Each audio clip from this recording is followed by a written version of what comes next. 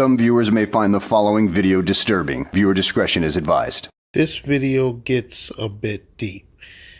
In this video, we'll be taking a look at a Moorish sovereign, a Moabitess, who lives by the Moorish sovereign rules. Now, while she's living her life, she winds up getting into some trouble with the law, and in that process, her child was taken from her. Now, this child that I'm referring to, she home delivered, so this child doesn't have a birth certificate, a social security card, as she doesn't believe in any of that. So as you might have guessed, now that it's time for her to go to court and fight to try to get her child back because CFS got involved, things get pretty difficult because the baby doesn't have a birth certificate nor social security card, so her baby isn't registered anywhere, so they don't know who this baby is. So without further ado, let's get into the video. In the first part of the video, we'll be watching this Moabitess clean her baby's placenta. As I've mentioned earlier, she delivered this baby at home, and there are absolutely no record of this baby on file with any governmental agencies.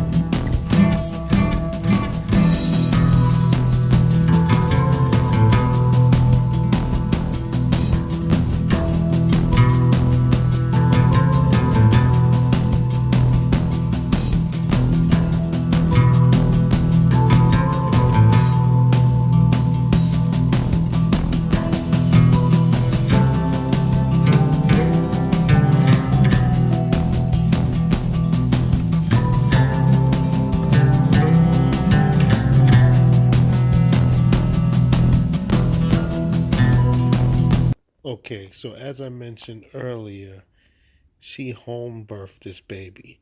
Now, she just said that the baby is about 30 hours old and she's cleaning the placenta. I don't know if you guys can see, but she has a lime in the placenta, and apparently she seasoned the placenta. And when she just flipped that placenta, it looked like a marinade steak. I wonder where this lady has gotten this recipe to do this. This is absolutely crazy. I've never seen anything like this before. This is crazy. You'll have a few blood.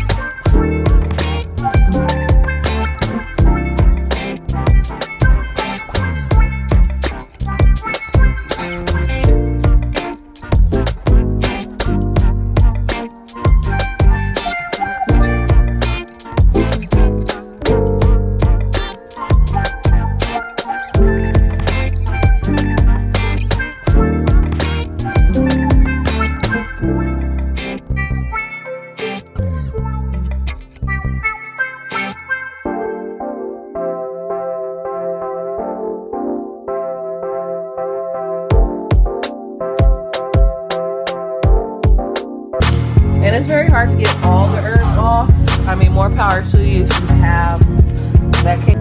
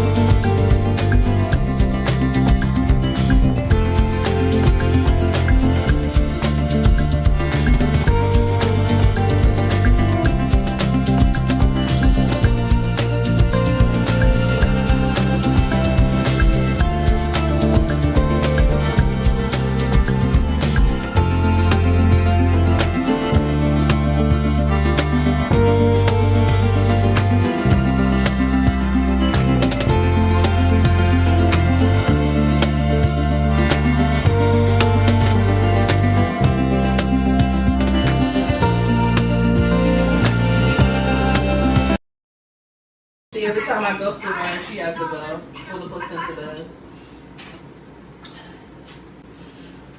Okay. So she feels more comfortable with her placenta because if you think about it, she was in the womb for X amount of months, playing with it, kicking it. So it's a bit of familiarity to her. Is that a word? You know what I'm trying to say. So, yeah. This is my Lotus birth. This is day 2 of our journey. Keep you guys posted. Hopefully it falls off sooner than later because I'm stuck in the house. And I would love to go grocery shopping compared to Instacart. And hit up a farmer's market and get me some fresh veggies and stuff. So yeah, day 1, our placenta journey. Stay tuned. Peace. Say bye for now. Okay, yes, I know that was pretty odd and gruesome. So now the next point of this video, this Moorish sovereign has gotten into some trouble with the law. And as I've stated, her child was taken from her in the process of her troubles with the law. So let's get into this next clip. The next clip is a bit of a doozy. And when I'm done, I'm done. And now I'm done. So, ma'am, I saw you don't... I just said don't fucking say nothing, bitch. I just said take me to jail, bitch. So drive the car and take me to jail. You're not going to do me no favors when we in there. So, bitch, you drive the car and take me to jail. I'm done with you. Yeah, now I'm at... Now I'm done. Bitch, shut the fuck up! 7 words. Bitch, shut up, shut up, shut up, shut up, shut up, shut up, shut up. Shut up, shut up, shut up. I have nothing to fucking say to you. 177. Take me to fucking jail, bitch. You already took my car. You already took me. It's not being nice to you. You know why the fuck you trying to talk to me, bitch? Fuck the police, fuck your family, your daughter, your wife, your fucking, your granddaughter, bitch. Everybody that you got fucking going with you, bitch. Fuck you, bitch. Did she just spit on you? Spit again.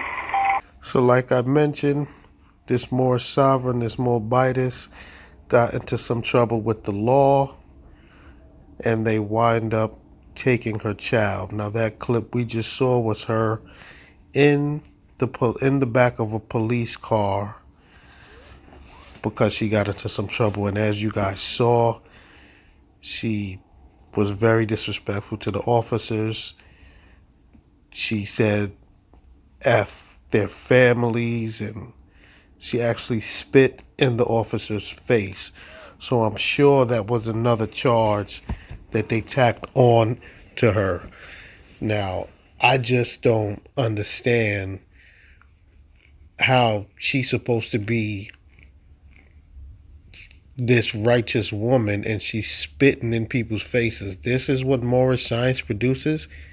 Craziness? This is absolutely ridiculous. Say happy, happy, joy, joy.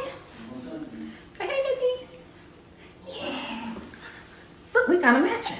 Look, look, look, look. Go, baby. Go, baby. Go, baby. Go. Woo. Look at you. Look at you. Hey, hey, hey. Hey, hey, hey. Say health, peace, and love. Health, peace, and love. Say love, love. Health, peace, and love. Love, love, love, and peace, and health, and wealth.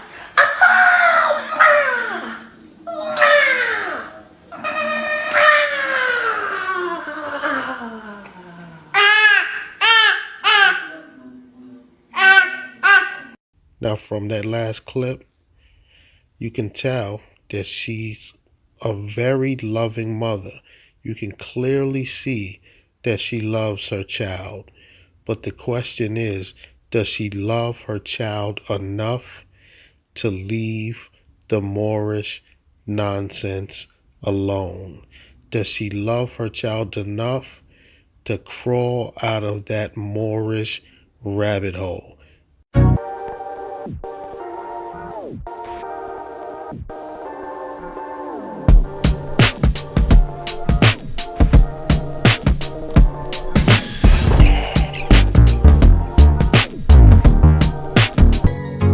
Now, this is just a video of her working out with her baby. As you can see on her ankle, she has a bracelet. So she's clearly on home arrest, stemming from the charges that she occurred. Okay, so let's keep moving forward. Islam, Moors, Islam, peace, power, and love. I had made 2 previous videos in regards to my baby being kidnapped, and to be honest with you, they both were trash. Okay, trash. So with that being said, I'm just going to do this video. This is going to be the straight video because, again, this is a very serious matter, and I want to get straight to the details in regards to my baby being kidnapped because, again, CPS has taken my child, and again, as a prime example is, you know, they say this COVID thing is going on right now. So a lot of babies are actually getting kidnapped, but it's not being televised because it's not, I guess, popular right now. They want to, you know, promote other tactics and other things going on, and it's just overbearing. It's a lot of things going on. I mean, people get killed every day, B. It's like we're almost, again, numb to the situation, which is sad. You know, that's very sad. So with that being said, I actually want to first start off with the definition of kidnap. Now, this is a basic Google definition, but I mean, feel free to look up anything in the Black Laws Dictionary, etymology, 4th edition, 5th edition of the Black Law, excuse me. Kidnap, that is a verb, and it is to take someone away illegally by force, typically to obtain a ransom. Now, in regards to my baby being kidnapped, yes, she is being held hostage for profit as far as ransom. They say, unless for you to get your baby back, you have to do that. That's considered ransom. Anybody knows that. With that being said, I'm also a Moorish American. I'm not black. I do not fall under the Black Christian codes. I don't fall under the court's authority. I don't fall under their jurisdiction. With that being said, I'll actually refer to the Moorish Zodiac. This is Article 3. Just to give a little bit of an understanding of the reason why I say I'm not black.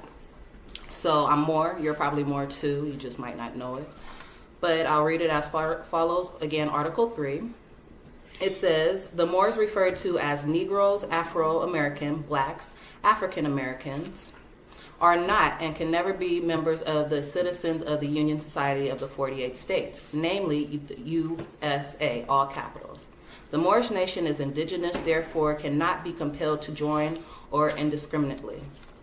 So that's pretty much a little reference in regards to who I am and me not falling under the court's jurisdiction. Excuse me, ma'am. The Moorish Zodiac Constitution holds no legal weight. What you just read was absolutely nonsense. You were born here in the United States, so ma'am, you are a citizen of the United States.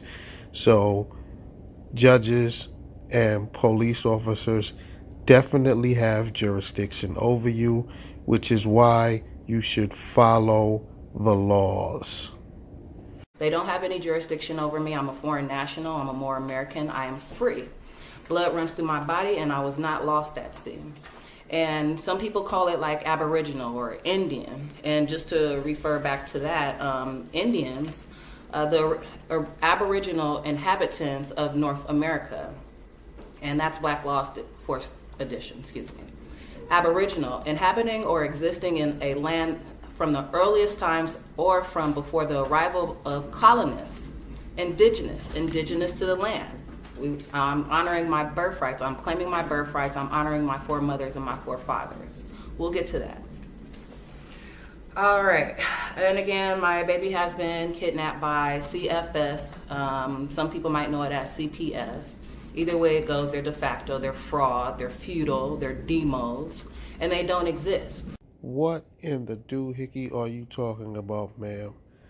How could CFS not exist, but yet they have kidnapped your baby? That doesn't make any sense. If they didn't exist, they wouldn't have been able to, quote unquote, kidnap your baby. This is clearly not going to work out well for you.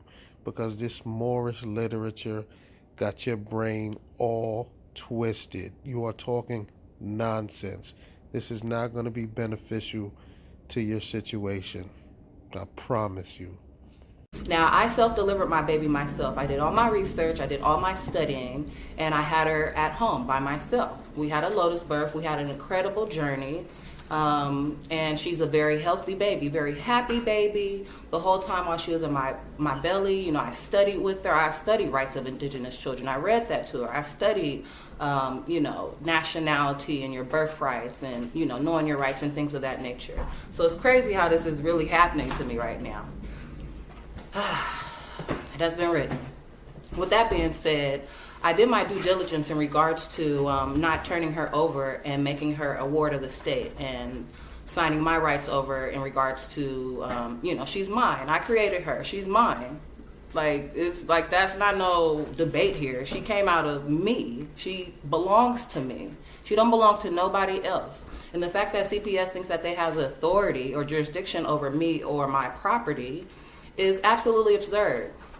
It's demonic, and that's what they are, and they're out of order.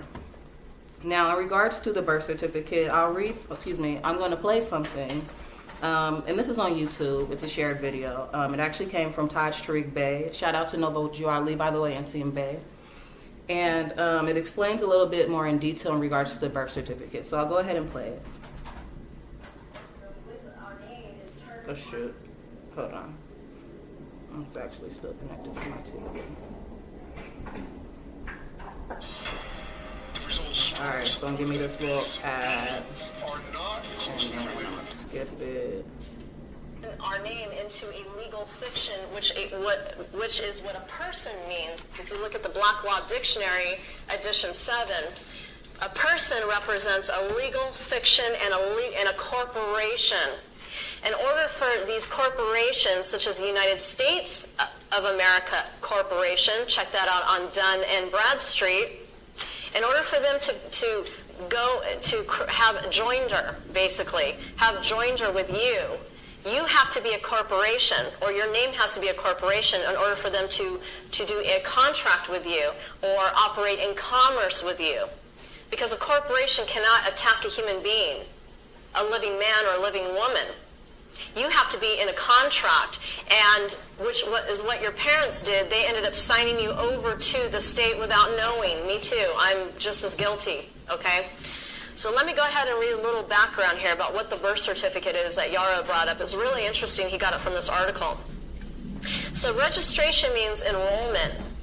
For example, students register to enroll in a school, which gives them certain rights and obligations. When it comes to the birth certificate, you're registering to enroll in the private federal democracy of the District of Columbia, aka the United States. You're registering to become a federal 14th Amendment U.S. citizen. That's when you get your school. So yes, that's what I'll pause at for now, because I mean, she said nothing but the truth.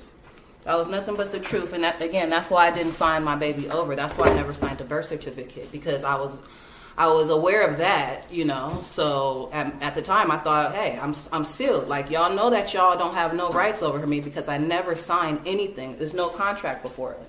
And with that being said, I'll read something as far as the United States. The United States Constitution is the supreme law of the land, and any states to be valid must be in agreement. It is impossible for a law which violates the Constitution to be valid. I'm also protected by the treaty, 1786 and 1836. I'll get to that just in a minute. What they're trying to do is they're trying to commit me to a dolus dans locum contract, And pretty much that is fraud or deceit. It's given rise to the contract that is a fraudulent misrepresentation made by one of the parties to the contract and relied upon the other, and which was actually instrumental in including the latter to either enter the contract. So it's fraud because I've never signed anything. I'm Sade Renee L, all rights reserved. I would never sign anything with them. I don't belong to them. I'm free. I'm sovereign. Again, I'm a foreign national. Wrong. Now, this is what happens to these Moorish sovereigns once they go down.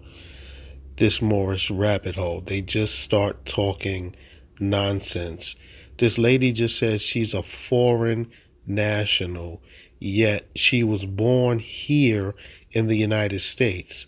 So, miss, how can you be foreign if you were born here? Number one. Number two, earlier you said you were indigenous to the land. So how could you be indigenous and at the same time be foreign? That is an oxymoron. This is what Moorish science does to your brain. It rewires it, and you don't even think logically. What you are saying literally makes no sense, and this will not help you get your child back. With that being said, they have no jurisdiction over my baby. One might think, why did they kidnap my baby? It's a simple story. Because they're under unum sancti tactics. That's because they're trying to take over control, and they've been doing this for years. And we've been just so much in la-la land, we haven't been aware of the things that they're slowly but surely trying to implement on us. They're slowly but surely trying to make us wear masks 24/7. Like, when is this going to stop? That's a whole nother video. And with that being said, yes, they're slowly but surely, just taking over. They're like slowly but surely, like we're becoming we are modern day slaves, quote unquote. Well, I'm not, because I'm, claiming my birthrights. I'm doing my due diligence. I'm becoming more active, things of that nature to free myself all over. Okay, overall. So with that being said, they stole my baby. I was actually just in my conveyance, parked in my vehicle, minding my own business. The police mercenaries rolled up on me and gave me, just threatening me under threat and coercion.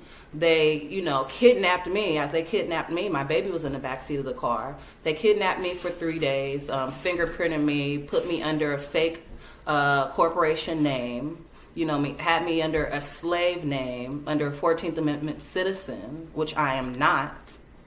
And from there, when they kidnapped my baby, when I got out, I tried to get my baby back, and it's just been like keeping her for all this time, because again, it's for profit. They're holding her for hostage for profit. This is not a game. This is real human trafficking. Like human trafficking. What is the definition of human trafficking? Did I go over that already? Because I know I have that written down somewhere. Because it is real life the definition of human trafficking, like using a human to make money. Like, y'all ever seen that movie Ransom? Or that movie with Denzel, that old one where they took the little girl and then he was fighting and stuff. That's what I'm doing. I'm fighting. That's why I'm making this video. I fight them every day. Like, the pen is actually mightier than the sword. You act like I'm finna go out there in these streets and beat the body up on somebody. Like, that's absolutely insane. That's not happening. That's not how it works, people. The pen is mightier than the sword. So with that being said, I have been fighting them, doing my due diligence with all the affidavits, all the writs, all the, appeals. And they are just fraudulent, because anybody who breaks the law is a lawbreaker. Anybody who breaks the law is an outlaw. And these judges are bound to this. I've made my special appearances. And every time for the record, I've stated for the record who I am. But also my paperwork should definitely, speak for itself. And with that being said, they are bound to this. And personally, I'll read this off. I have the individual and collective right to live in freedom, peace, and security as a distinct people, and a right to full guarantees against genocide or any other acts of violence, including the removal of indigenous children from their families and their communities under any pretext. And also, just to let you know, as far as the Moors, this is back here, Morocco, shout out Morocco.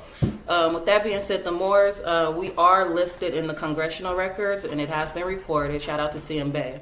And it's real life. Like, this is my nationality. I'm a foreign national. Say, for example, all right, so call yourself American, right? Go to China right now and get locked up in China. What are they going to do? They're not going to call the Chinese government. No, they're going to call the U.S. consulate and say, hey, what do we do with this foreign national? They're a part of your land, but they're out here. And whatever the case may be, like, there's also rules to this, because they still have not called, you know what I'm saying, and did the proper notification when it came to counselor jurisdiction. Like, you have to make council, notification. And I keep telling them this, and they act so stupid. Like, these people are so incompetent. The fact that they took my baby, and my baby is in worse care, my offspring is in worse care. Like she was never in bad care with me. I'm not a child abuser. Like, how do you charge me with child abuse? And I didn't deliver my whole child by myself, right? And then all of a sudden, what you think, I had the baby and I'm just beating up babies? Like, just make it make sense, anybody? Like, if you sneeze wrong, if your neighbors literally can call CPS on you right now and just make up a lie. Make up a lie on you. And what they gonna do, they gonna knock on your door and take your kids. Like, how is this even possible?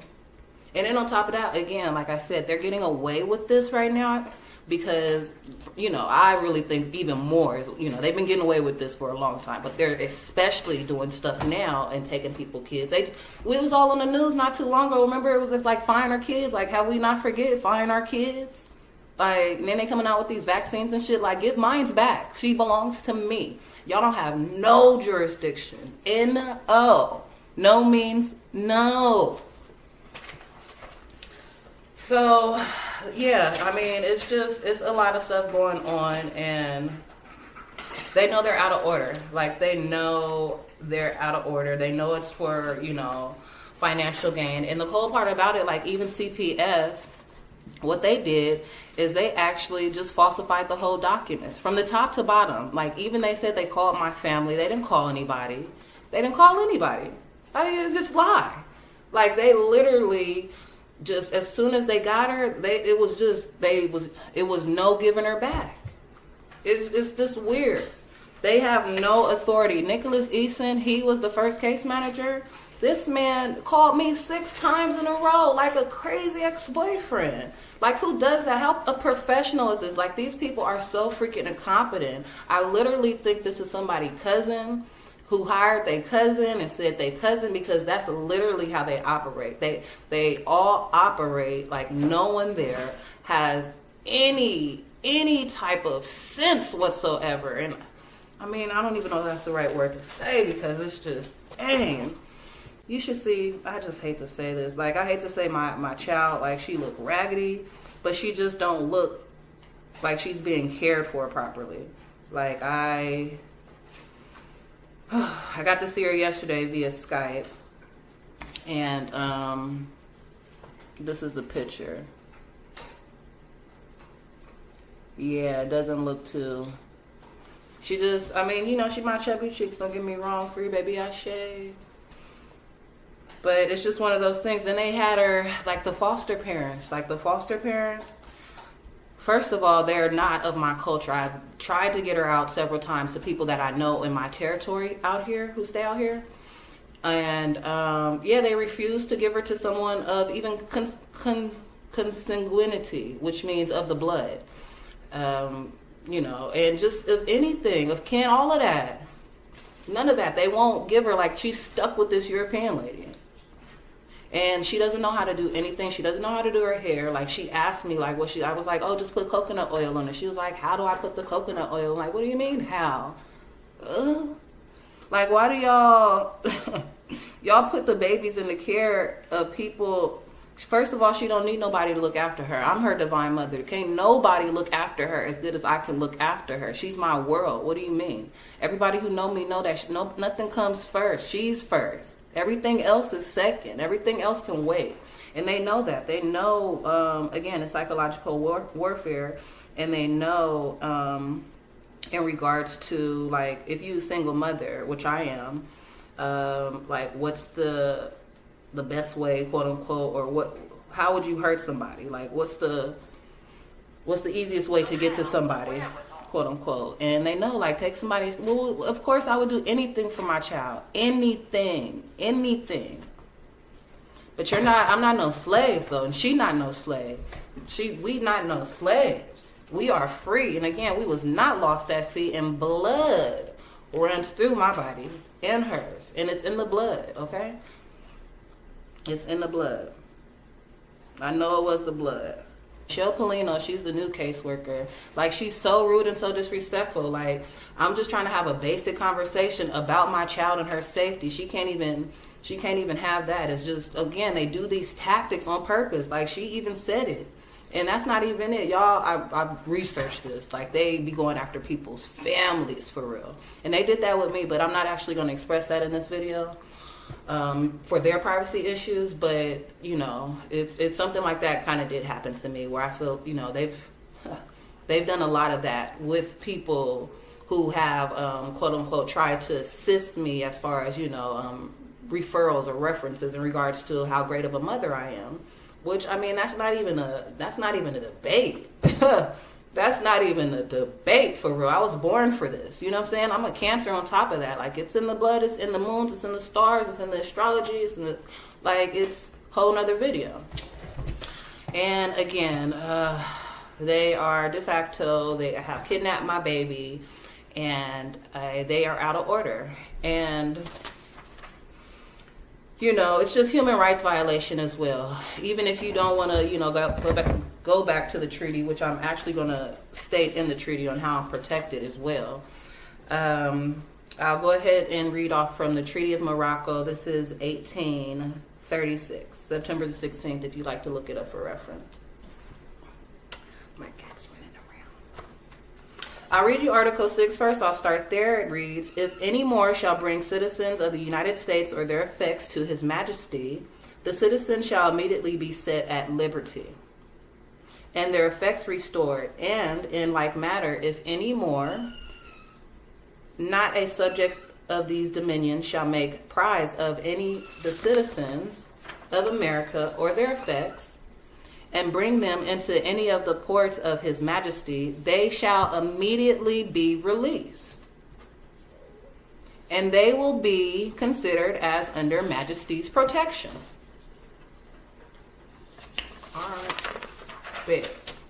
And on top of that, I'll read Article 21, If any citizens of the United States shall kill or wound a Moor, or on the contrary, if any Moor shall kill or wound a citizen of the United States, the law of the contrary shall take place, and equal justice shall be rendered the counsel assisting at the trial. And if any delinquent shall make his escape, the counsel, well, not counsel, it's with a U, not an E, just so y'all don't know, not be answerable for him in any manner whatever. I've sent them this information. I've sent this to the quote-unquote judge, the magistrate, the person who just put on the robe, who went to the Halloween costume store, right? And then just found the judge robe, right? And then rented out some space at the courtroom because they got the plug with somebody.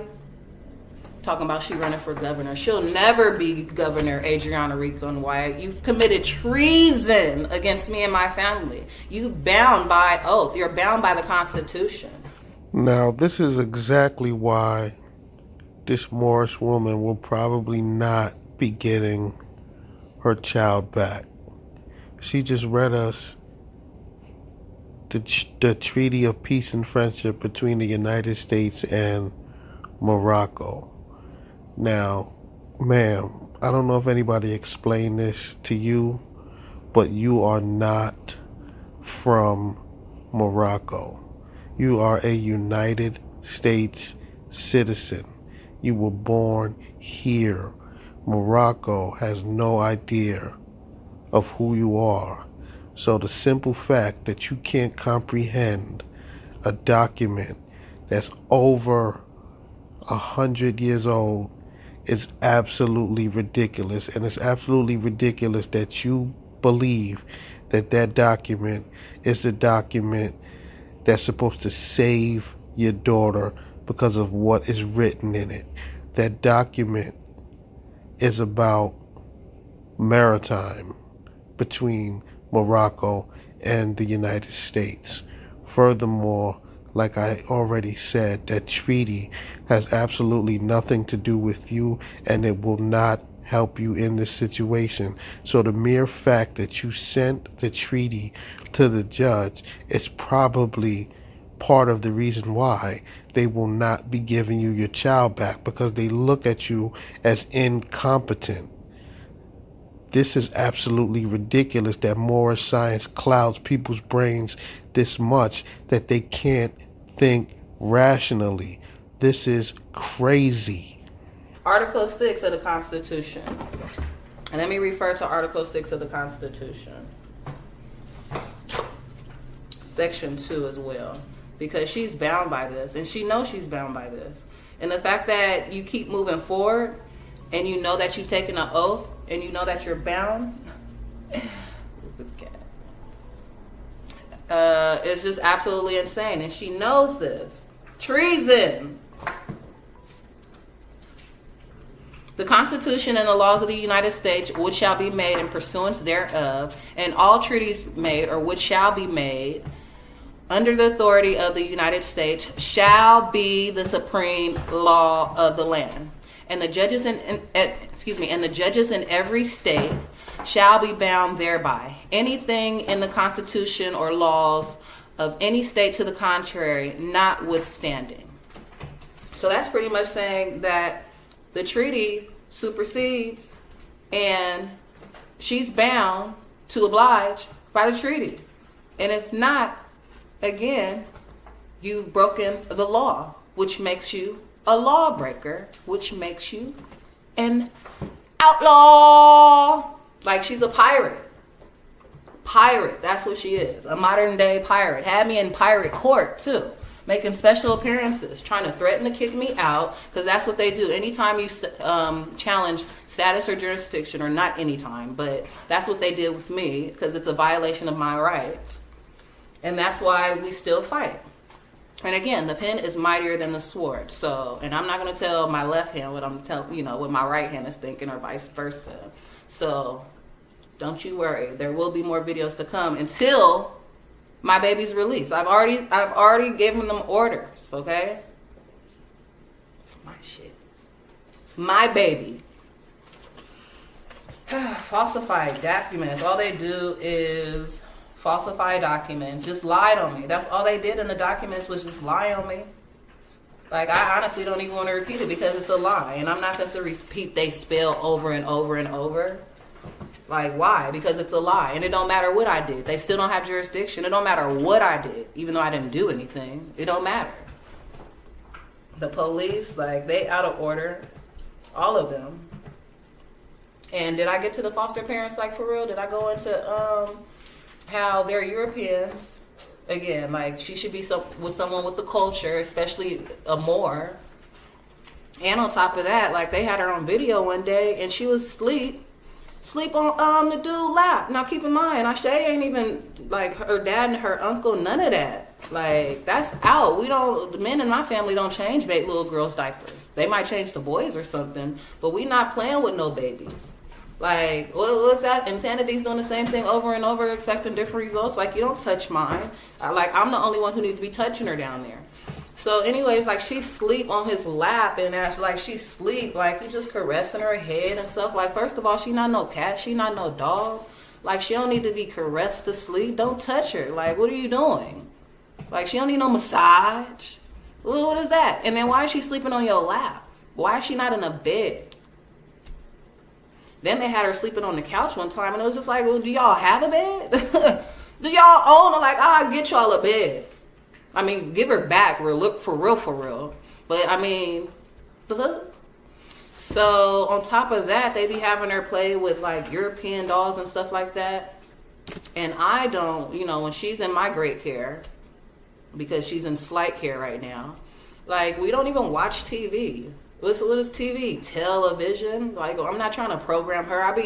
We'll watch educational things, like, teach baby Spanish. She was learning Spanish. She was learning Mandarin. She was learning, Espanol. She was learning a little bit of Swahili. It's these little YouTube videos. It's called Teach Baby Spanish, or Chinese Buddies.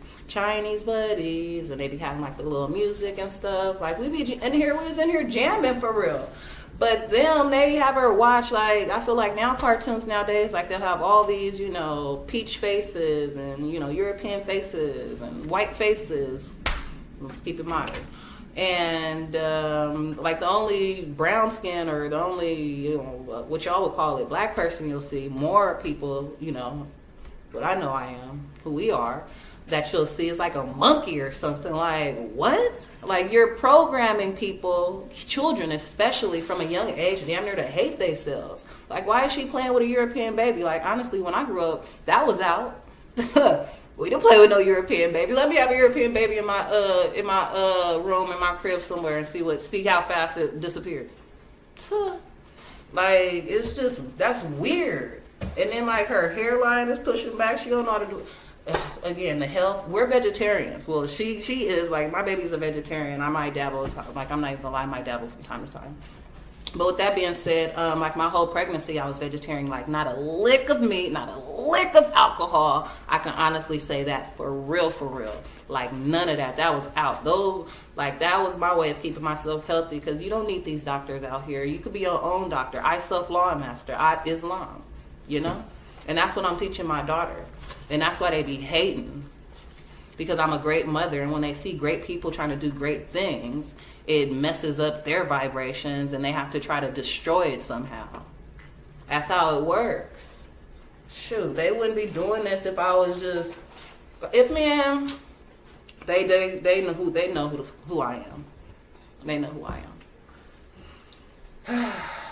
So, yeah, and the lady, like, she be doing weird shit, like the foster parent. Like, she don't have no authority over me neither. She be hanging up in my face during the Skype call and stuff. They playing this COVID thing, so I haven't physically seen my baby, but I get to see her Skype for 15 minutes. Woohoo! Like, once a week. What? First of all, she a baby. She's 14 months. They stole her when she was 11 months. I don't even celebrate holidays and stuff like that, like Unum Sanctum, you know what I'm saying, European colonists, you know, holidays and things of that nature, you know, none of that. But as far as solar returns and stuff like that, they stole her, kidnapped her for profit. She's being held hostage at 11 months, when she was 11 months. She's 14 months now, about to be 15 months. It's almost been 6 months, y'all. 6 months. And again, it's psychological warfare. I didn't even get to celebrate her first solo return. My first baby. You would think your first baby, your first offspring in the whole wide world. And I'm a single mother. Like, you know, that's my world. And again, this has been a long time coming, just due to the fact that I've been doing my due diligence. Like, I shouldn't even have to make this video once again. Like, they should have been giving her back. Like, what is the problem? No means no. Jurisdictions means jurisdiction. Like, it ain't the law is the law. I'm standing on the law. Again, I self-law and master. Like, this is not a game. This is real life. I'm in my proper persona. Sue juris. Not legally disabled. Learning and studying every day. Just getting stronger and stronger. Like, they should not want these problems. Y'all, they should not even want these problems. This Moorish woman is absolutely delusional. She's talking about I'm in my proper persona. She's talking that light to jerry baked garbage. Ma'am, that stuff is not going to help you get your child back. Let the Moorish science go. So we continue the fight. The fight continues. Free baby Ashe. And again, that's just the story on what's currently going on. Until they give her back, there's going to definitely be more to come, because this is the wrong one. They didn't sell the wrong one. So I'm making the video. I'm making this public just to expose the fraud of Las Vegas CFS, Child Family Services de facto corporation, who have no jurisdiction over me because they're foreigners on my land, stateless persons, who have kidnapped my baby. And, I mean, free baby Ashe. Now, as you can see, this Moorish woman has went so deep down the Moorish rabbit hole that she's lost all senses of reality. Almost everything she just said was absolutely ridiculous. She doesn't even realize that the DA, CFS, and the judges are probably watching these videos, and it's serving as evidence that she is incompetent to be a parent. This is just crazy that Moorish science really screws people's lives up this much. Now, I can tell she loves her baby, but does she love her baby enough to leave the Moorish nonsense alone? Because this is clearly what's holding her back from getting her child. Greetings, Islam, peace and love. Thank you for tuning into my channel. I am Sade Renee L, all rights reserved. And today I'm going to be going over birth certificate and jurisdiction violation fraud. As we should know by now, my baby has been kidnapped by CPS, known to most, and they have no jurisdiction whatsoever. And I also want to let you guys know that I'm not here to give any type of legal advice. If you need legal advice, please, become more competent and nationalize. Nationalization is the order of the day. And also, for the record, a notice to principal is a notice to the agent, and a notice to the agent is a notice to the principal. All right. And again, me being Sade Renee L, I am standing on my God-given rights, natural law, unalienable rights. We'll get into that. And again, it sucks that it has gotten to this point where I still have to make these type of videos, but I'm going to continue to make them until they free my baby. Free baby Aisha Divine L, all rights reserved. And as days go by, I kind of understand it day by day. This is by Frederick Douglass. He says, "A man without force is without central dignity of humanity." I like that statement. I like that a lot. And so I'll start with the birth certificate. I have never signed a birth certificate. I don't know if you guys are aware again, but I self-delivered my baby. I self-delivered her. We had an amazing pregnancy. I had an amazing childbirth, my first baby in this whole wide world. And she's healthy, happy, and I never signed a birth certificate. I did my due diligence while I was pregnant, and I made sure not to sign her over. Therefore, she can become a corporation. And in regards to that, for example, the birth certificate. The birth certificate is an instrument of human trafficking. It is administered from a private agency. The stamp on the birth certificate from thumb or footprints creates and establishes under the jurisdiction of a corporation, which makes the child a corporation, thus human trafficking. Again, I have never signed over my rights. I never signed a live birth. I never signed a birth certificate. She's mine. She belongs to me. And again, for the record, I'm more American. I am a foreign national. They do not have jurisdiction over me, my property, my persons, anything. None of that. Say what? I've sent them, for the record, several times who I am. And as far as status, let me give you the definition of status. Status is the standing, the state, or the condition being a social position. It is the legal relation, relates to the rights, the duties, the capacities, and the incapacities. It establishes a state. All right. So unalienable rights, that's what we all have, and that's what I'm standing on as well, my unalienable rights. That means that they can, well, I'll give you the definition, It means inalienable, incapable of being alien, that is sold or transferred. They belong to you, no one can take it away. I'll give you an example.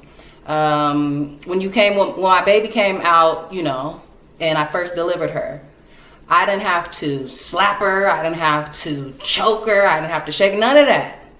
She breathed, she took a breath. I didn't have to tell her to do nothing. She took that. Okay? Nobody had to explain to her. She took that because that's her unalienable rights. She deserves that. No one can take that away from you. No one gives you breath. So what, now all of a sudden they're going to start charging us for air and y'all probably going to pay for it? No, that's out. You have to take your power. Got to take the power. So yeah, you don't need permission. They're yours. And also, fear is rooted in ignorance. We fear what we don't know. And all men are created equal. And I actually had something in regards to all men being created equal with certain unalienable rights. And for some odd reason, I can't find it. So I'll just move along for now. Because it does seem like we live in a world now where you're guilty before innocent. I thought you used to be innocent before guilty. Like, what is that? What is that? What is that? What is that? And it goes back to like being a story. Like if, like say for example, if I wanted to be a man tomorrow, I could wake up tomorrow and say I want to be a man. Like that's just crazy. You have unalienable rights. You have the right, you know, within rights. You know, you can't just go out and kill nobody or anything of that nature. Don't hurt people. You know, live on truth, honor, justice, peace, and freedom. You know, but you have that right. And as far as that, I have given them the legal notice. And I'll go over my legal notice. And this has been certified. It has been notarized. It has been, you know, again, the notice to the agent is a notice to principal, and the notice to the principal is a notice to agent. So I'll go ahead and read this information that they have on file. It has been filed as well with the county clerk. It has been sent to the governor of Nevada. It has been sent to the attorney general of Nevada. It has been sent to, you know, the quote unquote judge, magistrate, acting as administrator. It has been sent to Child Family Services, CPS, corporation, acting as, actors and agents. And this information has been sent. So I'll go ahead and read what they have. I, Sade Renee L., natural mother. 2, Ashe Divine L., all rights reserved, Moorish American natural, in proper persona, sui juris, private entity, 2 CFR 175.25, being duly affirmed, standing squarely, declare and proclaim upon divine law, nature's law, natural law, universal law, Moorish birthrights, international law, and constitutional law, all rights reserved, declare and say, I, Ashe Divine L., all rights reserved, the living sentiment woman and rightful heir was not lost at sea. What you talking about, Willis? I, Ashe Divine L., being previously identified by the Union State Society of North America, USA, all capitals, under a colorable wardship name and authorized representative ex relatone on behalf of, then I have her straw name, all capitals, and do hereby refute the fraud. Any use of the instruments, Social Security card, birth certificate, and any other issued instruments, adhesion contracts, used as negatable instruments, that pertains to the name and signature Ashe, then I have her straw man, all capitals, her date of birth, was under ignorance, without full disclosure, threat, duress, coercion, or starving desperation to acquire resources, operate in commerce only after having been denied use of indigenous credentials, and has been many times exhausted. Now the list just goes down as far as gives some codes, just lets them know that the name is de facto and all capital, straw man, things of that nature. And again, I didn't even need this because she doesn't have a birth certificate. But for the record, I gave them this just in case they tried to create a birth certificate in the process of them doing this human trafficking, holding her hostage for profit. You never know what type of sneaky stuff these people are going to do, because I'll get to that in the video too. Maybe we'll get to that, but I'll just say it out for loud. We'll get to the video with that. And so therefore, I gave them the information also just to refute the fraud. Whatever fraud that they are trying to commit right now, for the record, just so they know that who I am, who my daughter is, who my offspring is, who my future kin will be. Because this goes deep. This goes deep. So I just want to read that also out. And jurisdiction, they have no jurisdiction over me. And jurisdiction means the right to adjudicate, authority over something. And that's something they don't have. And also just to point out, there is no higher law than the truth. None at all. None.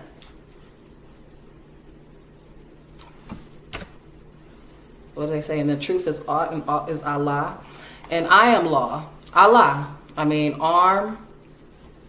Yeah. Arm, leg, arm, head. Allah. Oh, and also I did want to go over the fact, for the record, what I also sent them in regards to delegation of authority.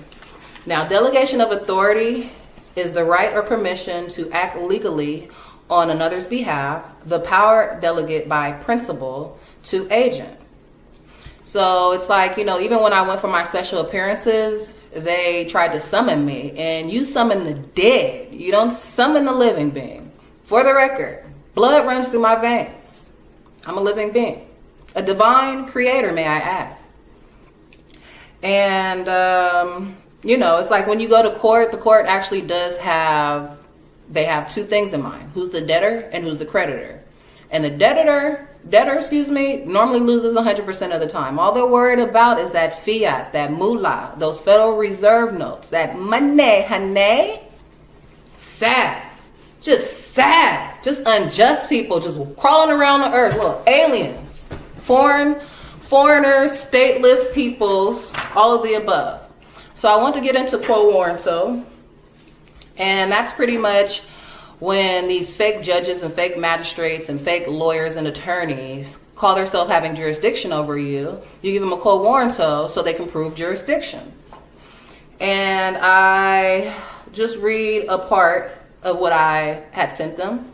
And it says, as all government entities and alleged private corporations must be a creature of the American Constitution, this is a formal request and command for Child Family Services, Payal V. Patel, Adriana Ricon White, Michelle Polino, Nicholas Eason, Shalonda Adams, to produce, for the record, the physical documented delegation of authority as proof of jurisdiction as required by law per Article 3, Section 1 of the United States Republic Constitution. All right. So these people, again, keep wanting to move forward. That's why I'm making the video, because they need to be exposed. And again, I'll just keep repeating it. Anytime you break the law, you're a lawbreaker. Anybody who breaks the law is an outlaw. And it's just sad. And again, you gotta fight. You gotta fight. It is sad that you can genuinely see that she actually believes the nonsense coming out of her mouth. This is clearly not going to be conducive to her getting her child back. Moorish science has got her brain way too clouded, and none of this stuff will help you get your child back. Ma'am, you must leave the Moorish science behind if you truly want to get your child back, because the stuff you are saying is absolutely nonsense. Again, this is all for profit. They're literally holding her hostage for profit, trying to get me to sign this birth certificate. So that's their ransom. You sign the birth certificate, you get your baby back. I'm not signing no birth certificate because, again, she doesn't belong to them. I have my rights. They are out of order, and they don't have any jurisdictions, jurisprudence, none of that over me or my children. Moorish science got this lady's brain so clouded that she is not willing to do whatever it takes to get her baby back. If all they're simply asking is for her to sign the birth certificate in order to get her child back, she should be 100% willing to do it. But no, she's too stuck in her beliefs, thinking that if she signs the birth certificate, that then turns the child into property and yada, yada, yada. This is absolutely ridiculous. This Moorish science is a detriment to society. My offspring, none of that. And so I've also sent them violation warnings. And also, to double back to the beginning when I first played the video, did you hear the story when he said that they took the lady to jail for breastfeeding her children? They got her for child abuse. That's what they pinned me for, child abuse. And I did nothing, absolutely nothing. First of all, a statute is not a law. They have me on some fake statue that anybody can make up anytime that they want to go behind their secret chambers and have lunch on their golf courses and try to make more profit for themselves to take vacations.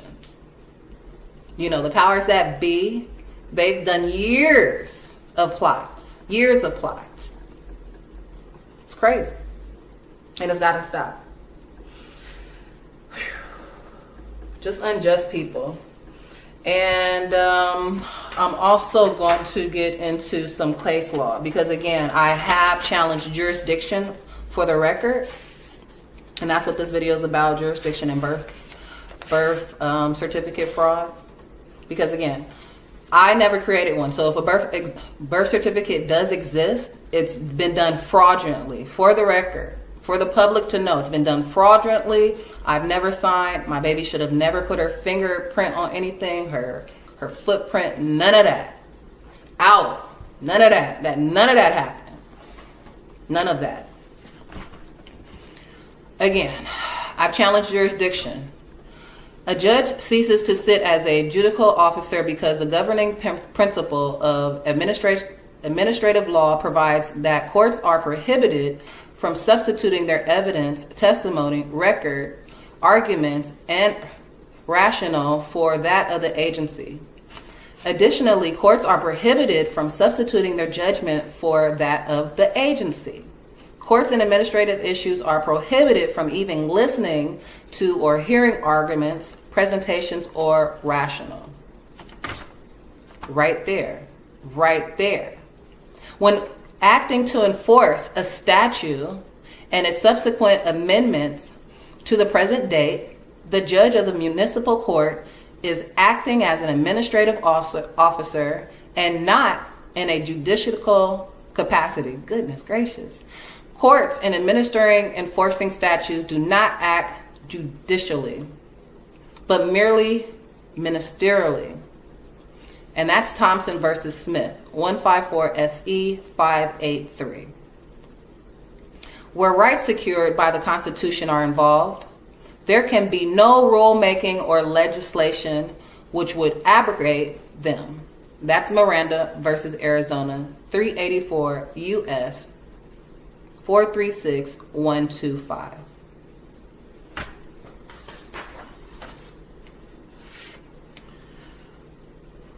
For the record, on the record, and let the record show from where do you derive your authority and jurisdiction in this matter. Once challenged, jurisdiction cannot be assumed. It must prove to exist. Stuck versus Medical Examiners, 94 CA 2D 751.211 P2D 389. I love that one right there, because once you challenge jurisdiction, it has to be proven. Period. Period. Period. Period. Period. Period. Period. Period. Period. Period. Excuse me, ma'am. Jurisdiction has already been proven. The mere fact that they've already taken your child from you proves jurisdiction. They have jurisdiction to do that, and they have jurisdiction to also keep your child from you because you are clearly delusional. You are stuck in your beliefs. You are stuck in misinformation, and you won't even let it go in order to get your child back. This is ridiculous. And I mean, they had me in kangaroo court. I know I had mentioned that last time, but I just want to give a definition of kangaroo court. Kangaroo court is the term descriptive of a sham legal proceeding in which a person's rights are totally disregarded and in which the result is a foregone conclusion because of the bias of the court or tribunal. This is real. This real, y'all. Real. Of course. Like, what? What? And you know, kangaroo court is connected to colorable law, color of authority, color of court, all that. False. False, false, false. And Also, I said a lot about the courts, the fake courts, and the fake judges, but also in regards to CPS-CFS, Child Family Services Las Vegas, de facto Las Vegas, home of the baby thieves, home of the baby stealers, home of the human traffickers. No one is immune. I told CFS what it was. They still haven't given the proper council notification. So they know what it is, and no one's immune. And I've let them know this through this. Officers of the court have no immunity when violating a constitutional right from liability, for they are deemed to know the law.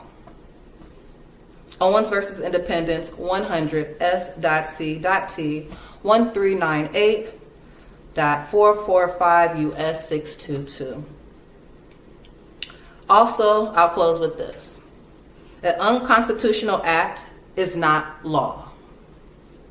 It confers no rights. It imposes no duties. Affords no protection. It creates no office.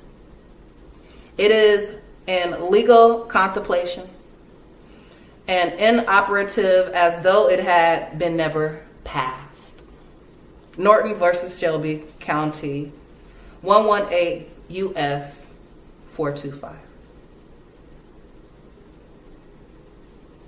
My only question is, does this Moorish woman love her baby enough to give up Moorish science and do what it truly takes to get her child back? Because Moorish science will not help her get her child back. All Moorish science will do is help the DA and the prosecutor and the judge see that she is unfit to be a parent because she is looking like a psychopath. Moorish science has these people out here looking like psychopaths. Back at her again with another video. No, I'm just playing, but I'm not. I am Sade Renee L, and I am back at it again with another video. As we are aware, my baby Ashe Divine L has been kidnapped by de facto Child Family Services Las Vegas, and we're making videos until she's released. And we're going to continue to make videos because guess what? It's my birthright. And it's the First Amendment. I'm part and parcel, by the way. Islam, shout out to all the Moors. Shout out to everybody who has joined my channel. Shout out to everybody who's watching and listening. Thank you for your time and energy. Today, we're going over a divine warning by the prophet for the nations. All right, I'm just going to get straight into it. I'm just going to read it straight through because it's a divine warning by the prophet for the nations. Islam. The citizens of all free national governments, according to their national constitution, are all of one family, bearing one free national name. Those who fail to recognize their free national name of their constitutional government are classed as undesirables and are subject to all inferior names and abuses and mistreatments that the citizens care to bestow upon them. And it is a sin for any group of people to violate the national constitutional laws of a free national government and cling to the names and the principles that allude to slavery. I, the prophet, was prepared by the great God, Allah, to warn my people to repent from their sinful ways and go back to the state of mind of their forefathers' divine and national principles, that they will be law-abiders and receive their divine rights as citizens according to the free national constitution that was prepared for all free national beings. They are to claim their own free national name and religion. There is but one issue for them to be recognized by this government and of the earth, and it comes only through the connection of the Moorish divine national movement, which is incorporated in this government and recognized by all other nations over the world. And through it, they and their children can receive their divine rights unmolested by other citizens, that they can cast a free national ballot at the polls under the free national constitution of the state's government and not under a granted privilege, as has been the existing condition for many generations. You who doubt whether I, the prophet, and my principles are right for the redemption of my people, go to those that know law in the city hall and among the officials in your government and ask them under an intelligent tone, and they will be glad to render you a favorable reply, for they are glad to see me bring you out of darkness into the light. Money doesn't make a man. It is free national standards and powers that make a man and a nation. The wealth of all national governments, gold and silver and commerce, belong to the citizens alone, and without your national citizenship by name and principles, you have no true wealth. And I am hereby calling on all true citizens that stand for a national free government and the enforcement of the Constitution to help me in my great missionary work, because I need all support from all true American citizens of the United States of America. Help me to save my people who have fallen from the constitutional laws of government. I am depending on your support to get them back to the constitutional code again, that they will learn to love instead of hate, and will live according to love, truth, peace, freedom, and justice. Supporting our free national constitution of the United States of America. I love my people. I desire unity and mine back to their own national divine standard, because day by day they have been violating the national constitutional laws of their government by claiming names and principles that are unconstitutional. The Italians, Greeks, English, Chinese, Japanese, Turks, and Iranians are forced to proclaim a free national name and religion before the constitutional government of the United States of America. It is no more than right that the law should be enforced upon all American citizens alike. In all other governments, when a man is born and raised there and asked for his national name, and if he fails to get it, he is misused, imprisoned, or exiled. A group of people that fail to answer up to the constitutional standards of law by name and principles, because to be a citizen of any government, you must claim your national descendant name, because they place distrust upon issue and names formed by their forefathers. The word Negro alludes in Latin language to the word nigger, the same as the word colored alludes to anything that's painted, varnished, and dyed. And every nation must bear a national descendant name of their forefathers, because your days will be lengthened upon this earth. These names have never been recognized by any true American citizen of this day. Through your free national names, you are known and recognized by all nations of the earth that are recognized by said national government in which they live. The 14th and 15th Amendment brought the North and South in unity, placing the Southerners who were at a time without power with the Constitution's body of power. And at that time, 1865, the free national constitutional law was enforced in 1774, declared all men equal and free. And if men are declared to be the free national constitution, to be free and equal since that constitution has never been changed, there is no need for the application of the 14th and 15th Amendment for salvation of our people and citizens. So, there is but one supreme issue for my people, to use to redeem that which is lost, and that is through the above statements. Then the lion and the lamb can lie down together in yonder hills, and neither will be harmed, because love, truth, peace, freedom, and justice will be reigning in this land. In those days, the United States will be one of the greatest civilized, prosperous governments of the world. But if the above principles are not carried out by the citizens and my people in this government, the worst is yet to come. Because the great God of the universe is not pleased with the works that are being performed in North America by my people, and his great sin must be removed from the land to save enormous earthquakes, diseases, etc., etc. And I, the prophet, do hereby believe that this administration of the government, being more wisely prepared by more genius citizens that believe in a free national constitution and law through the help of such classes of citizens, I, the prophet, truly believe that my people will find the true and divine ways of their forefathers and learn to stop serving carnal customs and merely ideas of men that have never done them any good, but have always harmed them. So I, the prophet, am hereby calling aloud with a divine plea to all American, true American citizens to help me remove this great sin which has been committed and is being practiced by my people in the United States of America, because they know it is not the true and divine way. Without understanding, they have fallen from the light into utter darkness of sin. And there is not a nation on earth today that will recognize them socially, religiously, politically, or economically, etc., etc. In the present condition of their endeavor, in which they themselves try to force upon a civilized world, they will not refrain from their simple ways of action, and these have brought Jim Crowism, segregation, and everything that brings harm to human beings on earth. And they fought the Southerners for all these great misuses, but I have traveled in the South, and I have examined the conditions here. And it's works of my people continuously practicing the things which bring dishonor, disgrace, and disrespect to any nation that lives the life. I am here calling all true American citizens for moral support and finance to help me in my great missionary work to bring my people out of the darkness into marvelous light. Sign. No, you Ali! No, Ali! No, Ali! No, I'm just playing. No, seriously, y'all. It was getting hot, so I took off the jacket. But shout out to Noble Ali. Thank you for listening. I mean, this is just a quick video on the divine warning by the prophet for the nations. And I don't have a lot of Moors who look at my videos, but I know I have a lot of people who are not, they're not aware that they're Moors. I mean, just have to claim your birthright. We'll get to that. No, another video. But for now, I just want to share the prophet's divine warning. And it's real. This is real. It's going on today. Literally. That's Exhibit A. My baby. Exhibit B. So again, thank you for watching. Thank you for your time and energy. I am Shade Renee L. All rights reserved. Free baby Ashe Divine L. Islam, everybody. Islam Moors, peace and love. Islam. Thank you for tuning in. I am Shade Renee L. All rights reserved. And I'm here with another video. So, an update on my baby. Her, as we all know, she's been kidnapped. And as far as an update, so they went ahead, again, faulty de facto, demos, went ahead and transferred her out of her current foster care situation that she's been in currently for 7 months. We know why. So now she's with a new foster mother. And with that being said, within the transfer, they made me wait a whole week and a half to just have a Skype visit with my baby. A Skype visit. These are Skype visits. Like, it's not that hard. Excuse me, Zoom. With that being said, I had to wait a whole week and a half. They changed the visits from Mondays and Wednesdays. Now we're having Zoom visits Wednesdays and Fridays for 20 minutes. 20 minutes on Wednesday, 20 minutes on Friday. This is a basic Zoom call, okay? It's not that hard. Like, literally, the foster mom can set up the camera and go cook dinner or whatever she needs to do. It is not that hard. It's not that hard to create a Zoom meeting.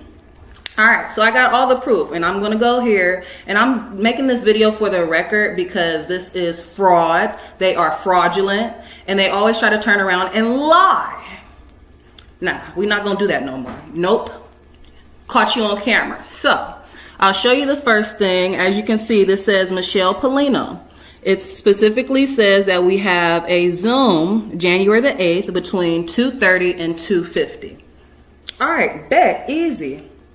So me, of course, I show up at 2:30. I log into my Zoom. I type in the meeting information, type in the meeting password, and then I wait. Meeting started at 2:30, 2:31, 2:32, 2:33, 2:34. I mean, the time is ticking. I'm just waiting. Keep in mind, I only get twice a week. I haven't physically been able to touch my baby in over 4 months. So I be anticipating these little Skype calls. I keep calling it Skype, but y'all know what I'm saying. So, 2:44, 2:45, 2:46, 2:40. I mean, the time goes on and on and on. So I ended up sending her an email. Let's see here. I sent her an email at, it shows here I sent her an email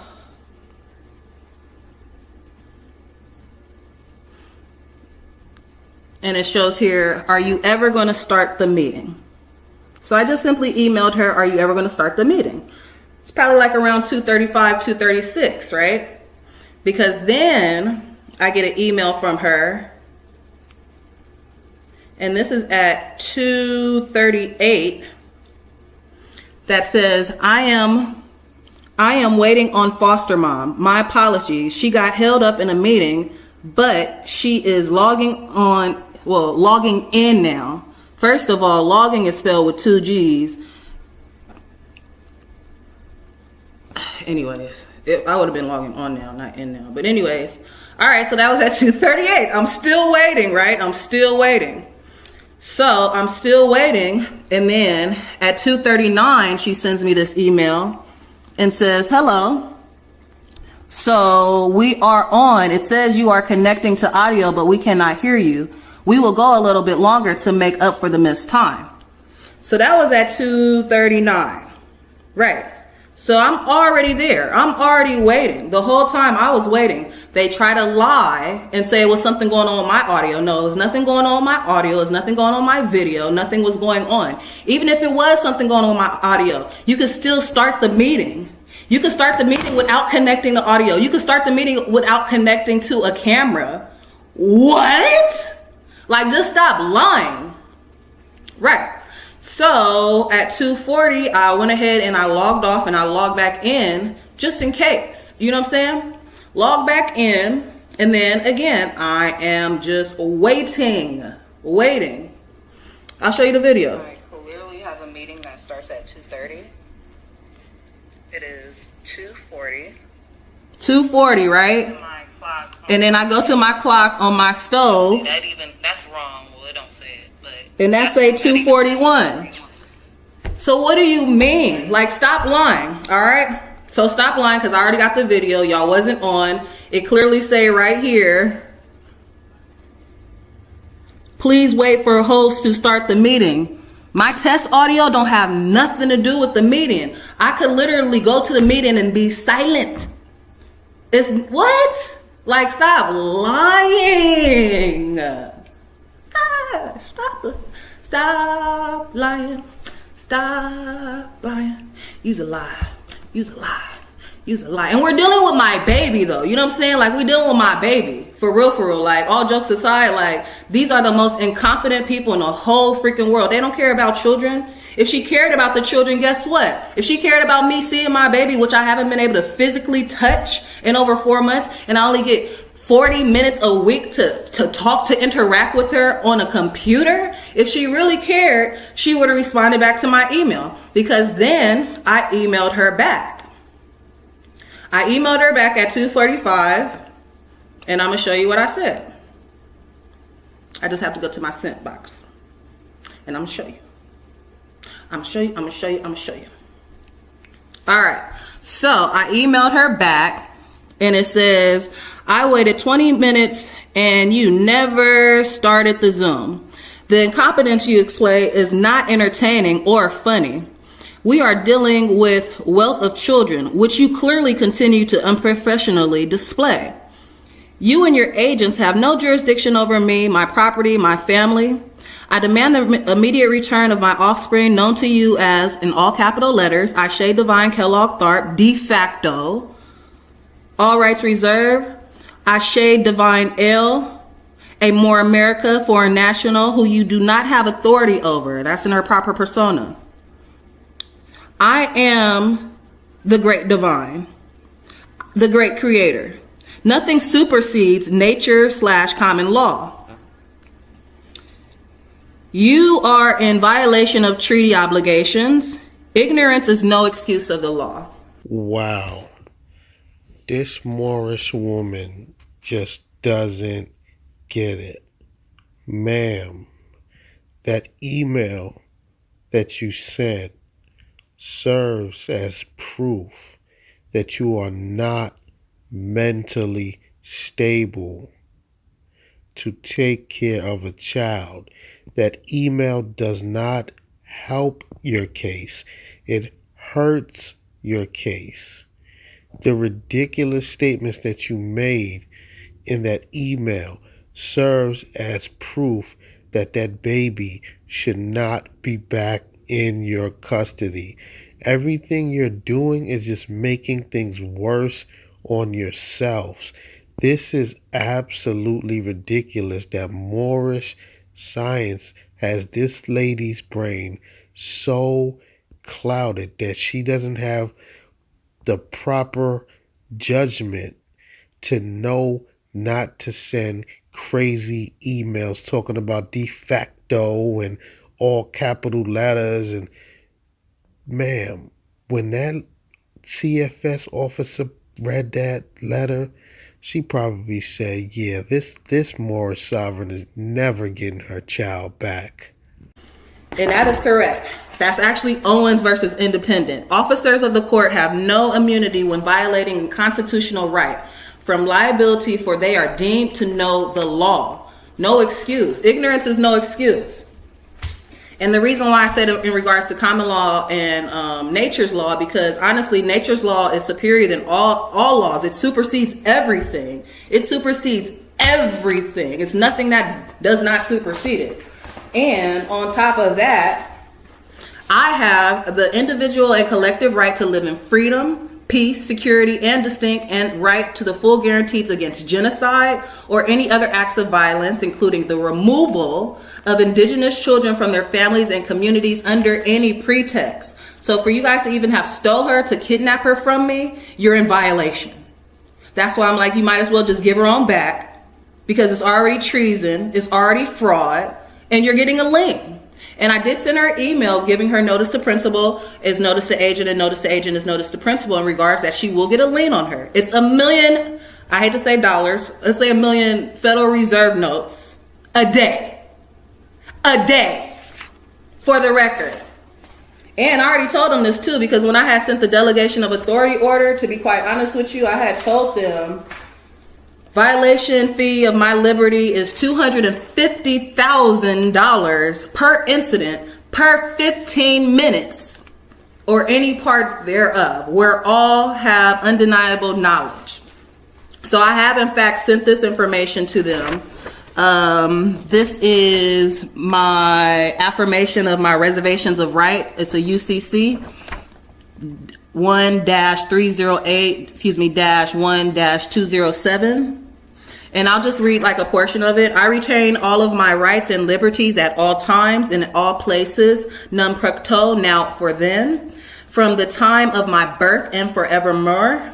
Further, I retain my rights not to be compelled to perform under any contract or commercial agreement that I do not enter knowingly, voluntarily, or intentionally.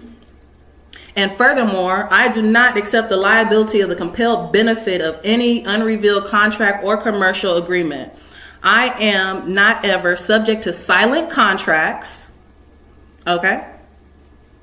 And have never knowingly or willingly contracted away my sovereignty. Like, I'm a Moorish American foreign national. Morocco, okay, it's in me. Stop playing. Fraud. On top of that, for the record, I'll say this again. I have sent in my legal notice, my name declaration, correction, proclamation, and publication. I have it signed by 2 witnesses. Okay, for the record, with the thumbprint. This has been certified, sent Vital Statistics County Clerk, they have this information. The Secretary of State of Nevada, the Attorney General of Nevada has this information. The Governor of Nevada has this information. Shoot, everybody in the, I done sent the DMV in Nevada got everything. They have all these documents of mine for the record. And again, notice the principal is notice the agent, and notice the agent is notice the principal. So I didn't even have to do all that, but. Okay, so I just realized that this Moorish woman is stuck quoting Sharon Tracy Gale and Light Tajiri Bay. What a doozy. This Moorish woman is never getting her child back. She is quoting Sharon Tracy Gale. Wow. Also, I've sent them the administrative order. Administrative order, affidavit of facts, and writs. I charged them with treason. We have a list of people. This is all the people I'm fighting, y'all. And there's more people that I'm fighting than that. But these is all the documents that I've sent thus far. I've sent an administrative order, affidavit writ. I've sent a legal notice named declaration. I've sent a declaration of ex relatone. I've sent the affirmation of reservation of rights. American National. I sent my copy of my American National ID card. I've sent copies of certified tracking when I did send it to show them proof. I did a handwritten affidavit, wrote that out, sent them a copy of that. I gave them a lawful warning notice, color of law violation notice. I've rebutted line for line any type of petition that they send me. Have they rebutted back? No. So therefore what? Stands as law. You have to rebut. What? Excuse me, ma'am. None of that paperwork that you sent these people work. They do not care about it. You are wasting your time. That is not the proper way to try to fight and get your child back. You do that in the courtroom. You sending people all of this paperwork that's a bunch of nonsense is not going to help you. It is absolutely crazy that she actually, in her mind, believes that she is doing things right, and she believes that sending off all of this crazy paperwork is going to help her. This is nuts. I've sent them a delegation of order to Adriana Recon White, Steve Gerson. I've sent a delegation of authority order to Paya V. Paytal. I've sent a delegation of authority order to Nick Pettis. I've sent an affidavit of fact of unlawful immunization. They better not immune my baby. It is unlawful. I've sent them the document saying do not put any type of needle in her whatsoever. I'm not playing. Don't, none of that. And I also sent another declaration of ex relatone for my baby, Ashe Divine Ill, all rights reserved. So I sent them her information, letting them know that she's naturalized. She reserves all her rights. She's not in all capital letters. She's not a straw man. She's in proper persona. Ashe Divine Ill, all rights reserved. Jurisdiction. Since I have it up, again, they have no jurisdiction. Not only do they not have no jurisdiction, but let's just, as I'm fighting them, they can at least, we can play nice. Meaning, if y'all want to kidnap my baby and only give me 2 times a week to speak with her, while in the process of me leaning y'all and getting in contact with the sheriff, Joe Lombardo, he's treason too. In the meantime, what gives you the right to terminate my visit? And so that was yesterday, Friday, January the 8th, today's the 9th. So now I have to wait till next Wednesday just to see her for 15, 20 minutes on the computer. So again, when I email you back and I say, okay, well, if the foster mom running late, keep in mind, these are the same time every week. How you mess up? Mondays and Wednesdays, 2:30 to 2:50. You got one job. How do you mess that up? Okay, and then why did you wait till like 2:35, 2:38 to email me? Like, you had me waiting for a whole 10 minutes. If she was running late, then you should have been, somebody should have, communication people. Where is it at? Where's the professionalism? Where's the consideration? Where's the empathy? I don't care how much you don't like me, but just have a empathy. Bruh, y'all so numb to everything nowadays. Don't nobody give a fuck about nothing but y'all selves. Narcissistic ass motherfuckers out here. Tragic. Do you know how much meditating I have to do on a daily basis? It's ridiculous. They want your soul, baby. They can't have mine. Talk about psychological warfare. So getting back to it, no, she never emailed me back. She never emailed me back because I'm like, all right, well, I waited 24 minutes. You never started. So then she didn't respond to that. And so then I had emailed the supervisor.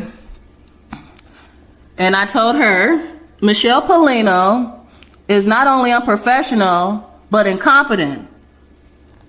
She is not considerate of my child's safety or well-being, especially bonding time with the natural mother. She don't care about bonding time with the natural mother. Twice a week.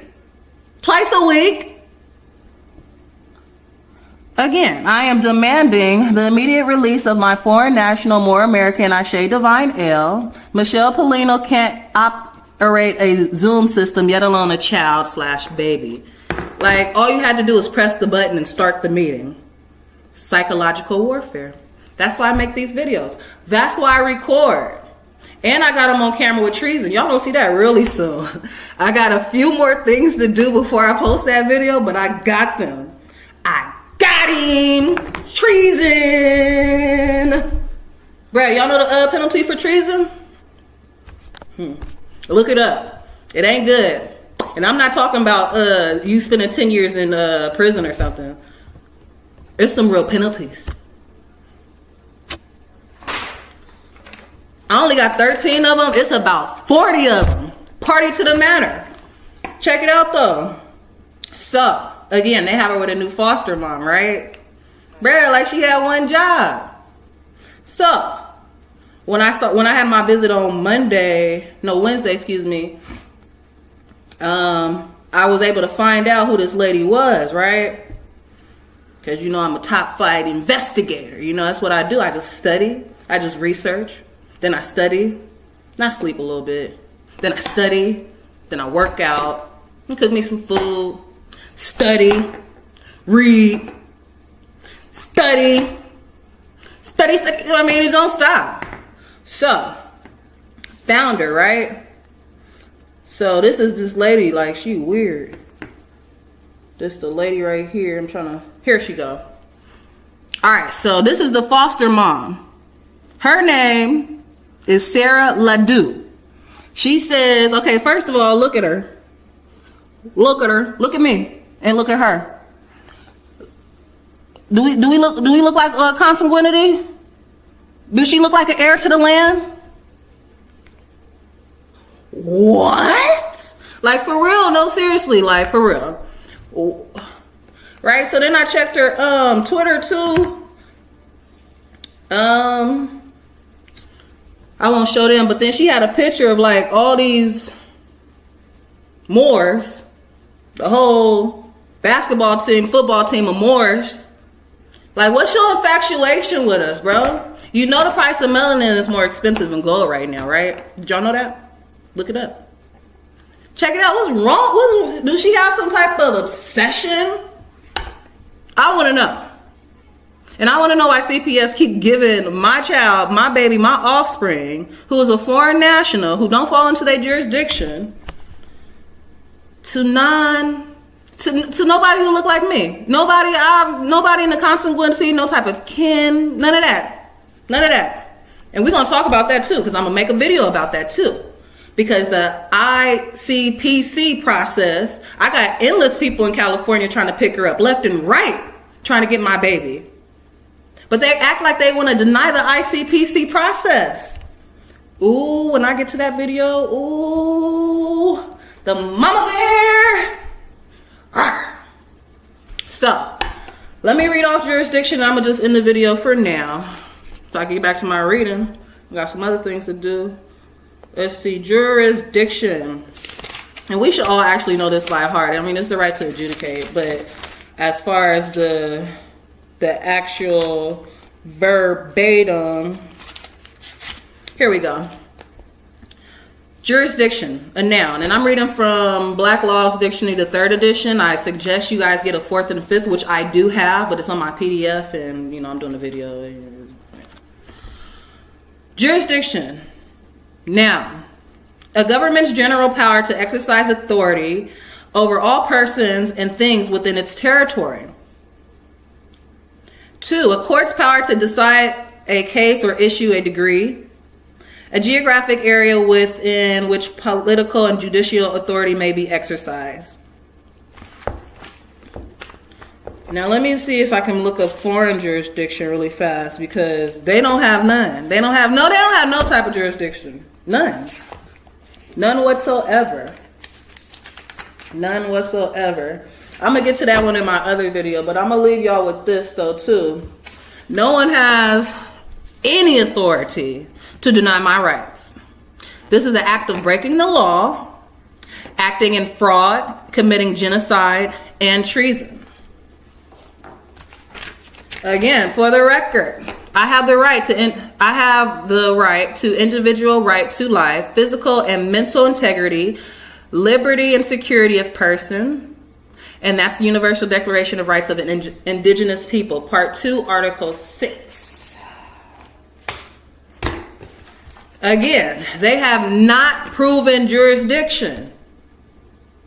And I've asked them several times. I've not even asked, demanded, commanded, all of that. Sent out certified letters, notarized, all of that. Several times to prove jurisdiction. And guess what?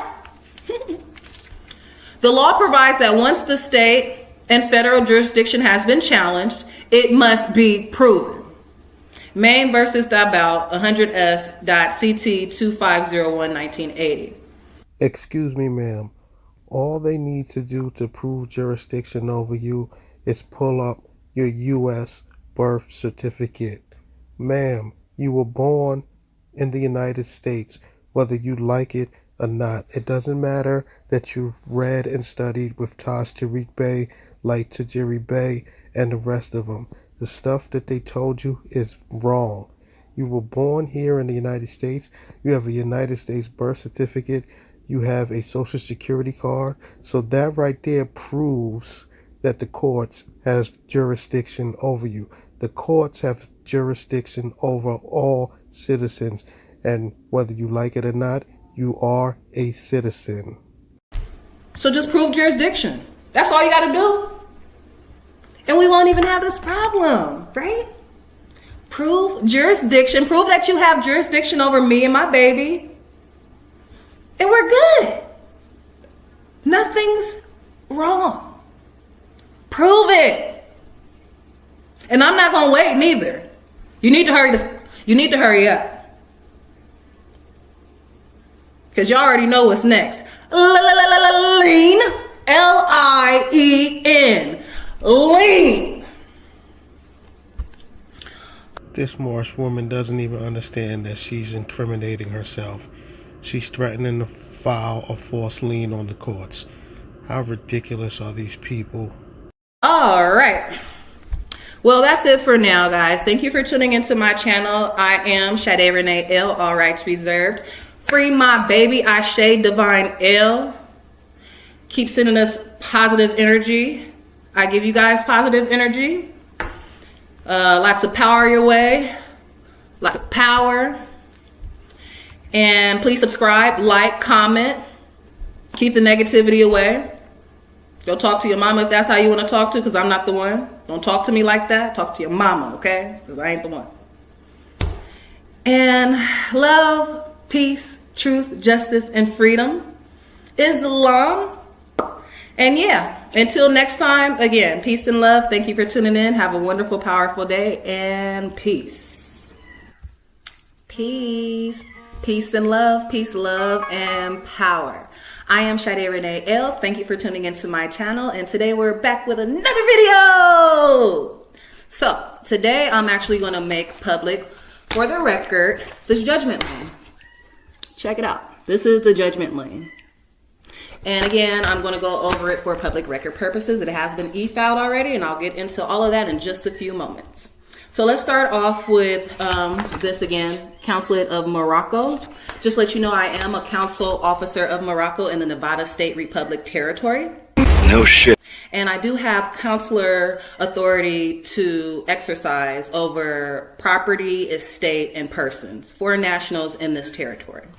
So it reads as follows. I, Sade Renee L., Aboriginal, Moorish American national, and rightful heir.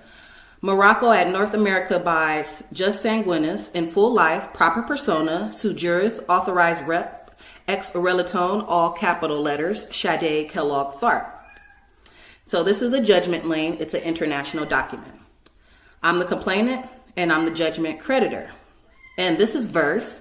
Adriana Ricon White, acting as hearing master, 8th Judicial Court, Family Division.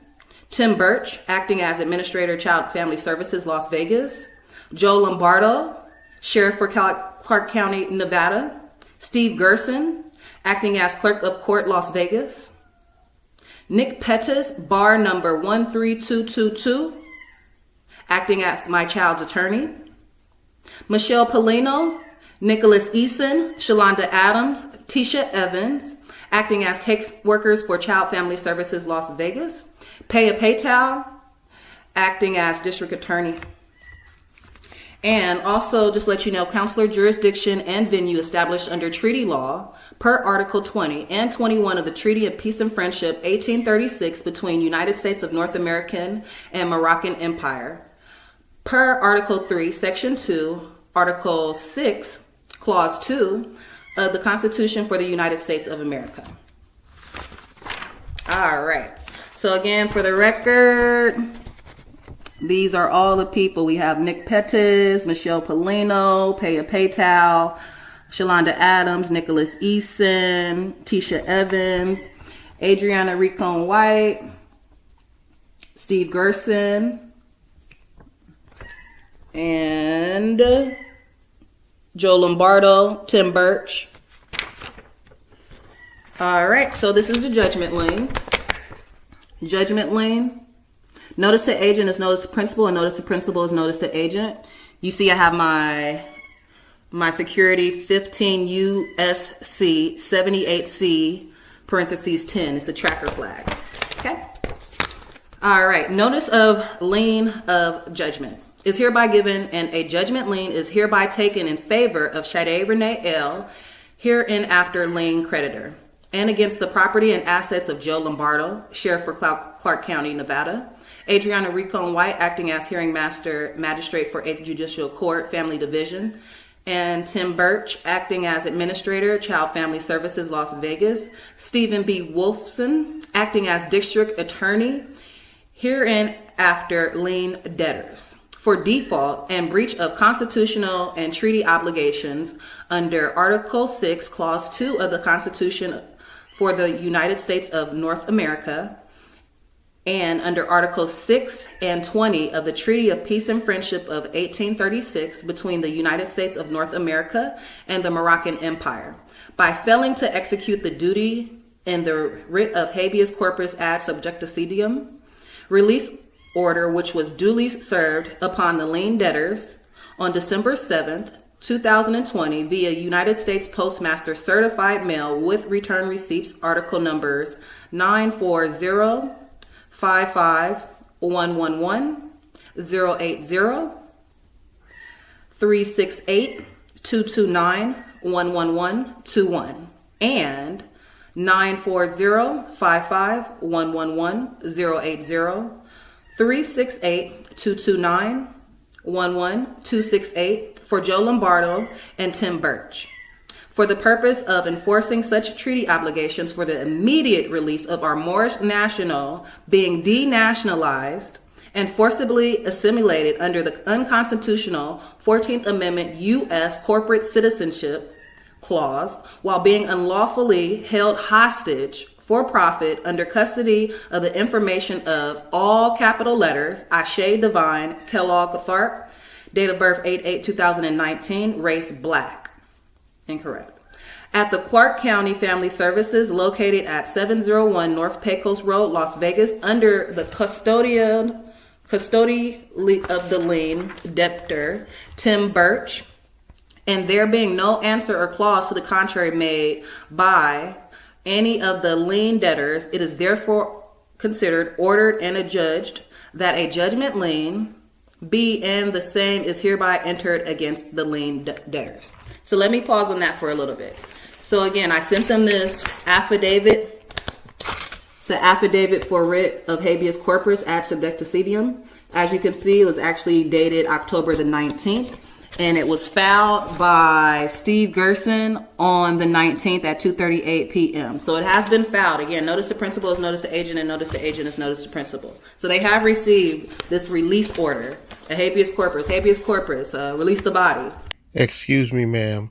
This garbage paperwork that you filed will not help in getting your child back. It will not help. All it is doing is damaging your case. They see you coming in here with this frivolous paperwork, and they're looking at you like a loony bin that is incapable of taking care of a child. Black Laws Dictionary, excuse me. And I'll just read a little bit of this as well. I, Sade Renee L., of lawful age and being first duly sworn upon affirmation, deposes and says, I am a council officer of the Consulate of Morocco in the Nevada State Republic. I am vested with the treaty right to exercise consular jurisdiction over the person and property, estate of our Moorish American nationals in the Nevada State Republic territory in accordance with the provisions of the Treaty of Peace and Friendship of 1836 between the United States of North America and the Moroccan Empire. I have firsthand knowledge and information of our Moorish American national, Ashe Divine L, being presently denationalized and held hostage for profit as surety for Nam Degir, all capital letters, Ashe Divine Kellogg Tharp, date of birth 8/8/2019, race black, in unlawful imprisonment under the custody of acting administrator Tim Birch of the Clark County Family Services Incorporation at the following location, 701 North Pecos Road. I further assert that the unlawful imprisonment was due to the following circumstances. On June 28, 2020, near the corporate Las Vegas, Nevada State Republic, our Moorish American national Ashe Divine L was arbitrarily detained and eventually kidnapped, denationalized as a civilly dead stateless person, held hostage for profit as surety for all capital letters Ashe Divine Kellogg Tharp, race black, under the custody of Tim Birch, acting as administrator, Clark County Family Services Incorporation, by several armed highwaymen doing business as policemen, employee contractor of the Foreign Clark County Police Department Incorporation, whom were acting in collusion with a female identified as M. Cardell, doing business as an agent contractor representative for Clark County Family Services Incorporation. As a result, our national Ashe Divine L is presently being held hostage as a prize and deprived of her liberty under color of state law within purview of the plausible 14th Amendment, contrary to and in violation of the supreme law of the land under Article 6, Clause 2 of the Constitution for the United States Republic of North America. All conspirators are foreign hybrid Europeans and stateless persons acting with purview of the plausible 14th Amendment U.S. Corporate Citizenship Clause, because of which this is an international treaty matter which comes under the jurisdiction of the Consulate of Morocco in the Nevada State Republic. And our national Ashe Divine L is to be immediately released by such consular jurisdiction per Article 6 and 20 of the Treaty of Peace and Friendship of 1836 between the United States of North America and the Moroccan Empire, which aver the following. Article 6, in relevant part. If any more, MOOR, not a subject of these dominions shall make prize of any citizens of America or their effects, and bring them into any of the ports of his majesty, they shall immediately be released, as they will be considered under his majesty's protection. Excuse me, ma'am, but the more that is being described in that outdated treaty that you just cited are Moroccan citizens. Ma'am, you are not a Moroccan citizen. You were born here in the United States. You are a United States citizen. So that treaty is not talking about you. It doesn't matter that you want to call yourself a Moor and then you see that word in the treaty. That treaty is talking about Moroccan citizens, not you. Article 20. If any citizens of the United States or any persons under their protection shall have any disputes with each other, the council shall decide between the parties. And whenever the council shall require any aid or assistance from the government to enforce his decisions, it shall immediately be granted to him. Wherefore, this affidavit is issued to jurists in support of the writ of habeas corpus ad subjecticidium and release order according to law. Directed to Tim Birch, acting as Administrator, Clark County Family Services Incorporation, and Joe Lombardi, acting as Sheriff for Clark County, Nevada, commanding that they forthwith release the body of our national Ashe Divine El by treaty obligation pursuant to Articles 6 and 20 of the Treaty of Peace and Friendship of 1836 between the United States of North America and the Moroccan Empire. And the stare decisis law in the case Colvrat v. Oregon 366 U.S. 187, 194, 81S.CT.922, 1961, which the Supreme Court of the United States stated the following: a state cannot refuse to give foreign nationals their treaty rights because of fear that valid international agreements may possibly not work to the satisfaction of the state authorities. Under the Supremacy Clause of the United States Constitution, Article 6, Clause 2, state policies must give way to overriding federal treaties and conflicting arrangements. Further, affin saith not. And so this is what we have right here. As you see, I went ahead and signed it in red thumbprint. It has been notarized. It was notarized the date that it was filed, which was October the 19th. And I did resend it. So that's why this one says a different date, because I had filed this online and then I had remailed it out because they act like they didn't get it. So I just resent it. Oh, they got it all right. They just threw it in the garbage because it means nothing. Your pieces of paper literally mean nothing. They will not help you get your child back. All right. So, yes. All right, so let's get back to my judgment lien. Most of y'all call it a lawsuit, but we do liens, not lawsuits. It's my courts, my land, my shit. All right, getting back to it.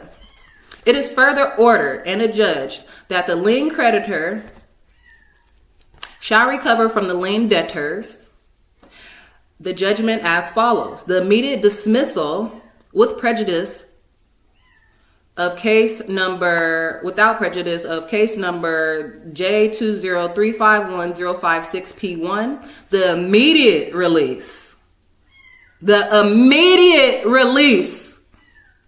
and return of Ashe Divine El and any other attachments associated thereto for lack of jurisdiction and fraud. And if they don't want to drop her off, I can go pick her up. I can travel in my conveyance and go pick her up. For the record. All right, so this is what I have here. I have here kidnapping, 10 million. Denationalization under Black Code, 10 million. Human trafficking, 10 million. Deprivation of rights, 10 million. Falsified documents, 10 million. Conspiracy against rights, 50 million. Slavery, 10 million. Slander, 10 million. Genocide, 10 million. Treason, 190 million. Breach of treaty and constitution obligations, 10 million. Total is 330 million in lawful money, .9999 fine, gold bullion, coins, or bars. Okay? I'm sorry to burst your bubble, ma'am, but you won't be getting any of that money. That's the total. 330 mil. 330 million. And I want my gold and silver too. for the record. And also in regards to that, I'll show you this adverment of jurisdiction, this quo warranto that I had sent to the hearing master. As you can see right here, Adriana Ricone Wright. This was sent and certified September the 11th. And I told her that it was $1 million a day for pain and suffering. $1 million a day. A day. A day.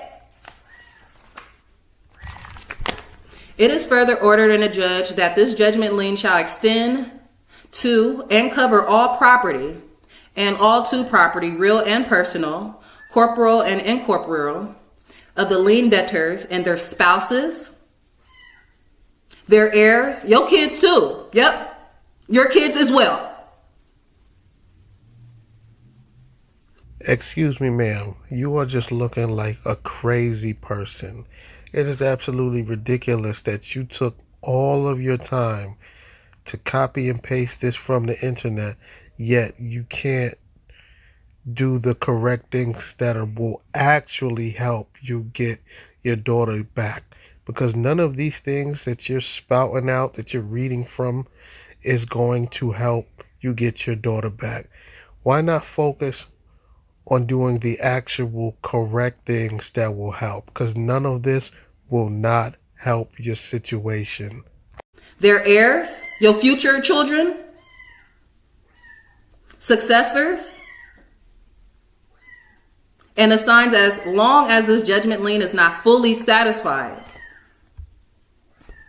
And the property and to the property of the lien debtors shall include, but shall not be limited to the following: any oaths of office,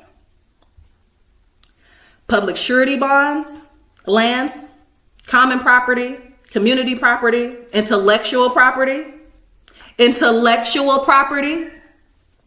commercial property, automobiles, boats, aircraft, bank accounts, future earnings, wages, and pensions. Future earnings, wages, and pensions. It is ordered and adjourned a judge that the said property of the lien debtors may be levied upon any time by the lien creditor or by any counsel agent of the Consulate General of Morocco at the Nevada State Republic, acting on behalf of and in the interest of the lien creditor, and such property shall be held as security until this judgment lien is fully satisfied. It is further ordered in a judge that if this judgment lien is not fully satisfied by the lien debtors within 30 days from the received date of this judgment lien by the lien creditor, Sade Renee L., then the lien debtors forfeit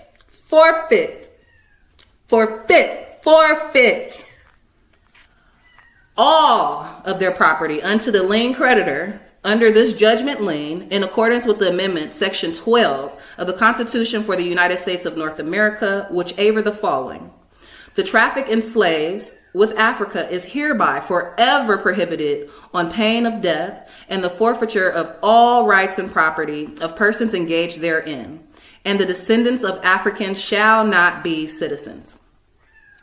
It is ordered to judge that this collusive action and proceedings taken under color of law within purview of the 149th Amendment by the lien debtors in case number J203510556P1 in the records of 8th Judicial Court Family Division and Corporation, including any alleged judgments and orders attached thereto, are unconstitutional, notwithstanding, null and void, and are unenforceable for lack of jurisdiction and fraud per stare decisis law in the case Elliott vs. Pearsall 26U.S.328,340/1828, where the Supreme Court of the United States decided the following: courts are constituted by authority and they cannot act beyond the power delegated to them.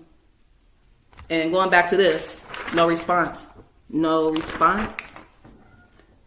What? Lame.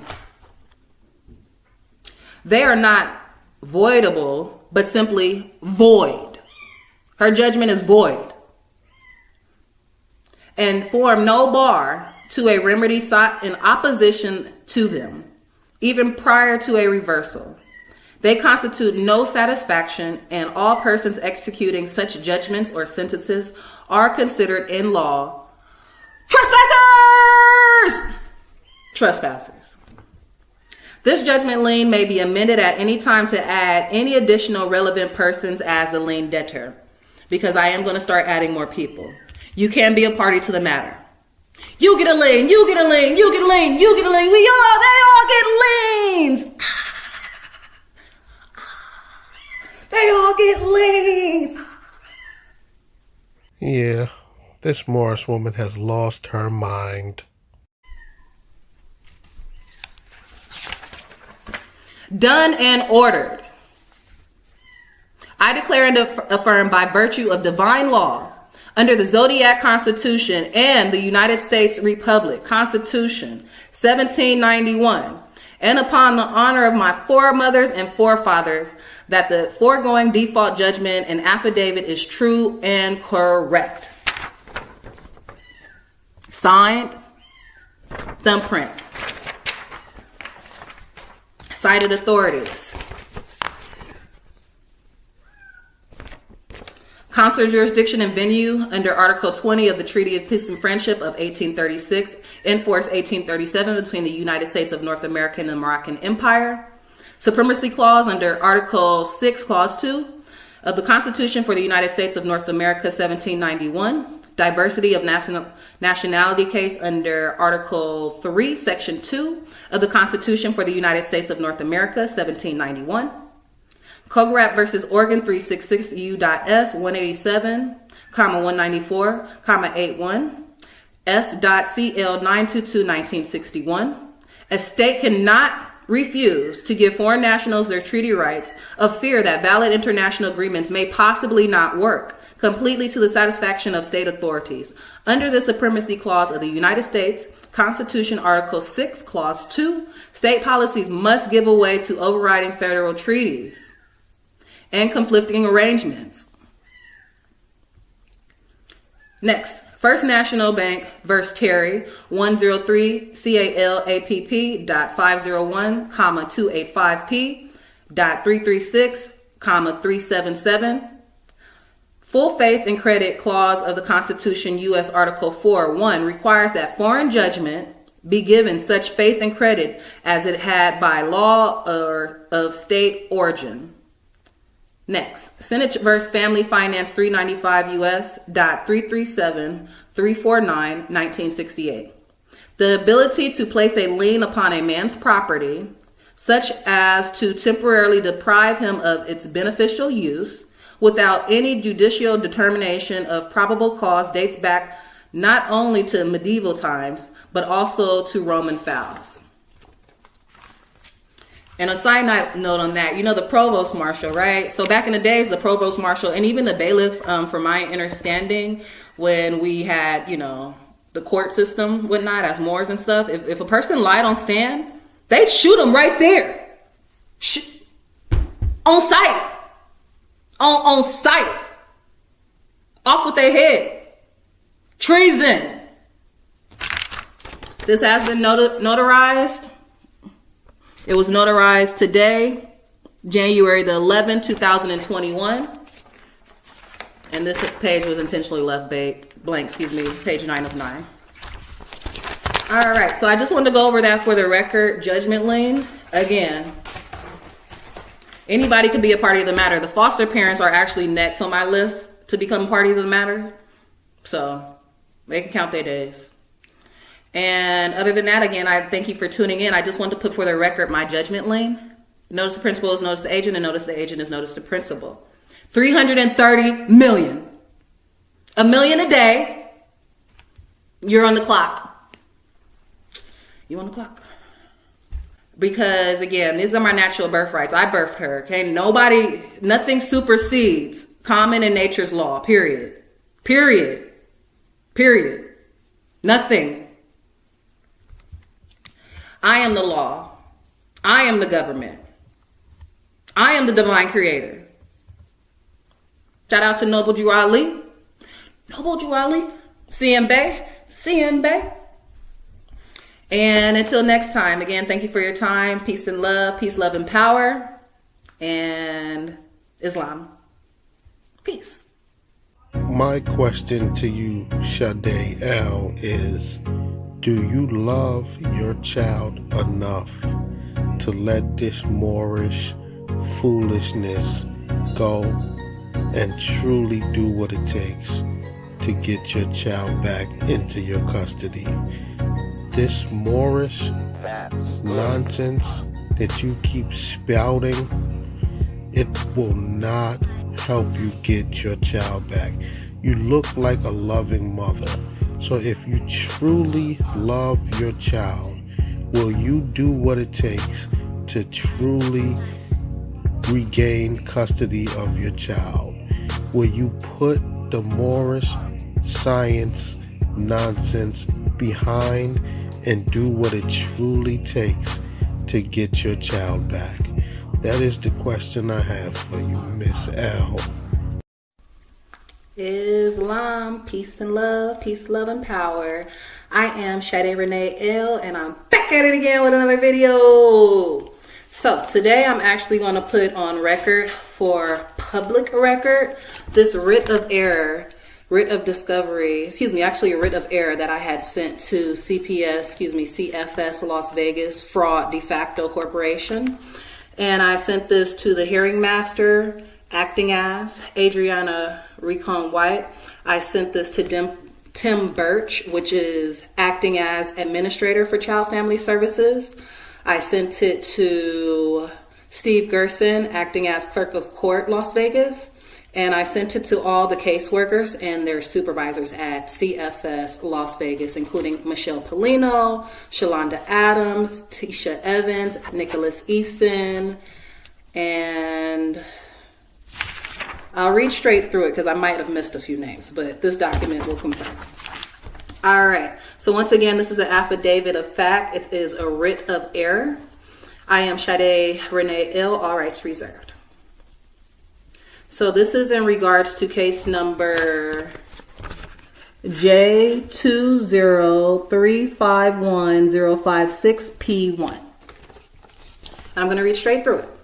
For the record, and let the record show, I am a Moorish national aboriginal indigenous natural being, divine being manifested in human form, and not Nam Dagir, straw man, or any other artificial corporate construct as written in all capital letters in the unclean hands of others. I am sovereign to this land, and as such, this administrative judicial court does not have jurisdiction to hear, present, or pass judgment in any matter concerning my affairs under a quasi-criminal sanctioned tribunal of foreign private law process. You must provide substantial and lawful binding proof that I consented and granted you, Clark County Department of Child Family Services and 8th Judicial District Court, Family Division, Juvenile, Clark County, Nevada, rights over my child, which supersedes mine as a mother. Being Aboriginal and Indigenous, I have the individual and collective right to live in freedom, peace, security as a distinct people, and a right to the full guarantees against genocide or any other acts of violence, including the removal of indigenous children from their families and communities under any pretext. In addition, I have the individual right to life, liberty, physical and mental integrity, and security of person. See Universal Declaration of Rights of Indigenous People, Part 2, Article 6. As well as any state government agency or agent for Child Family Services Las Vegas, Nicholas Eason, Michelle Polino, Tim Birch, Shalonda Adams, Adriana Recon White cannot determine what's best for me and my child. Failure to produce and delegated authority is proof that the agency court tribunal, namely 8th Judicial Court, Family Division, and Child Family Services Las Vegas, is attempting to bring injury to the people, namely Sade Renee L and Ashe Divine L, and deprive our liberties and commit human trafficking and genocide upon my family. Therefore, the following questions are placed before this administration court tribunal, Clark County Department of Family Services, seeking full disclosure of which must be lawfully responded to in kind, and all points of inquiry must be answered. Number 1, does a contract exist between Sade Renee L. and Clark County Department of Family Services bearing my signature? If such contract does exist, produce it for the record. That's number 2. Number 3, if such contract exists, provide proof that said contract acts as a waiver of my right to privacy and to my right to be left alone, which is protected under the 4th Amendment of the American Constitution for the United States of America, wherein my rights are secured and protected from encroachment. Substantive point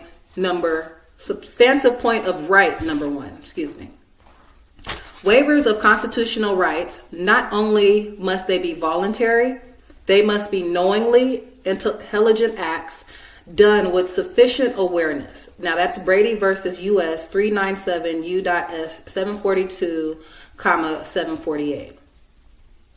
Substantive point of right number 2. Right of privacy is a personal right designed to protect a person from unwanted disclosure of personal information. That's CNA Financial Corporation versus Local 743, 515, FSUPP.942. Substantive point of right number 3. Under the United States Republic constitutional system of government, and upon the individuality and intelligence of the citizen, the state does not claim to control one's conduct to others, leaving one the sole judge as to all affects oneself. That's Mugler versus Kansas 123 U.S. 623, 659-60. Number 4, request for averment of jurisdiction. Please produce, for the record, the delegation of authority for this court, 8th Judicial District Court, Family Division, Juvenile, Clark County, Nevada, pursuant to Article 3, Section 1 and 2 of the United States Republic Constitution, of which all courts derive their judicial authority, thereby indicating their right of action to not only probe, pry, which violates one's right to privacy, but also their right of action to adjudicate over the people, if any exist. Further, I state for the record, I have not entered into, nor do I wish to enter into any contracts knowingly, willingly, intentionally, or unintentionally with Child Family Services, Las Vegas, and 8th Judicial District Court, Family Division, Clark County, Nevada. Side note, I literally have never signed anything with them. I've never signed a birth certificate. I've never signed a live birth. I've never signed any documents, nothing with Child Family Services. I've never signed nothing with them, nothing. All I've sent them was affidavits, writ of errors, quo warrantos, habeas corpus, those only signatures they got from my international documents. I've never signed anything with them. That's why I'm like, if a contract does exist, produce it, because y'all clearly forged my signature. That was just a side note. Getting back to it. All right. Whereas, when no contract exists, there is no obligation. In order for an obligation to exist, a contract must exist, and it must have adhesions, must be concise, and cannot be unconscionable contract that violates substantive rights of the peace, so lest it is void ab initio. And just fix this. Okay, there we go.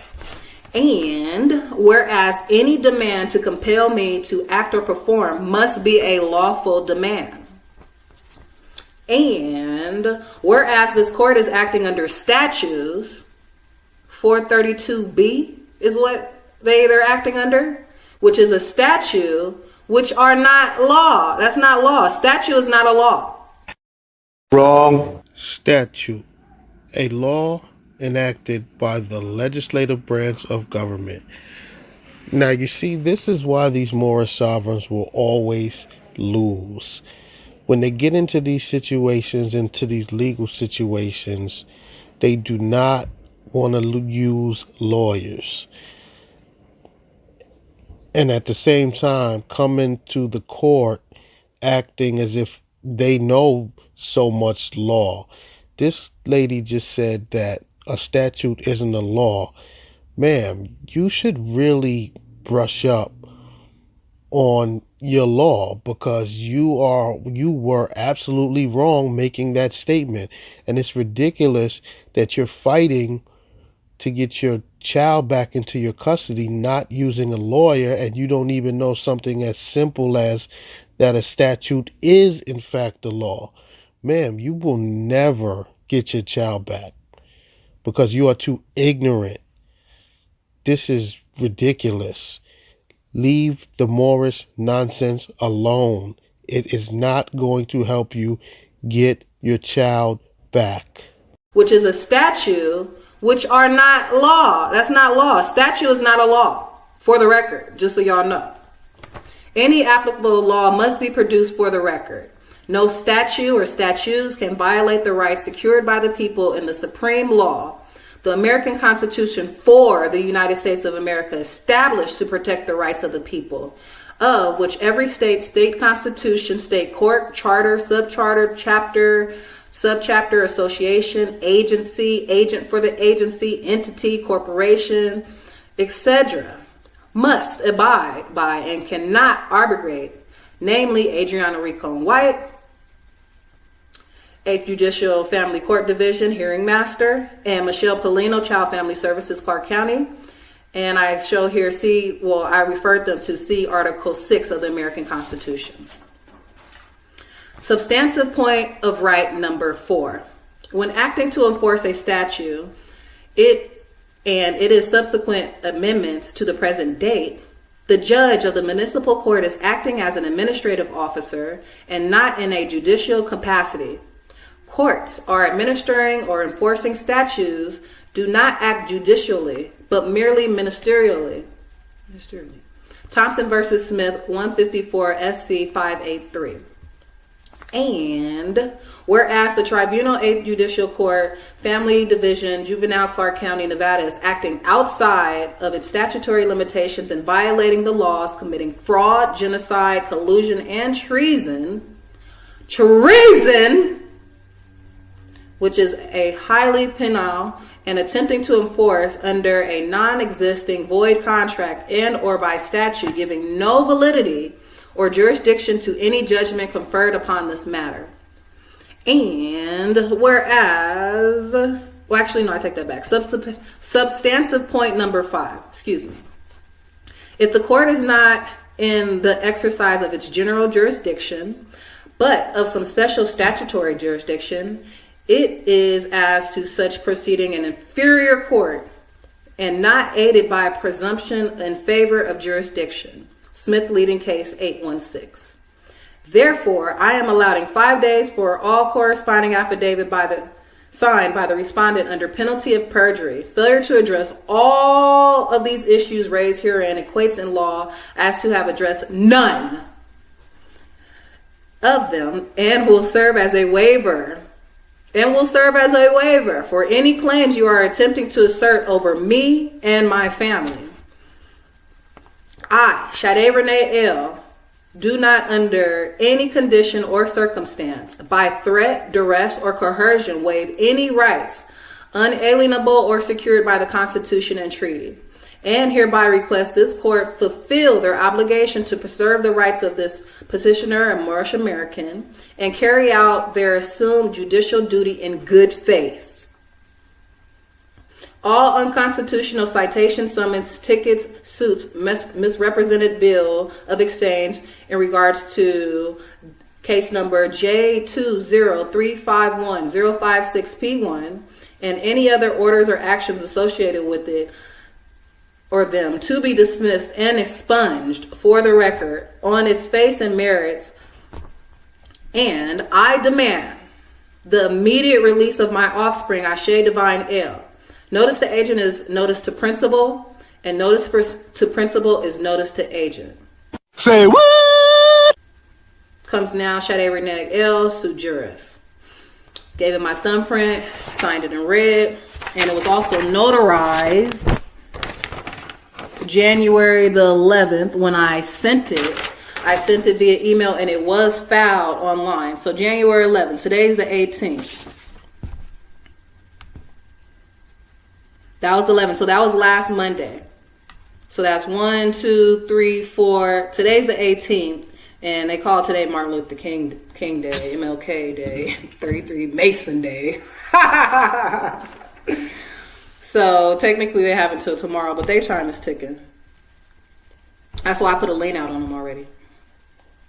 And I got some other things next. So, treason, as you can clearly see. Fraud. And you should check my video when I did definitions in regards to fraud, because that's clearly what they are. And again, I just wanted to put my writ of error on public record. Make it known, because they lie too much. They keep lying. And I stand on the truth. You see this 5 stars right here? Truth, justice, freedom, love, and peace, right? Yeah. 5 stars. I stand on the truth. And they keep having to make up lies, because meanwhile, I'm just chilling on the truth, right? Just standing on the truth. Standing on the truth. Meanwhile, they keep having to make up another lie to cover up the lie, to cover up the other lie, to cover up the other lie. Then they bring this person in, and they bring this person in. Like, they just keep lying, and it has to stop. Just give me back my baby, period. No jurisdiction, fraud, treason, genocide. Just give her back. You have no jurisdiction whatsoever. And then you lied on the whole initial report anyway. So just stop lying. Hey, just stop lying, yo. Hey, it's gotta stop. Just gotta stop. Just stop lying.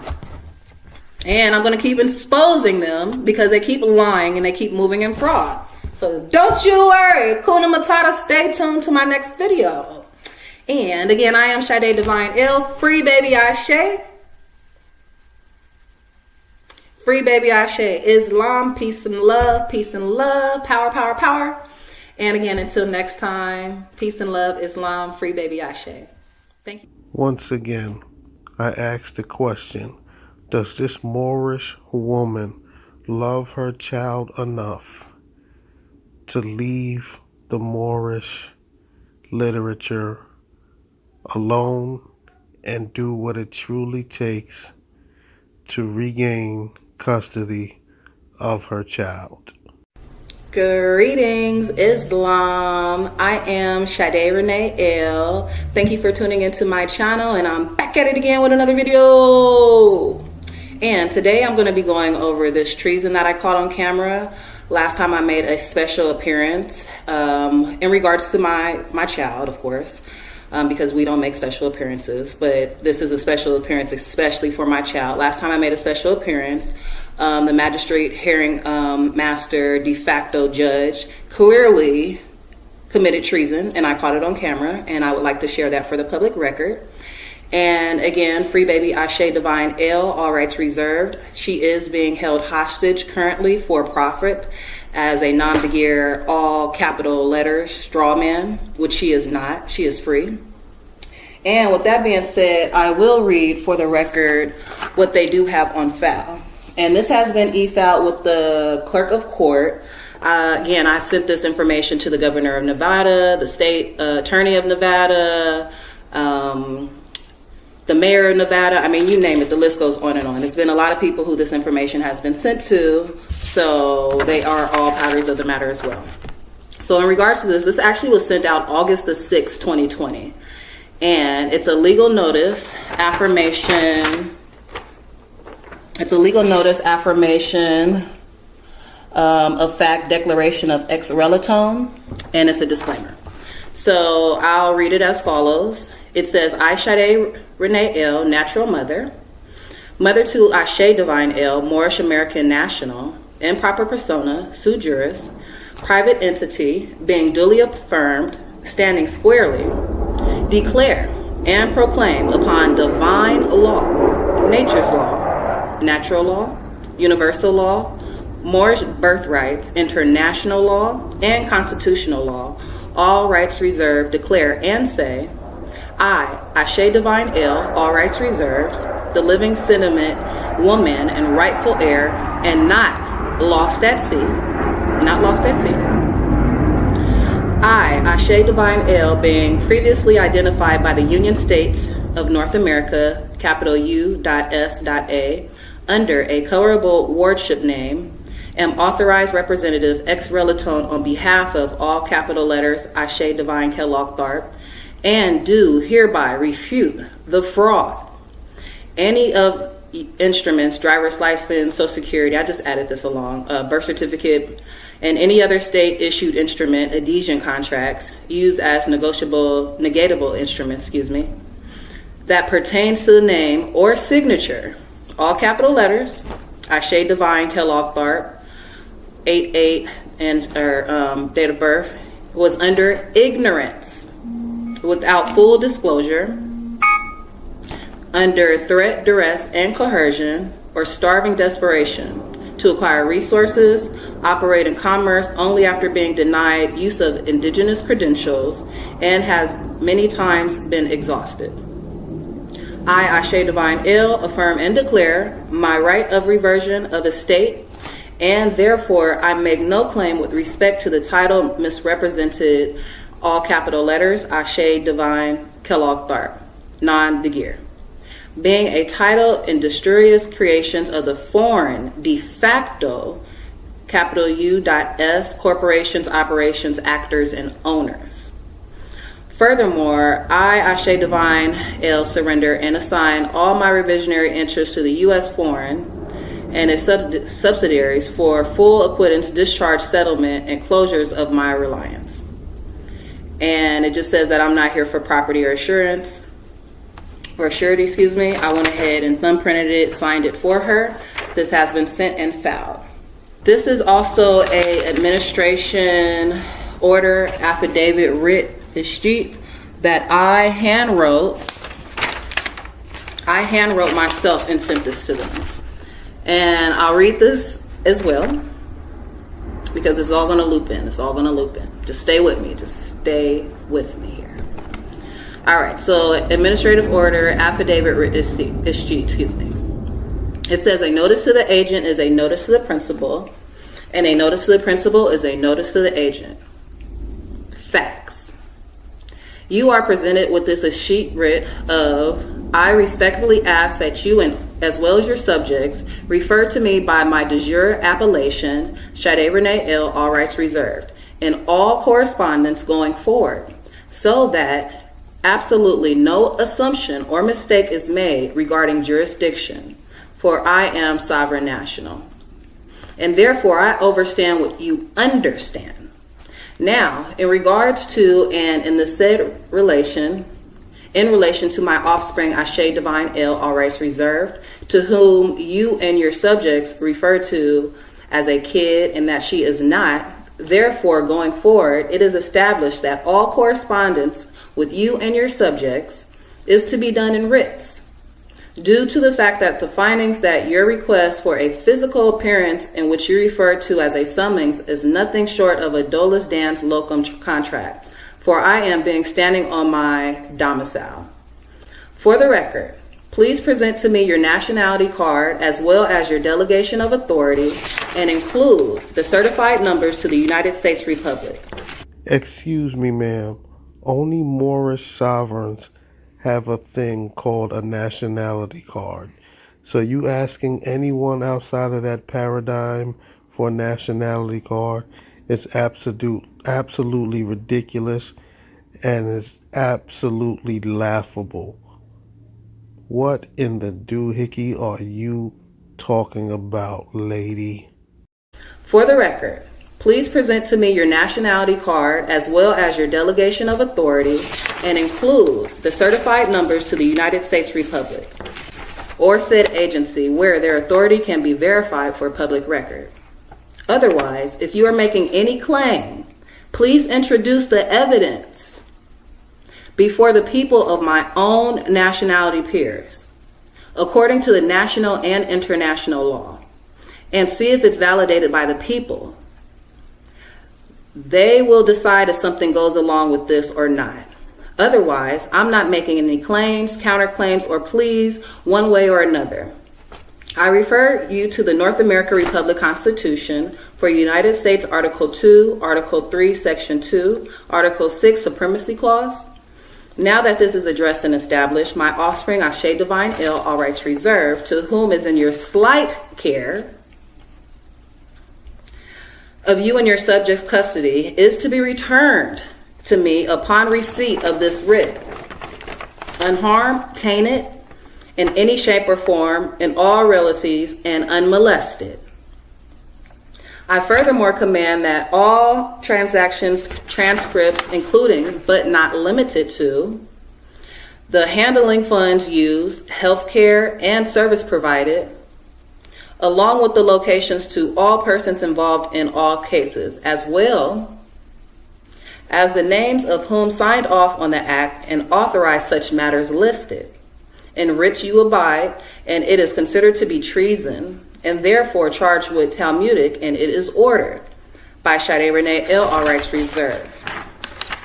This has been sent and filed and e-filed for the record. For the record, for the record, for the record. Right here.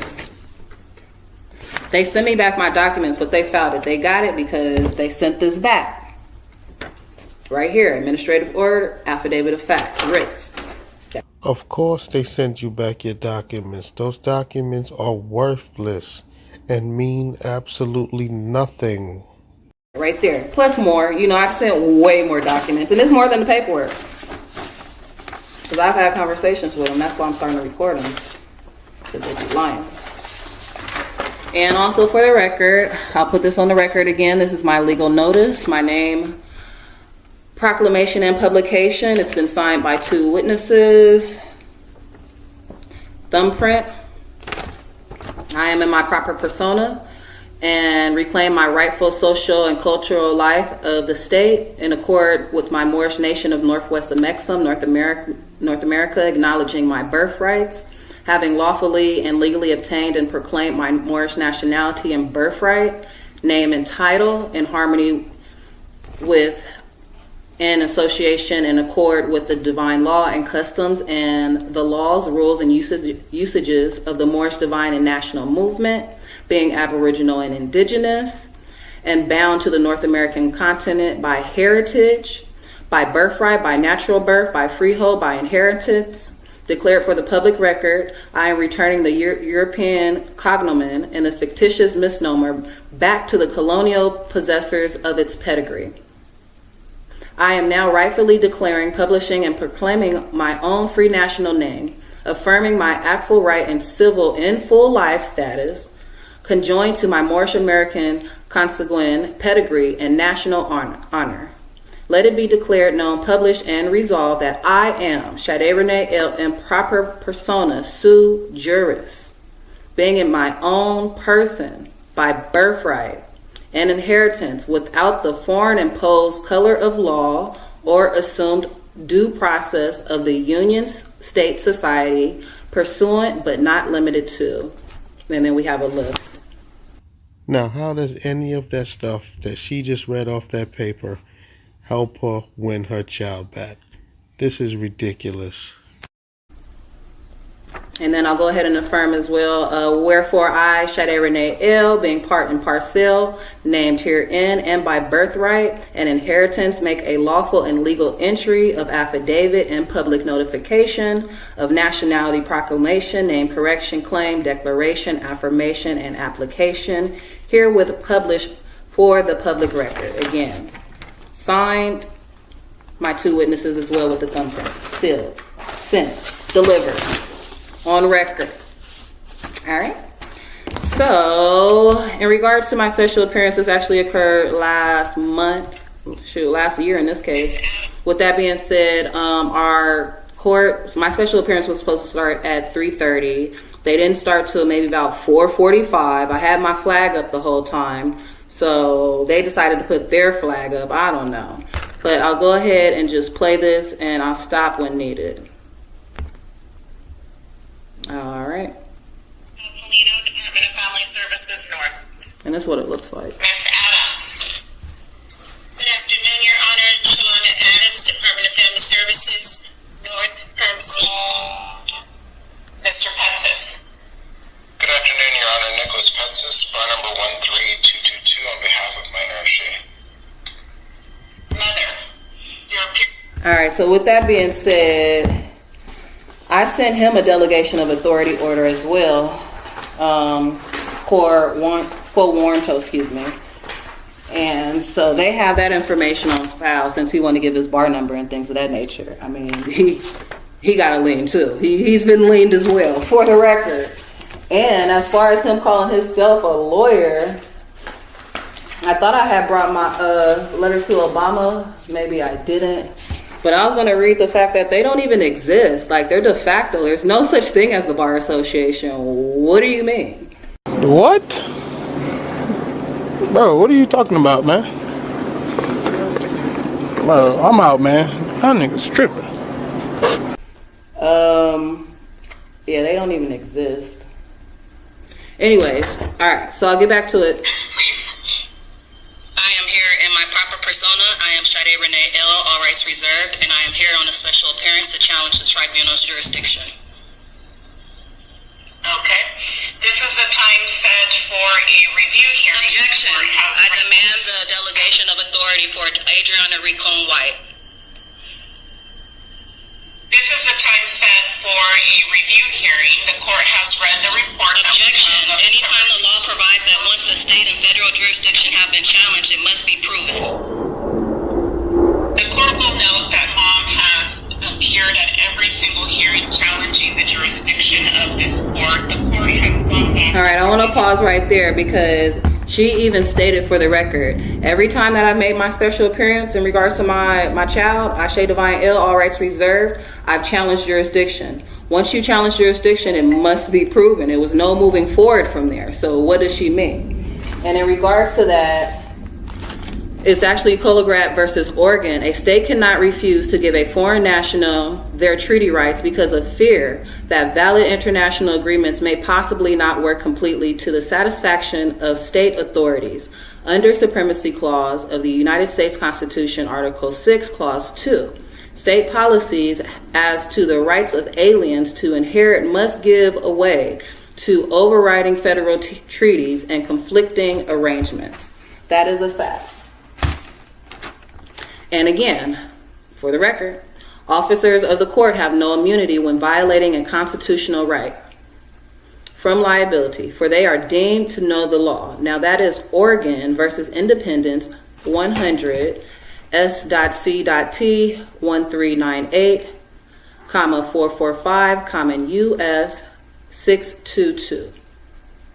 And the law provides that once state and federal jurisdiction have been challenged, it must be proven. Okay? Must be proven. This is Joyce versus the US 474 2D 215. That right there. That's case law. You can look it up if you want to debate it, because it's not debatable. Look it up. At no time has Mom formally objected to a district court judge regarding this court's jurisdiction. Miss Mom has neither filed properly a motion for reconsideration. Therefore, I saw that. Objection. I am challenging the court's jurisdiction at this time. Waivers of constitutional rights not only must be voluntary, they must be knowingly, willing, intelligent acts done with significant awareness. That's Brady versus U.S. 397 U.S. 742-748. So, Madam Clerk, please be aware of that and make sure that Mom stays on mute. I will tell you when you can take her off mute.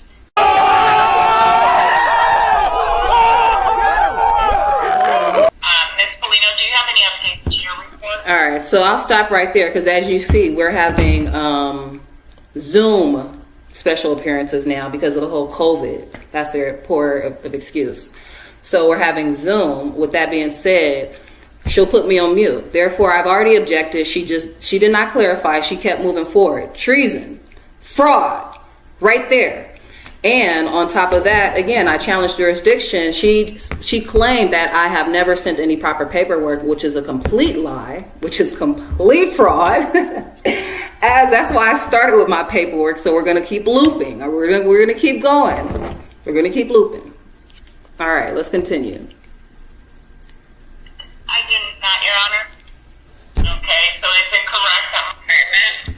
So pretty much that was the caseworker. She said that she did not have anything else to add as far as the report that she'd never sent to me. I never received a report, certified mail. Anytime they do send something, they are sending it to all capital letters, Sade Kellogg Tharp, and she did.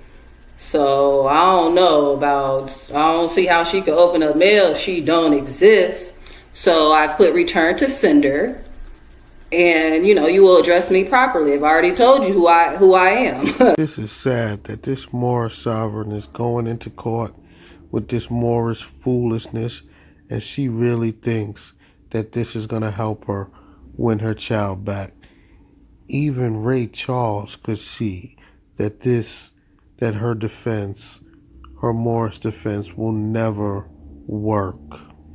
Anytime they do send something, they are sending it to all capital letters, Sade Kellogg Tharp, and she did. So I don't see how she could open up mail if she don't exist. So I've put return to sender, and you will address me properly. I've already told you who I am. Now, the things that these Moorish sovereigns believe is just absolutely insane. This lady thinks because when the court sends her a piece of mail, her name is in all capital letters. She believes that is the straw man, and in her mind, that straw man is dead.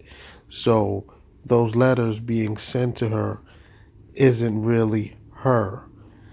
Ma'am, the courts do not have to play along with your nonsense. They know they sent you the letters, and that is it. Ma'am, if you keep up with this Moorish foolishness, you will definitely not be getting your child back. Look at how she done marked up this letter as if that is really supposed to mean something. This lady is nuts. And with that being said, if I can see that she's nuts, the courts most definitely see that she's nuts, and they're clearly going to make the determination that she is not fit to be anybody's mother, and she will not be getting her child back acting like this. Sade Renee L., all rights reserved. All right, no ifs, ands, or buts about it. I'm not about to go back and forth with you about my appellation. Put some respect on it. All right? All right, so we're going to continue. Give me one moment. All right, back at it again. Okay, so I'm going to continue where I left off. We left off there, and I'm going to continue with the video. Her weight is good. She's doing very well with her diet, and she's teething as well. She was very active and happy and was able to say hi to me. I understand that visits have continued as in the report. And that's about all I have at this point, Your Honor.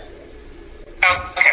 So the court will remind Mom that this case is about this child, and the child cannot be reunified until Mom engages in services. She has wasted the first 6 months of this case fighting over jurisdiction in a rather informal and improper way, while Mom believes that she is a foreign national that cannot be summons into court, or that this court does not have jurisdiction. I reiterate the fact that Mom has not availed herself of the proper judicial resources to overturn this court's prior recommendations or jurisdiction in this case.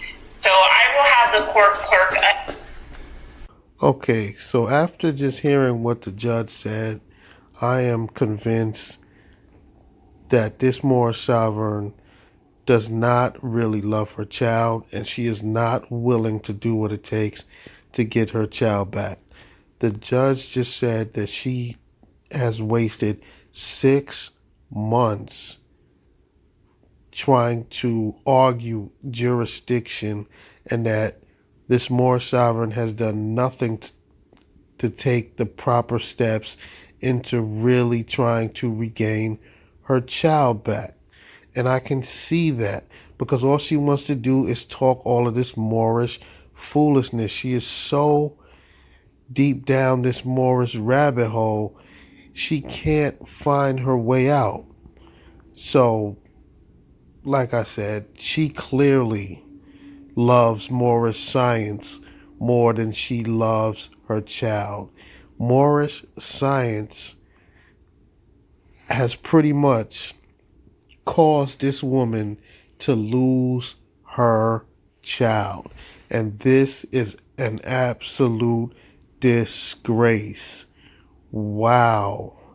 Okay, so the court will remind mom that this case is about this child, and the child cannot be reunified until mom engages in services. She has wasted the first 6 months of this case fighting over jurisdiction in a rather informal and improper way, while mom believes that she is a foreign national that cannot be summons into court, or that this court does not have jurisdiction. I reiterate the fact that mom has not availed herself of the proper judicial resources to overturn this court's prior recommendations or jurisdiction in this case.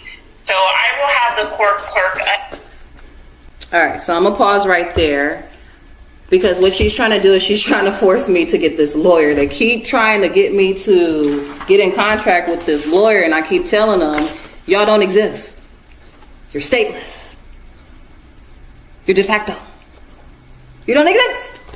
And okay, I'm convinced this Moorish sovereign is mental.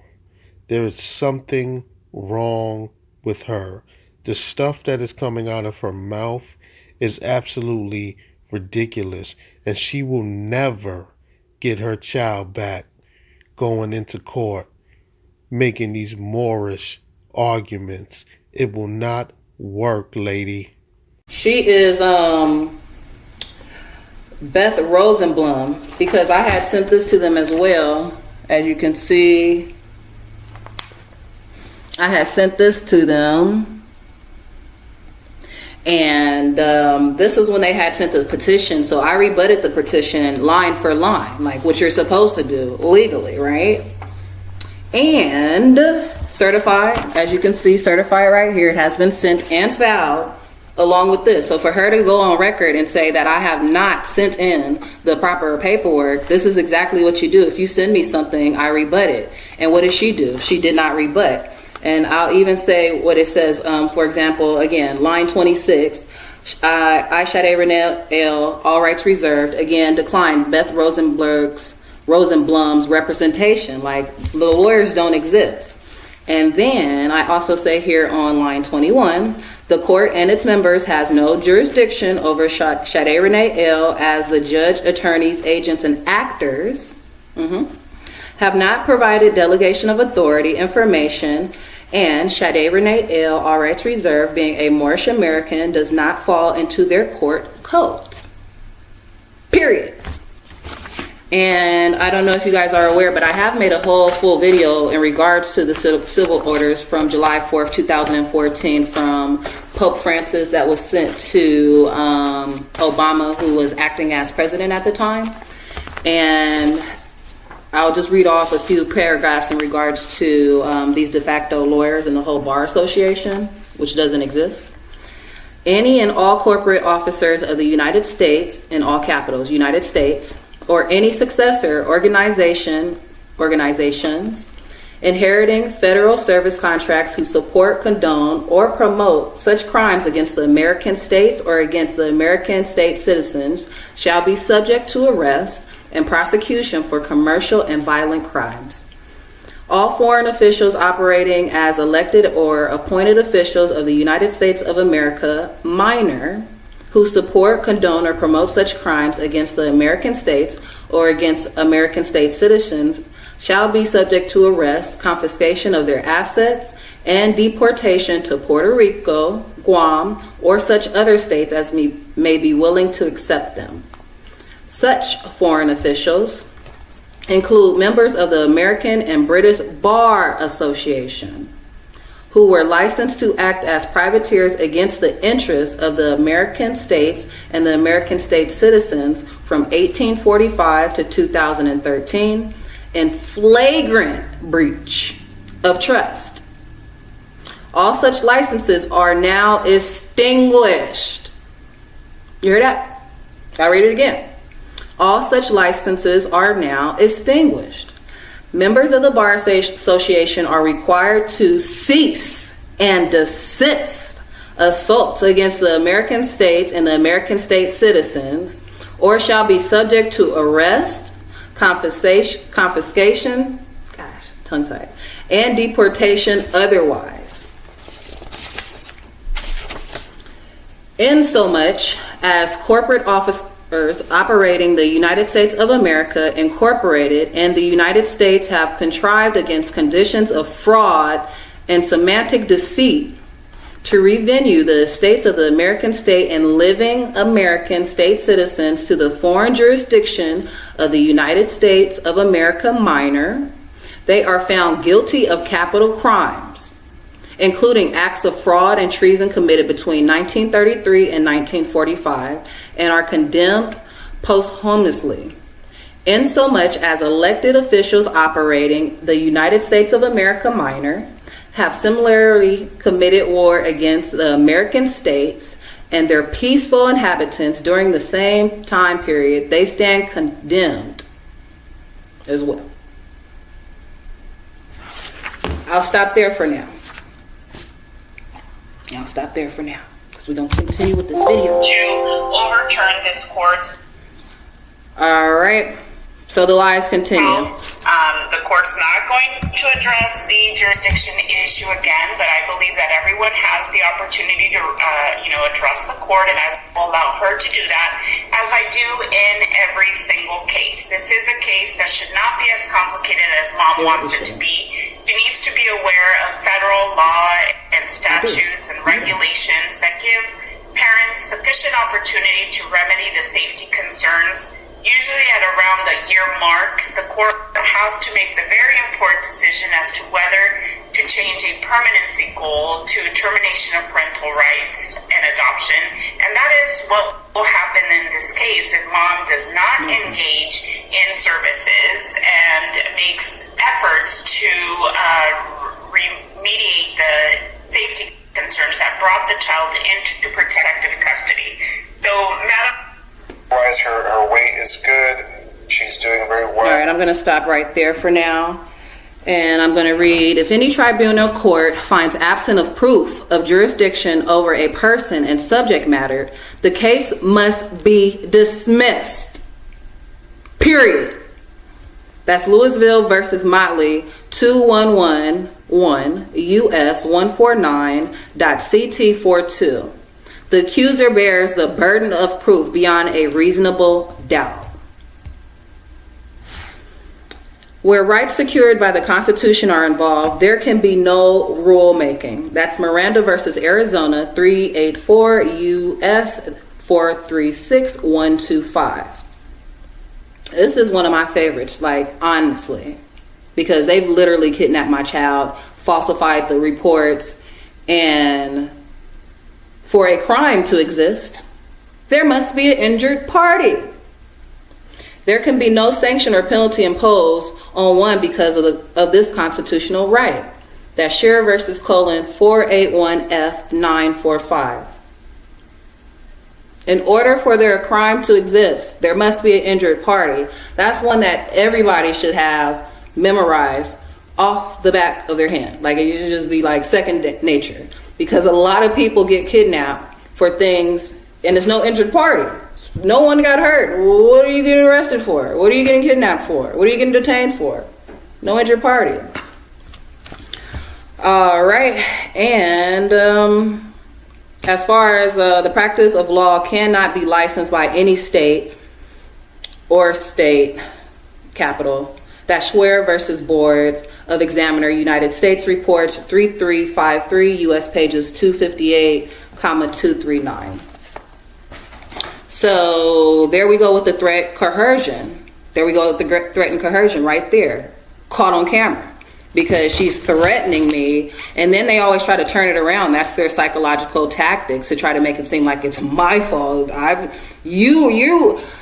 literally put here, and this was mailed out August. This was mailed out August of last year. And it literally says here, I am demanding your delegation of authority. I, Shade Renee L., all rights reserved, plead demur. Let's see, you have 5 days to respond. That's one right there. And if you don't, this stands as law. And I, Shade Renee L., all rights reserved, plead demur, and I am demanding the immediate return of my daughter with all charges dropped, and for judges, hearing masters, actors, agents, members of the Bar Association, and their nonprofits to cease and desist all prosecution and harassing letters, because that's all they do. And again, this was line for line, never rebutted, never. So for her to sit here and lie and say that I have not filled out the proper paperwork, she says that because I haven't hired a lawyer, and again, that's why I prove that they don't exist. And she wants to lie and try to make it seem like I've been difficult. How have I been difficult? You guys are not responding. Everything has been filed. You get my paperwork, you need to legally respond. These are international documents. And on top of that, you haven't even given the proper counselor jurisdiction notice, because anytime you have a foreign national held captive, you need to give proper counselor notification, which they have not. So that's avoiding treaty obligations, fraud, treason, genocide to my family. And then with the threats, here we go with the threats again.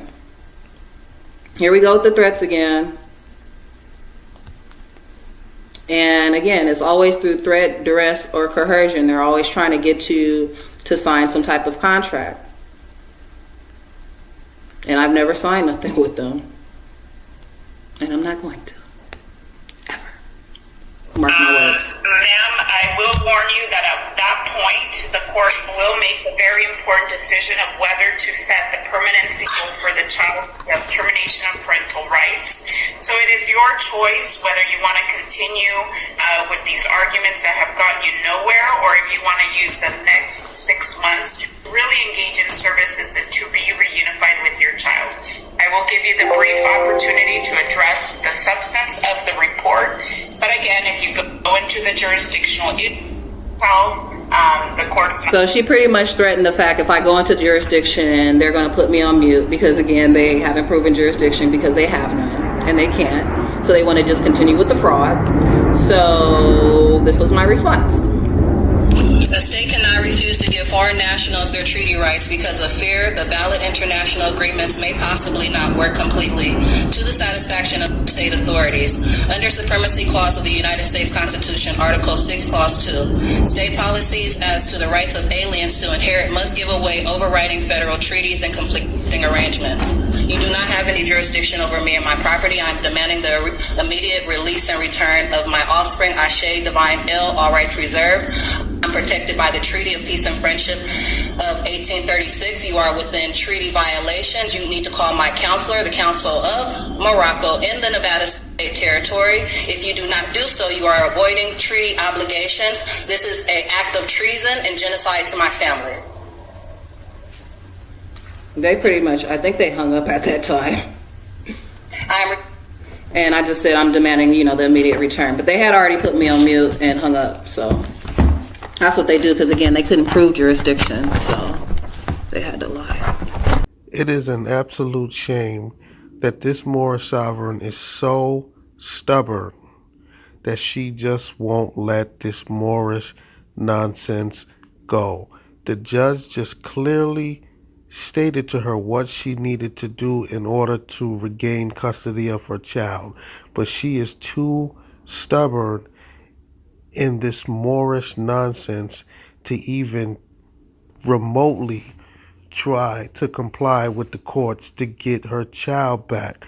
This lady has gobbled up Light Tajiri Bey, Taj Tariq Bey, Sharon Tracy Gale's teachings. She has gobbled it up and ran with it, and she's now trying to apply it in her real life. And despite it clearly not working, she is too stubborn to let it go and just do the right thing in order for her to regain custody of her child. This woman is a horrible mother, and Moorish science has ruined her life, and Moorish science has ruined her daughter's life, because Moorish science has now tore a mother from a daughter, and all because this mother is too stubborn to let this foolishness go. My question is, where is Light Tajiri Bey, Taj Tariq Bey, and Sharon Tracy Gale? Where are they? Why aren't they trying to help this lady regain custody of her child? They teach this nonsense on the internet, and they don't back any of their teachings. Their teachings have now caused this lady to lose her child, and they are nowhere to be found. They are not helping her. This is an absolute shame. This is a disgrace.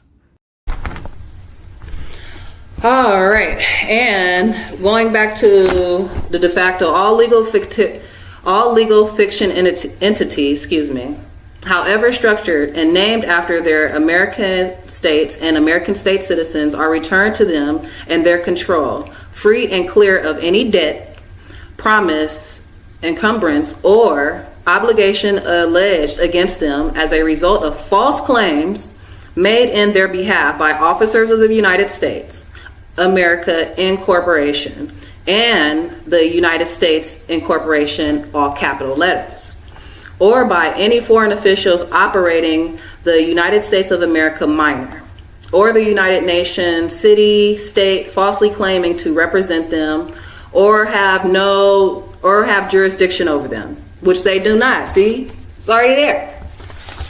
So again, I just wanted to put that on public record. Treason, free baby Ashe, because they have no jurisdiction, and this is the law.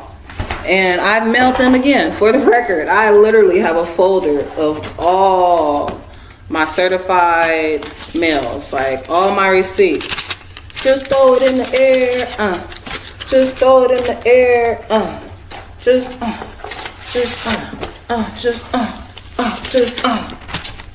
it in the air, just throw it in the air,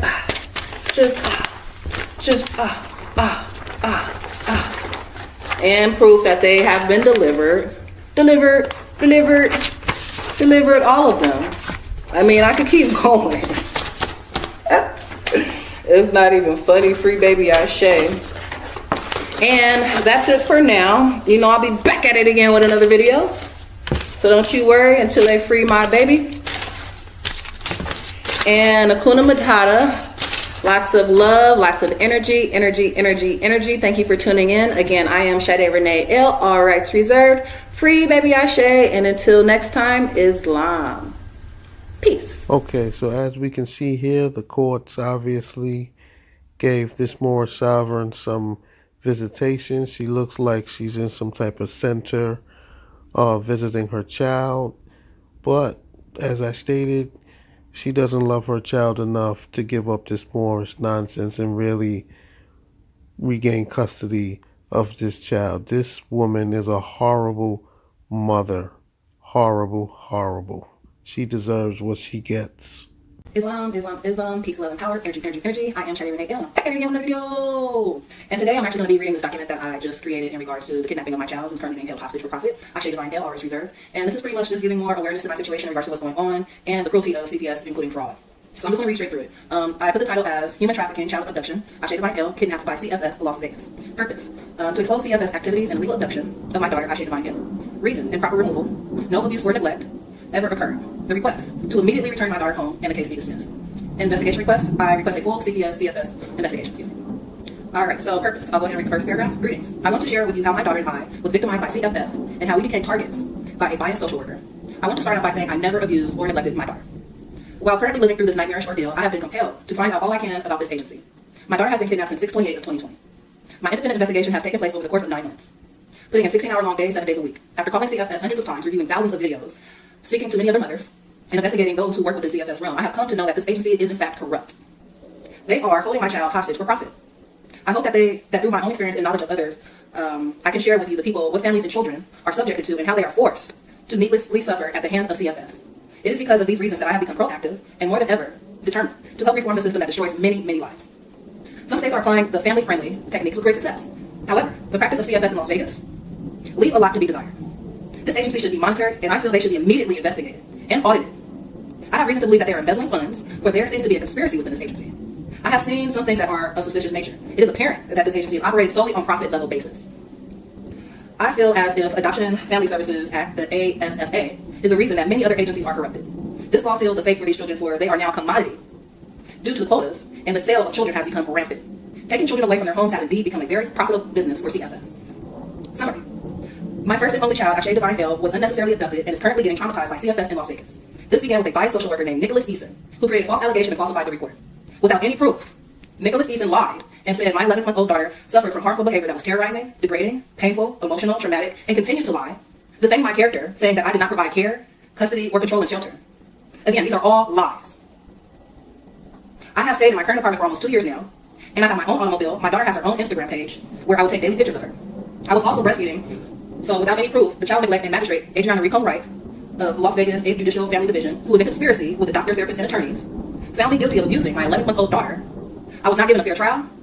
No jury was present. And please know that I would never abuse my child. Never. Again, they have no evidence of abuse. There was no bruises, no scratches, no marks, no witnesses saying they saw me abuse a baby. None of that. About me. I'm a solo mother. I self-delivered my baby at home. I had a lotus birth, so she came into this world naturally. I have never signed a birth certificate, therefore I never made her a ward of the state. I'm a personal trainer by trade, but before having my daughter, I used to work as an office manager for several Fortune 500 companies in downtown San Francisco. I also used to coach children's basketball, volleyball, tennis, and soccer for over 8 years. I am currently an entrepreneur. I write children's books and I study common law, nature's law, treaty law, and constitutional and human rights. My biggest job is being a mother. And I enjoy staying at home taking care of my baby, laughing, joking, reading, teaching her to love. Because my daughter was abducted, it has been a rough time keeping a steady income because I have to continue to fight getting her back. And that's my biggest focus and determination at this time. I have been a stay-at-home mother since my daughter was born. I am a hardworking and I do not drink. I haven't dated in years because my main focus is my daughter and my business. I do not have a criminal background besides minor traffic violations. And there's no history of abuse or neglect on my record whatsoever, or mental problems. I am an intellectual, I'm a researcher, I'm a humanitarian, and I study civics. Nothing in my background will warrant this removal. Our life before CPS. We had a happy life. Very, very happy. Great life before CPS. My daughter was even a bit spoiled. Her Instagram page even states this fact. You can go check it out at Ashay Divine. My daughter always was laughing and smiling. Always laughing and smiling. She loved me to take pictures of her and she loved to do baby talk. She would just talk up a baby talk storm all the time, always talking. She studied daily YouTube. I used to give her YouTube videos every day. I'm teaching Spanish, Mandarin, and Swahili. She's a vegetarian, so when I was breastfeeding her, and because I'm her doctor, I would mix fruits and vegetables with her diet. And because I'm her doctor, she has a very strong immune system due to the lotus birth. I have provided well for my daughter. She never lacked or needed anything that I could not attain. She enjoyed watching me work out and loved to listen to soul music. I would read to her, sing to her daily, and she would even dance with me. I have always taken care of my daughter's needs. Basically, there is nothing I could have done that would justify CFS removing my daughter. CFS is supposed to step in when families have done wrong and need help. Considering that they are holding my daughter hostage for profit, I am sad to see what this has turned into. My new outlook on social workers. I feel that there are a lot of incompetent social workers, including Nicholas Eason, Michelle Polino, Shalonda Adams, and Sandy Burnell of CFS Las Vegas. Many are burnt out, and others are simply sadistic. It is in their hands that our children's future is lies. This is why we need a policing agency to oversee CFS. CFS hurts more families than they help. They traumatize children and harass parents. Many children who have been removed were not even abused. In my case, the social worker Nicholas Eason came to my apartment. He even stated, in trial, in court, on the record, that my apartment was very clean and tidy. There was food and water, extra baby formula, and lots of toys and activities. It literally was like a mini daycare in here. So it makes me wonder, and it makes no sense, that he would lie on the report, saying that she was neglected from shelter, and she was traumatized and lacking care. I have numerous emails and phone recordings confirming the disrespect, and rudeness and unprofessionalism CFS continues to display. They refuse to let my family and friends adopt my baby. I've had several people reach out to CFS so they can get her. I am a more national. It is important that my daughter is with me, and at the bare minimum, someone else in my family or familiar with my culture. Sarah De La Rue is the current foster mom but she's European with blue eyes and blonde hair.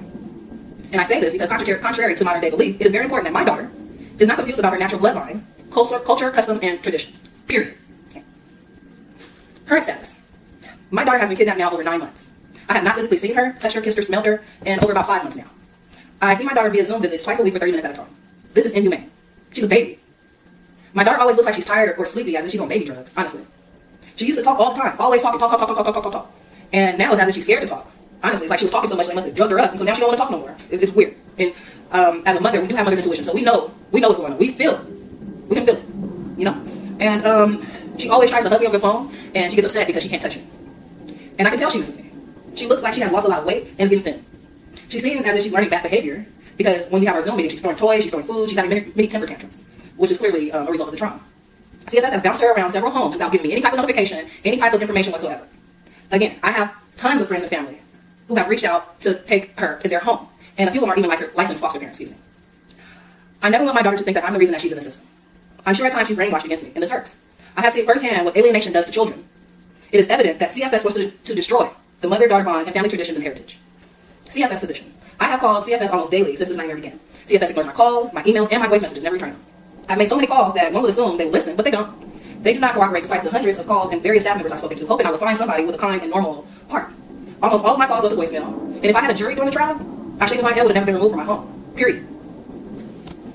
Again, CFS does not return phone calls or answer emails, or any of my questions in the emails. I'm concerned because I thought CFS cared about the welfare of children.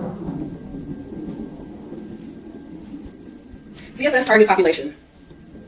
I am certain that my family is a victim of federal funding, Title IV, and the law surrounding ASFA, which is Adoption Safe Families Act. The training manual for social workers is all focused on obtaining federal funds and obtaining federal grant money, which is based on quotas, depending upon the number of children they take in and adopt out. Instead of sending my daughter home, I believe their goal is to lease option on my child with hopes of adopting her out. Even the court documents say adoption, even though my daughter already has a family and lots of friends who love her and want to take her in. The CFS training documentation states know your target population, and it outlines which people are targeted. When speaking with social workers and reviewing online data, the standard criteria is considered standard when removing a child. So this is their target population. They often look for single family households, solo moms. They also look for low income. They also look for mixed race. They also look for Moors, people who consider themselves Black or African American. They also look those who seek services, utility bills, welfare, which I'm not on any of that. But that's what they look for. They look for drug and alcohol addictions, which I don't have, but they did try to say that I had marijuana, that I was on drugs because I smoked marijuana, which is legal. That's a whole other video. Fraud. And mental problems, because they're trying to paint me to be this angry Black woman. Wow, I'm so angry. Like, cut it out. Cut it out. Come on, man. Y'all know me. I'm the happiest, luckiest person ever. Seriously. Just cut it out. Stop the lies, please. Stop the lies. All right. I'm almost finished. Appreciate your, stay with me here. Stay with me. Stay with me. This is important. Articles about CFS that I found. There are many websites about CFS and what they are doing to our children. This issue about Title IV is everywhere. The governor is aware of this problem, and many CFS cases are being reopened, which is great. There have been recent lawsuits which have resulted in victory for the families and victims of CFS. That is wonderful. Keep it going. It is time that CFS starts doing things ethically, okay? I'm going to repeat that. It is time that CFS starts doing things ethically. I will never give up, and I will never stop fighting until my daughter is home. Period. And this agency is reformed as well, because this not only affects my daughter, but this is going to affect many other children to come if they don't tighten up and figure this out and stop the fraud. Okay, just fire them all, rehire like real people who actually care about children's welfare. Okay, I think that's a good solution as well. Families are talking about their experiences. Children are coming forward, and prior social workers, current social workers, attorneys, and judges are all coming forward and talking about the nightmare CFS is. And I commend every single last one of you. Please continue to whistleblow. Please continue to stay strong and whistleblow. No fear. Whistleblow CFS. Okay, because you're fraud. Children's civil rights were violated. So CFS is only concerned about what is in their best interest, and not my daughter's. They continue to use my daughter, whose natural, common, constitutional, and treaty rights have not been preserved. She's been denied the right to come home and be with other friends and family. Crimes committed by CFS. My daughter and I have been unfair victims of CFS and they have committed the following offenses: child endangerment, child abuse, coercion, parental alienation, deprivation of rights, color of law, color of court, treason, treason, genocide, falsified documents, mail fraud, human trafficking, slavery, and avoiding treaty obligations. Because again, I am more American. I am protected by the Treaty of Peace and Friendship of 1836. That connects to Article 6 of the Constitution, Section 2. Conclusion. CFS, aka Child Family Services, aka baby thieves, is in violation of the U.S. Constitution. Again, the Treaty of Peace and Friendship of 1836. On top of that, common law, nature's law. This agency has purposely committed fraud and treason by seasoned children that are not even abused or neglected for the purpose of defrauding the state and federal government for funds. CFS operates in a color of law, color of court, using statutes and codes which are not law. Okay, a statute is not a law, for the record. I am Shadi Renee L, and I'm demanding the immediate return of my daughter, Ashe Divine L, and the dismissal of child abuse. It is against, again, nature's law and common law for a child to be raised by anyone other than the divine creator. And I put in closing these statements that I have made above are true and correct. I live in truth, justice, peace, love, and freedom. All right, so that's the document that I have created again in regards to the kidnapping of my baby, which is continuously going on. But any day now, she'll be home with me. Any day home, she'll be with me. Speaking into existence, it shall be, because what's divinely mine will be given to me. What's divinely mine cannot ever be taken from me. Excuse me, ma'am. I'm sorry to break this news to you, but that soliloquy will not help you regain custody of your child. Islam, peace and love, peace, love, and power, energy. I am Sade Renee L, and I'm back at it again with another video. And today I'm actually going to be going over this document that I'm going to file tomorrow with the clerk of court in regards to my daughter. As we all are aware, she has been trafficked. She's currently being kidnapped by CFS Las Vegas. She's being held hostage for profit. Now, in regards to her being held hostage in the process, now they are trying to vaccinate my child. So I went ahead and created this affidavit of fact and unlawful demand of immunization. Now, in regards to them giving me notice, I'll go ahead and show you a copy of when I was notified in regards to this. All right, so as we can see right here, this is what I received via email, that it was filed 2/11 at 1:13 p.m. So it shows here, notice of hearing. Please be advised that the motion to vaccinate the subject minor in the above entitled matter is set for the hearing as follows: February the 16th, 2021, 10 a.m., courtroom 4. And as you can see, they have the wrong name in regards to Kellogg Tharp Sade. That is the de facto name. I am Sade Renee L, all rights reserved, proper persona, sue juris. All right, and just to show, again, just to verify, they did send this information via email on Thursday the 11th around 1:13 p.m. And Friday, the courts are closed in my territory, Las Vegas, Nevada territory, due to COVID. So I just want to point out the fact that they did not legally give me 3 business days to respond. Of course, I am going to go ahead and file this with the clerk early in the morning tomorrow. But again, they do need to legally give you time to respond, which they did in fact not, because Friday they were closed, Saturday was a weekend, Sunday is also considered a weekend, and today, Monday being the 15th, is a President's Day de facto, but it is a recognized holiday to the de facto corporations. Well, there you have it. Just wanted to show you guys proof of the fraud that they continue to operate in. So again, I'm going to go ahead and resubmit this affidavit of fact in regards to unlawful demand of immunization. Now keep in mind, this information has already been sent and certified. It's been sent to, as you can see, the 8th Judicial District Court. It was sent on August 11th. So this was mailed August 11th to 8th Judicial District Court.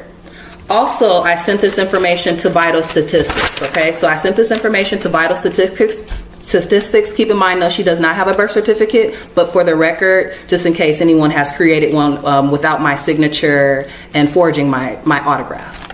So I also sent this to Vital Statistics, as you can see. It has been certified as well. They have received it. So this information was sent and delivered and received. And also, for the record, notice to principal is notice to agent, and notice to agent is notice to principal. Again, as we can see, Vital Statistics and 8th Judicial Court have, in fact, received this information, and it was delivered August the 17th. August the 17th and August the 12th. They did receive it. Okay. All right, and before I continue, I actually just want to go over a few quick definitions. I'll start with unlawful. And this is in the Black Laws Dictionary 5th edition. I'll read as follows: that which is contrary to law or unauthorized by law. That's State versus Canaanite. That's 20 NM 181, 147P. 283, 285. It also reads as follows: that which is not lawful. Now that's State versus Bullet 175 LA.21, 142 SO.787, 788. The acting contrary to or in defiance of the law, disobeying or disregarding the law, while necessarily not implying the element of criminality, it is broad enough to include it. And that's Surgeon versus Crossby Mortuary. That's 140 NEB 82, 299 N.W 378, 381. And I also want to mention to you guys what an unlawful act is. So an unlawful act is an act contrary to law and proposes that there must be an existing law Now that's State versus Campbell 217 Iowa 848 251 N.W 71792 A.L.R 1176.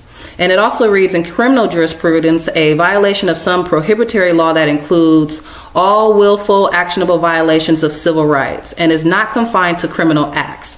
Now that's State versus Haley 350MO.300165 S.W 2D422, 427. All right, and again, for the record, it is against our religion to participate in any type of immunization or vaccinations. It is against our religion to participate in any type of vaccinations or immunizations, for the record. And I'll read religion. This is located in the Black Laws Dictionary, and I'll read as follows. Religion, man's relation to divinity, to reverence, worship, obedience, and submission to mandates and precepts of supernatural or superior beings. In its broadest sense, includes all forms of belief in the existence of superior beings exercising power over human beings by violation, imposing rules of conduct with future rewards and punishments. Now that's McMasters versus State 21OKLCR.318, 207P.566, 568, 29A.L.R.292. And I also read, it says one's views of his relations to his creator and to the obligations they impose of reverence for his being and character and of obedience of his will. It is often confounded with cultus or form of worship of a particular set, but it is distinguishable from the latter. People, XREL, Fish versus Sandstrom, that's 3N.Y.S2D 1006, 1007, 167, miscellaneous 436. And I'll stop right there.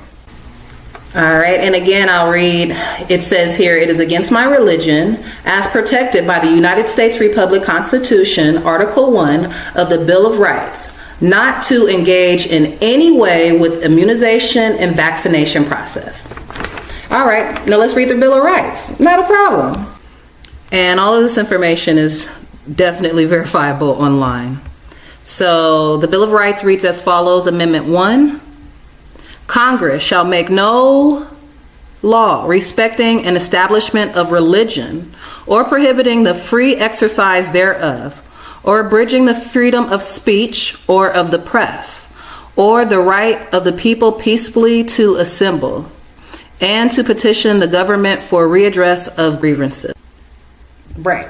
So with that being said, correct me if I'm wrong, but there's no law, okay, that says we must inject. There's no law saying that they have to vaccinate my child. There's no law saying that they have to immune her.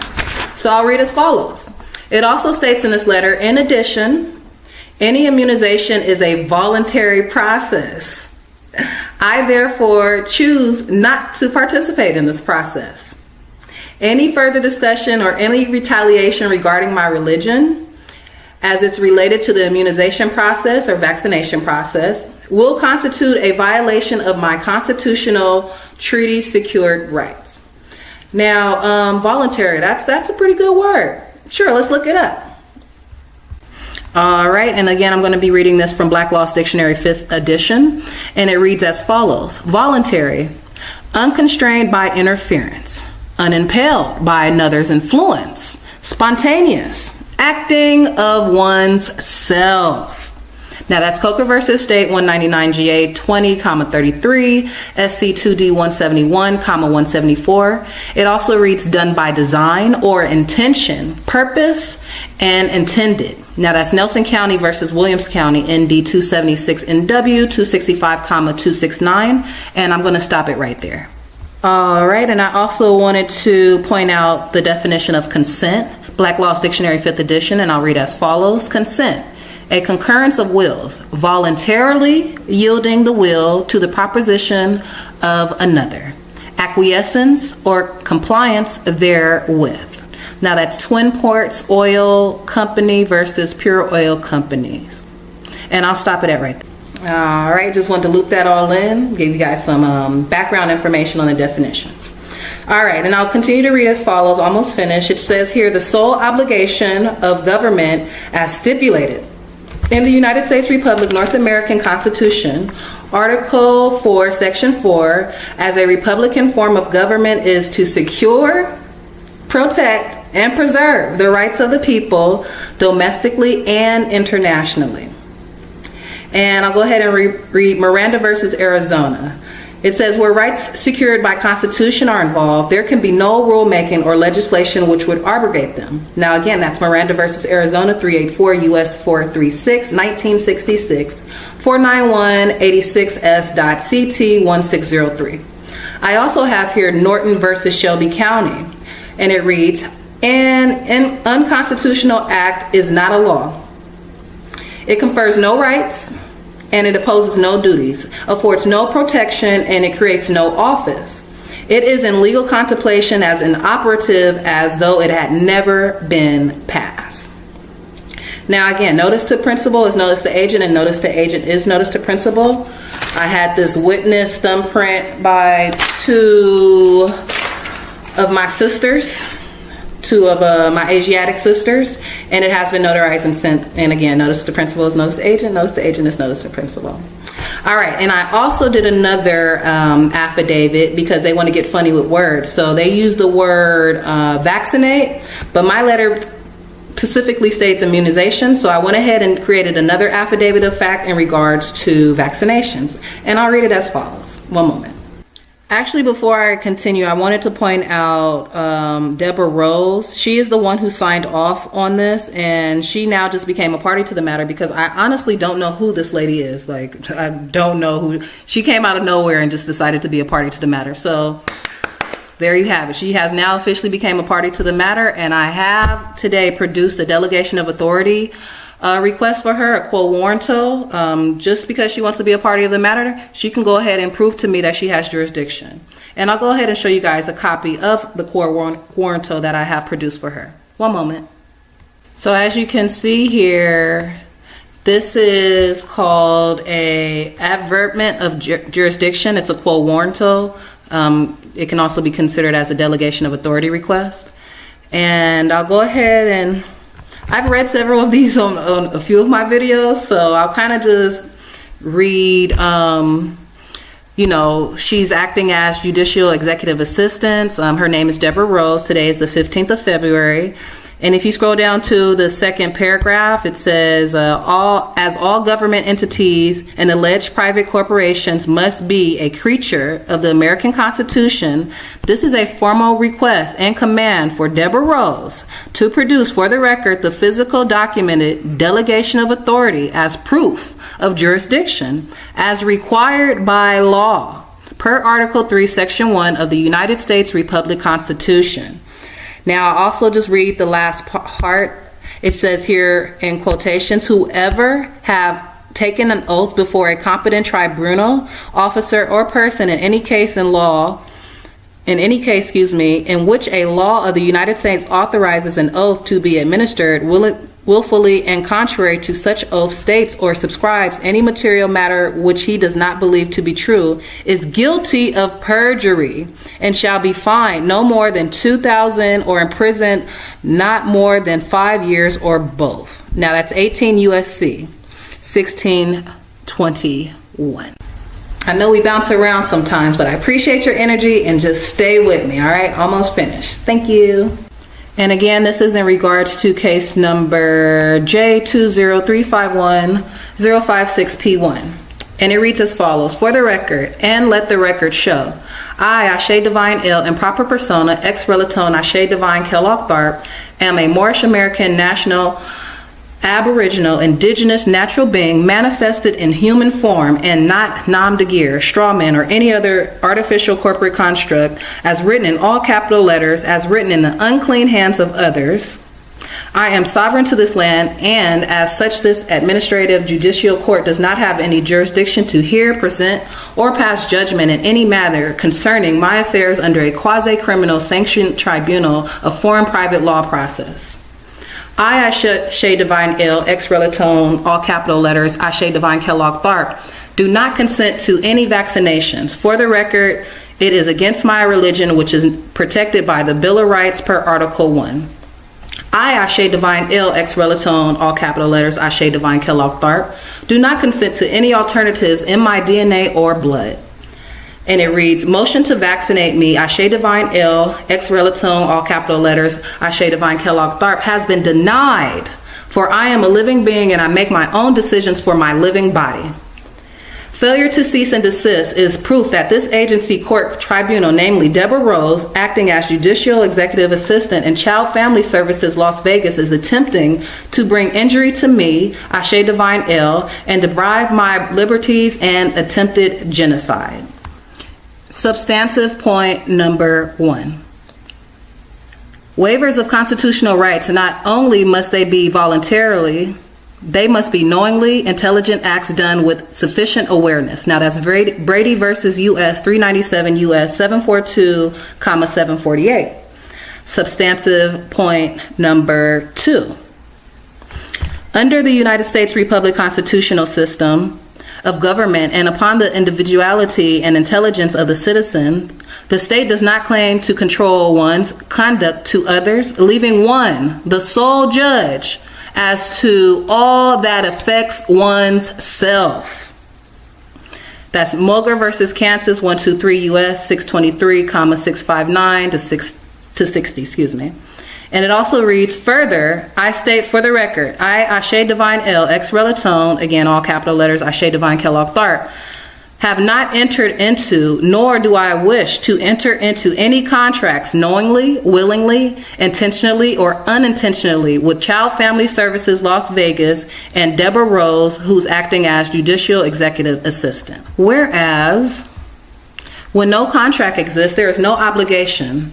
In order for an obligation to exist, a contract must exist, and it must not have adhesions, must be concise, and cannot be unconscionable contract that violates substantive rights of the people, lest it is void ab initio. And whereas any demand to compel me to act or perform must be a lawful demand.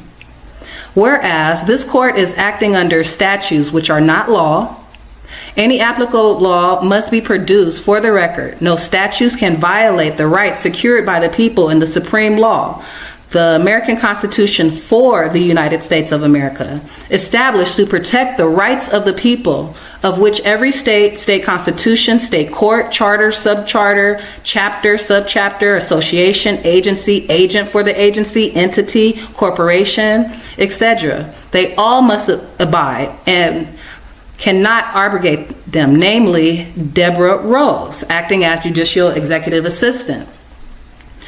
In closing, I, Ashe Divine L, ex Relatone, Ashe Divine Kellogg Tharp, I do not, under any condition or circumstances, by threat, duress, or coercion, waive any rights unalienable or secured by the Constitution and treaty, and hereby request the court fulfill their obligation to preserve the rights of this petitioner, a Moorish American, and carry out their assumed judicial duty in good faith. And again, notice the agent is notice the principal, notice the principal is notice the agent. Comes now, Ashe Divine L, sui juris, and proper persona. So, before I close out, I just want to go over a few more definitions. I'm going to go over involuntary servitude, and I'm also going to go over intimidation. Involuntary servitude, again, this is Black Law's Dictionary, 5th edition. Involuntary servitude, and it reads as follows: the condition of one who is compelled by force, coercion, or imprisonment, and against his will, to labor for another, whether it's paid or not. And I'll stop right there. All right, and we also have here intimidation. Intimidation, Black Law's Dictionary, 5th edition. Unlawful coercion, duress, putting in fear. And I'll stop. It is absolutely mind-blowing that this Moorish sovereign is spending so much time making videos for YouTube rather than actually trying to comply with the courts so that way she can gain custody of her daughter again. This is absolutely ridiculous. This lady is too stubborn to let this Moorish nonsense go. She loves this Moorish cult more than she loves her own daughter. And it is clear to me she can't possibly truly want her daughter back, because if she did, she would just comply with the courts and do what it really takes to gain back custody of her daughter. But she is so stubborn that she just will not let this Moorish nonsense go. This Moorish nonsense is not helping you gain back custody of your daughter. It is clearly making things worse. Islam, peace and love, and energy, energy, energy. I am Sade Renee L, all rights reserved, and I'm back at it again with another video. And today I'm actually just going to be doing a quick video in regards to these acting as magistrates, acting as judges, acting as people who have authority over free national living beings. Again, I have blood that runs through my veins, and no one has the God-given right to have jurisdiction over me or my daughter. And with that being said, I have this caught on camera. It's treason. It's practicing law from the bench, and they need to be exposed. So, for example, Belinda T. Harris is a tyrant. Some may say she looks like me, but she's not me. This is not my sister, because my sister would not speak to me like this, and my sister would not go against me like this. So where's her green card? Okay, that's what I want to know. Where's your green card, Belinda T. Harris? Because you are charged with treason on top of numerous other offenses. And with that being said, I can actually let her put herself in the hole and put herself in treason more than I can. Just listen.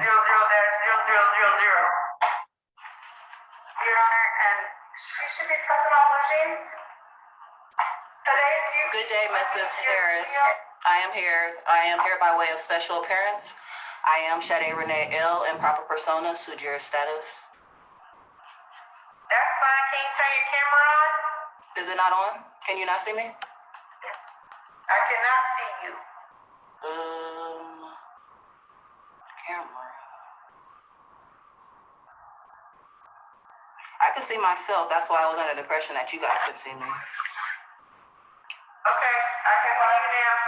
And just to let you know, that's what they do when you make special appearances. They try to like rock you up, rock you off. Like, girl, you could see me the whole time. She's a liar. This case is on for preliminary hearing. Objection, I'm still challenging the court's jurisdiction, and also I'm here in sui juris status. That means that I am sovereign to this land. Again, I am challenging the court's jurisdiction.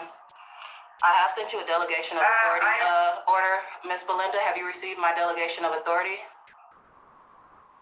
I have not, and I am going to say that this court has jurisdiction over the... She's a lie. I have definitely sent avertments of jurisdiction on top of delegation of authority requests. I also have certified tracking numbers. On top of that, she signed for it. So for her to get on court, for her to get behind that bench and lie, and I got the proof. Man, keep it going. Keep going. Case, we are proceeding today with preliminary hearing. Objection, Miss Belinda. Again, I'm challenging jurisdiction, and I have not received proof of jurisdiction. I do not consent to this, and this looks like this might be a deprivation of my rights, which is in violation of 18 U.S.C. 242. All right, so let's stop right there, because honestly, that is definitely a deprivation of my rights. It's very important to know your rights, because if you don't know your rights, then guess what? Somebody will take them from you. They even take your doggone baby. You know, we still fighting on that on a daily basis. It's not gonna stop, bro. They're giving her back. That's not necessarily what I want to share quite yet. Let me see. I was looking for actually, not for nothing. Let me share that first. Some of y'all actually go on here and like do 2-3 hour videos. I don't have time for that because I be doing other stuff. So I apologize if my information is not as organized as other people's videos, but the information is definitely there, important, and what's the other word I'm looking for? I don't know. Just follow along. Statutes. The following codes, aka statutes, are examples of legislation that protect the people's unalienable rights and impose fines and prison sentences upon elected appointed servants. All right, I'll repeat that last part. That protect the people unalienable rights and impose fines and prison sentences upon elected appointed servants, Belinda T. Harris, who abuse their powers under the color of law, Belinda T. Harris. I'm gonna scroll down because we're gonna get to this jury. Because in order for you to even say anything, like, give me a jury. Who are you to tell me that, oh, your word goes? No, give me a jury of people to tell me if I'm right or if I'm wrong. And it needs to be my peers, to be quite honest with you. And it needs to be jurists, but that's a whole nother video. Let's stick to the facts. She's in violation of 18 USC 241. That's conspiracy against rights. If two or more persons, she's in cahoots with the prosecutor and quote unquote, the person who's the public defender, you mean public pretender, public defender, public pretender. All right. If two or more persons conspire to injure, oppress, threaten, or intimidate any person in any state, territory, commonwealth, possession, or district in the free exercise or enjoyment of any right or privilege secured to him by the Constitution or laws of the United States, or because of his having so exercised the same, or if, I was kind of spelled weird, but or if two or more persons go in disguise, okay? Police officers acting under color of law, policy enforcers acting under color of law on the highway or on the premises of another with intent to prevent or hinder his free exercise or enjoyment of any right or privilege so secured, they shall be fined under this title or imprisoned not more than 10 years or both. And if death results from the acts of committed in violation of the section, or if such acts include kidnapping, they kidnapped me, okay? So clearly I was under threat, duress, and coercion because they kidnapped me. Or if such acts include kidnapping or an attempt to kidnap, aggravated sexual abuse, and they sexually abused me talking about squat down and spread your cheeks. When I got booked, do you know they made me squat down and spread my cheeks and told me I didn't spread them wide enough and to cough again and do it again? That's fucking sexual abuse. I was molested while I was there. Or an attempt to commit aggravated sexual abuse. You guys sexually abused me with cameras every time I tried to use the bathroom looking at me. Or an attempt to kill. They shall be fined under this title or imprisoned for any term of years or for life or both, or may be sentenced to death. Okay? Because she wanted to commit treason and genocide to my body. Talking about that's my sister. That's your sister, bro. Anyways, let's get back to it. Well, last time you were here, which was August the 5th, 2021, when you returned in custody and I addressed your custody issue, you told the court that you would like an attorney and that you would abide by the court's order. So at that time, you consented to the court. Objection. And so we are going to continue with Objection, that is incorrect. Previously gave. Ms. Belinda, objection, that is incorrect. What happened is out of threat and duress and coercion, I was forced to take counsel, but again, now that I am in my proper persona, I am in sui juris status, I am not in need of any counsel, and also due to the fact that I'm challenging your jurisdiction, I'm quite sure Ms. Pandora Levin, due to her affiliation with the Bar Association, is not able to challenge jurisdiction. And again, I'm here to self-represent myself. I'm here moving forward. Represent yourself on today. Moving You forward. are? Yes, ma'am. Moving forward, I am again confirming to the court that I do not consent, and I'm in sui juris status. Can you explain to me what the accusations are? We're going to do a Coretta canvas. Counsel can sit down. Accusations in regards to the kangaroo court? Now, I don't see how this woman disrespecting the court is going to help her. All right, so let me stop right there because she started asking me questions. Last time I checked, that sounds like practicing law from the bench. Correct me if I'm wrong. That's definitely practicing law from the bench. And we can do even a simple Google search in regards to that. And on top of that, why do I need to answer any questions? Like, I don't answer questions. First of all, again, I'm here by way of special appearance. Why do I need to answer your questions, little girl? Like, who is she? She's a little girl because I'm a grown woman. And let me show you right here. It says sue juris. I told her I'm in sue juris status. Okay, sue juris. Let me highlight that. That means, and this is Black Laws Dictionary, 4th edition, page 1678.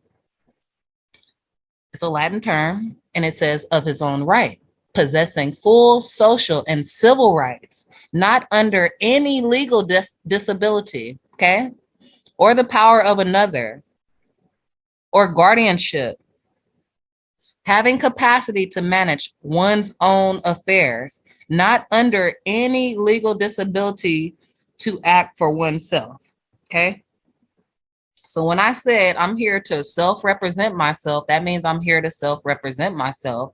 I don't need a attorney, quote unquote, acting as, a lawyer acting as. Don't have me pull out the bar member affidavit, okay? First of all, they're members of the Crown. They're stateless, okay? How can a stateless person represent a free national being? It's impossible. So she's a lie. And again, that's practicing law from the bench. And she has no right to practice law from the bench because that's not her job. Her job is to judge or act like she's judging. Her job is not to go and say, hey, this is what it is. For example, I typed in Google. This is a simple Google search. Practicing law from the bench, definition. Let's see right here. It says legislating from the bench. That means to interpret the Constitution in a way that violates someone's political or religious persuasion. Again, she took an oath to uphold the Constitution. So correct me if I'm wrong, because this sounds like treason to me. This is pure treason caught on camera. Can you tell me what the accusations are? I'm asking you, what accusations are you referring to? I don't know why I'm here. I don't know what I violated. I don't see any injured parties, so I'm confused. I'm really confused because I don't see it. Correct me if I'm wrong. In order for a crime to exist, shouldn't there be an injured party? So, once again.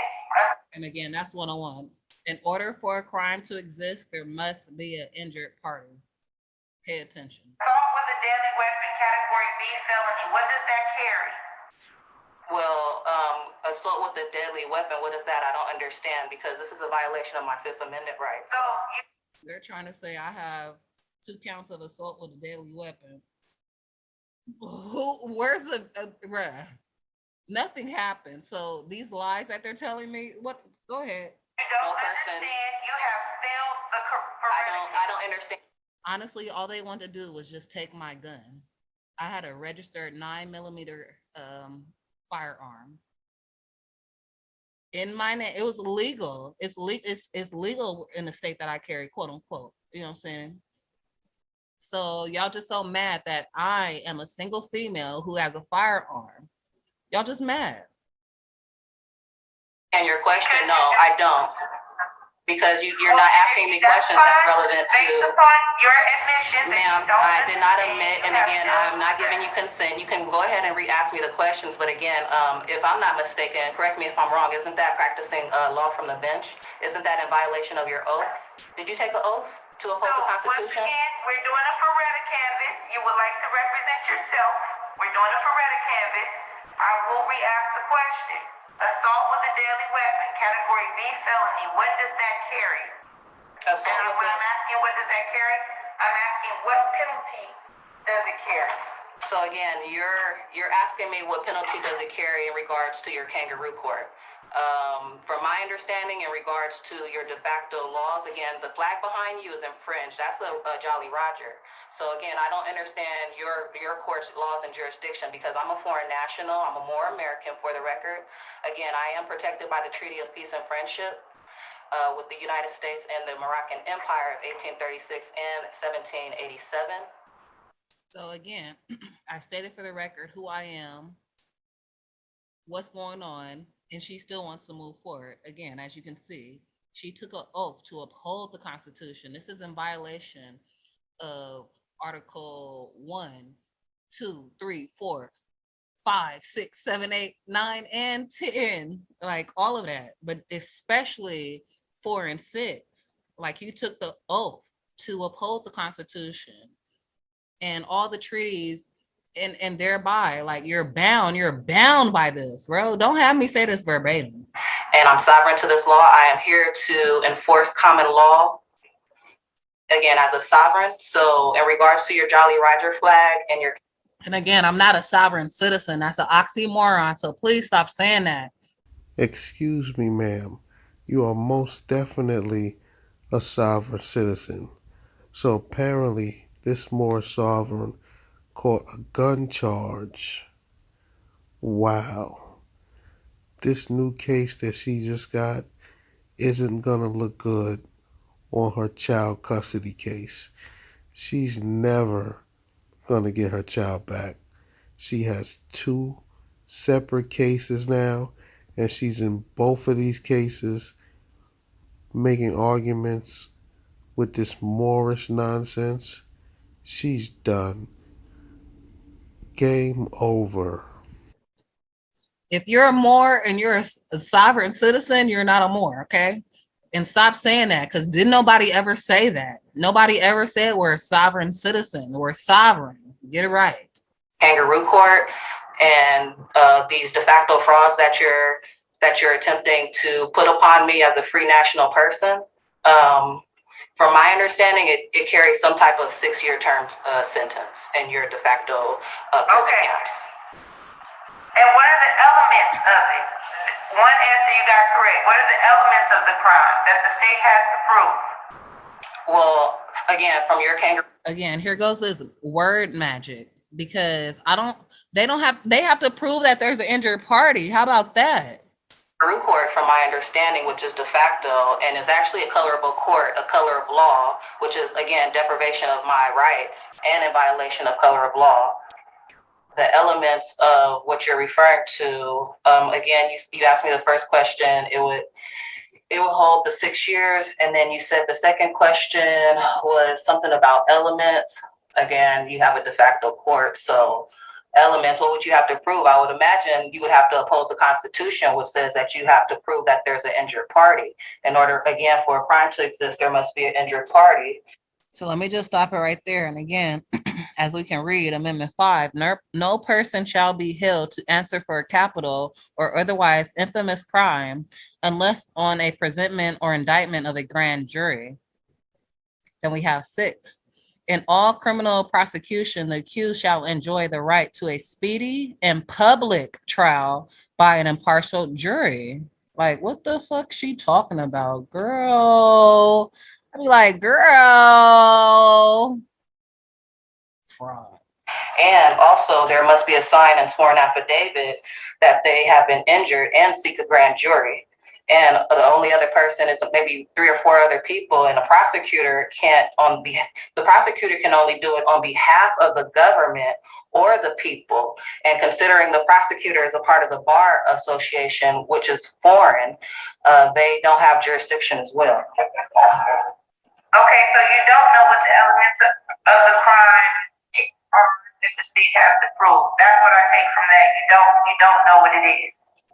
No, that's not what I said. Based upon No, that's not what I said. You must have misunderstood what I said, because again, I do not consent. No, I asked you a question and I answered it. Still before, but you didn't answer it. So that's what you're saying. That's why we're acting under color of law, because you're saying I didn't answer it to your your authority, but again, you don't have authority over me. How are you to tell me how to answer when you're operating in a colorable law court who doesn't have jurisdiction over the common law and the common law of people? So are you telling me that your law supersedes God's law? Oh my goodness.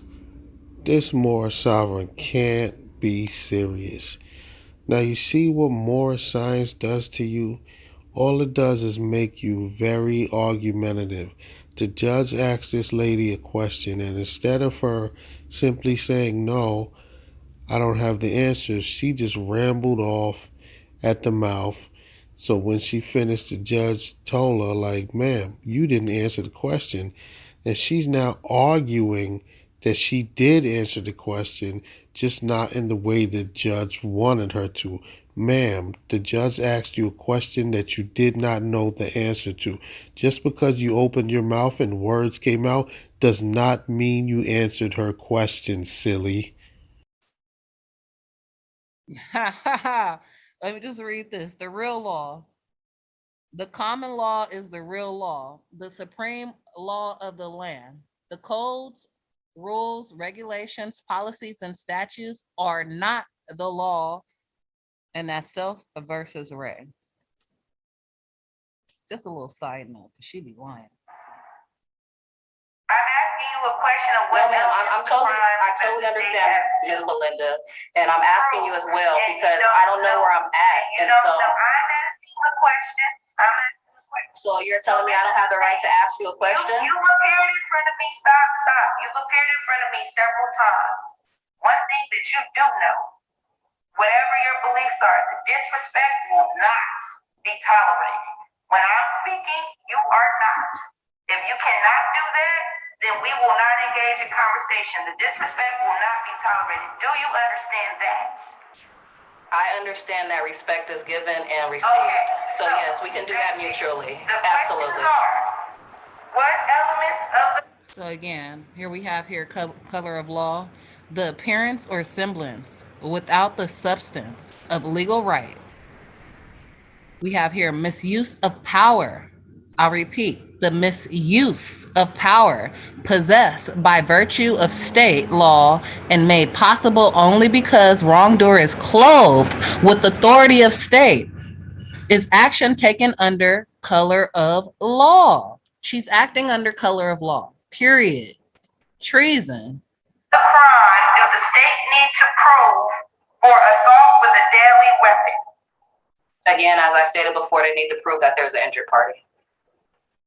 Okay, that is not the correct answer. So does that supersede? Can I ask you a question now? Because you're saying that's incorrect, but that's not incorrect because that's state law. You can look up Sheriff versus Colon. I believe that you know. Ma'am, I'm speaking, so now you're cutting me off. And again, you don't have the authority to do that over the free national people. But you don't know the elements of the crime. I don't know the elements of the crime in regards to your kangaroo court, as I've stated several times. No, ma'am.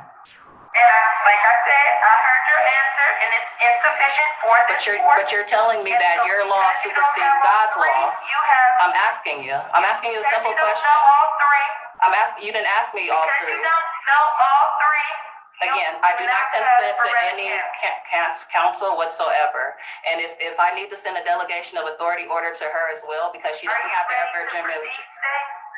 averment of jurisdiction over me, and so do you not. So now you're in violation of deprivation of fraud, and now I have to move forward with your surety bond. Because again, I've already said, and I have certified information. Again, that's why I moved forward with her surety bond. Not for nothing. I mean, this was on. I mean, I got it. I'm not gonna share it right now with y'all because I don't want to put it. It's public information, but I worked hard for this. So I'm just going to show y'all what I got right now. But that's clearly a signature. That's clearly an oath of office. She clearly called herself being a de facto judge who, again, she said that she will support, protect, and defend the Constitution and government of the states and the Constitution and government of the state of Nevada against all enemies, whether domestic or foreign, and that she will bear true faith, allegiance, and loyalty to the same, any ordinance, resolution, or law of any state notwithstanding. Facts! That's what I want to hear. And that she will well and faithfully perform all duties of the office, right? All right, remember you took this oath. Keep talking. That I've asked for you. It's only 50 cents to pull your oath. That's totally fine. It's only 50 cents to pull your oath. That's totally fine. I warned her. I told her. I'm a deputy district attorney. I am assigned today to prosecute the case of State of Nevada versus Sade Kellogg Tharp. Objection. Again, that is not who I am. You are trying to denationalize me as a 14th Amendment citizen. Miss Tharp, do not interrupt. I have the right to object.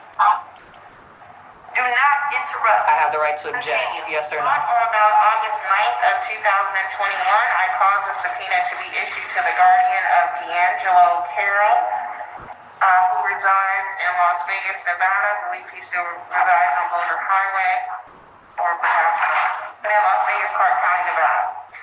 On August 18th, DA process server Matt Butler spoke to D'Angelo Carroll's mother. All right, I'm gonna speed this up a little bit. To the fact, as stated, she is essential and not subpoenaed. I am a subpoenaed and responsive witness. Okay. Yeah, okay. So you're doing it under Bustos, though, correct? Correct. In the act of surprise to this subpoena, if you would like to clarify it like that. So we only have one response from one of the possible essential witnesses. That is correct, right? And we have no response from anyone else. We have no comments here. Okay. And there's about, is it correct that there is about several other children and a maintenance man? According to the police report, there are 5 to 6. According to the police report, and just to let you guys know, that's a fact. You can actually, police do actually have the right to lie on police reports to prove probable cause. So they know this. If you're an ex-police policy enforcer, whatever, de facto, we know what they are. They're policy enforcers. Like, I say that connotatively. They have, quote unquote, the right to lie. Okay. For the record, they have the right. They give them leeway to lie on the police report just to prove probable cause. So for them to say this police report, and guess what? They can't provide no witnesses. They can't do no victims. Nobody showed up because it's fraud. Listen to the fraud. 6 children. However, according to the police report, there are only 2 children named in the police report. So go ahead and elaborate. I'm sorry. According to the police report, there were 5 to 6 children present. However, the police report only names 2 children. Those are the 2 children that we have planned in the count. And what about the maintenance man? There is a maintenance man who goes by the name of Dorian Gray. We learned as of, I believe it was yesterday, that he has since moved out of town, so we don't have contact with him. But he was subpoenaed. We did make our diligence and attempts to contact him, but we don't have service upon him, which is why the state is not requesting a continuance for the presence of Dorian Gray.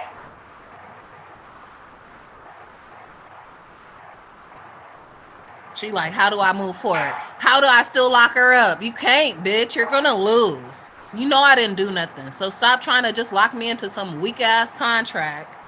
I didn't do shit. You know I didn't do nothing. I don't hurt people. Y'all hurt people. Count 1, I will grant the state. I do understand the responses. She wanna grant a stay, girl. Bye. Count 1. President Court of Warrant will issue. And then she threatened me. Let me see at the end. State, do you want this in 2 weeks? Or we'll see. I don't know. No, Your Honor, the state would ask for ordinary course. Okay, ordinary course. Just count 1.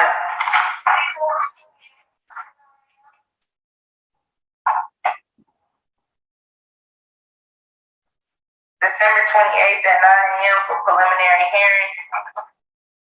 Also, Ms. Kellogg Brooks will not be allowed to appear on Alleging if she's not present in court. A warrant will issue for her arrest.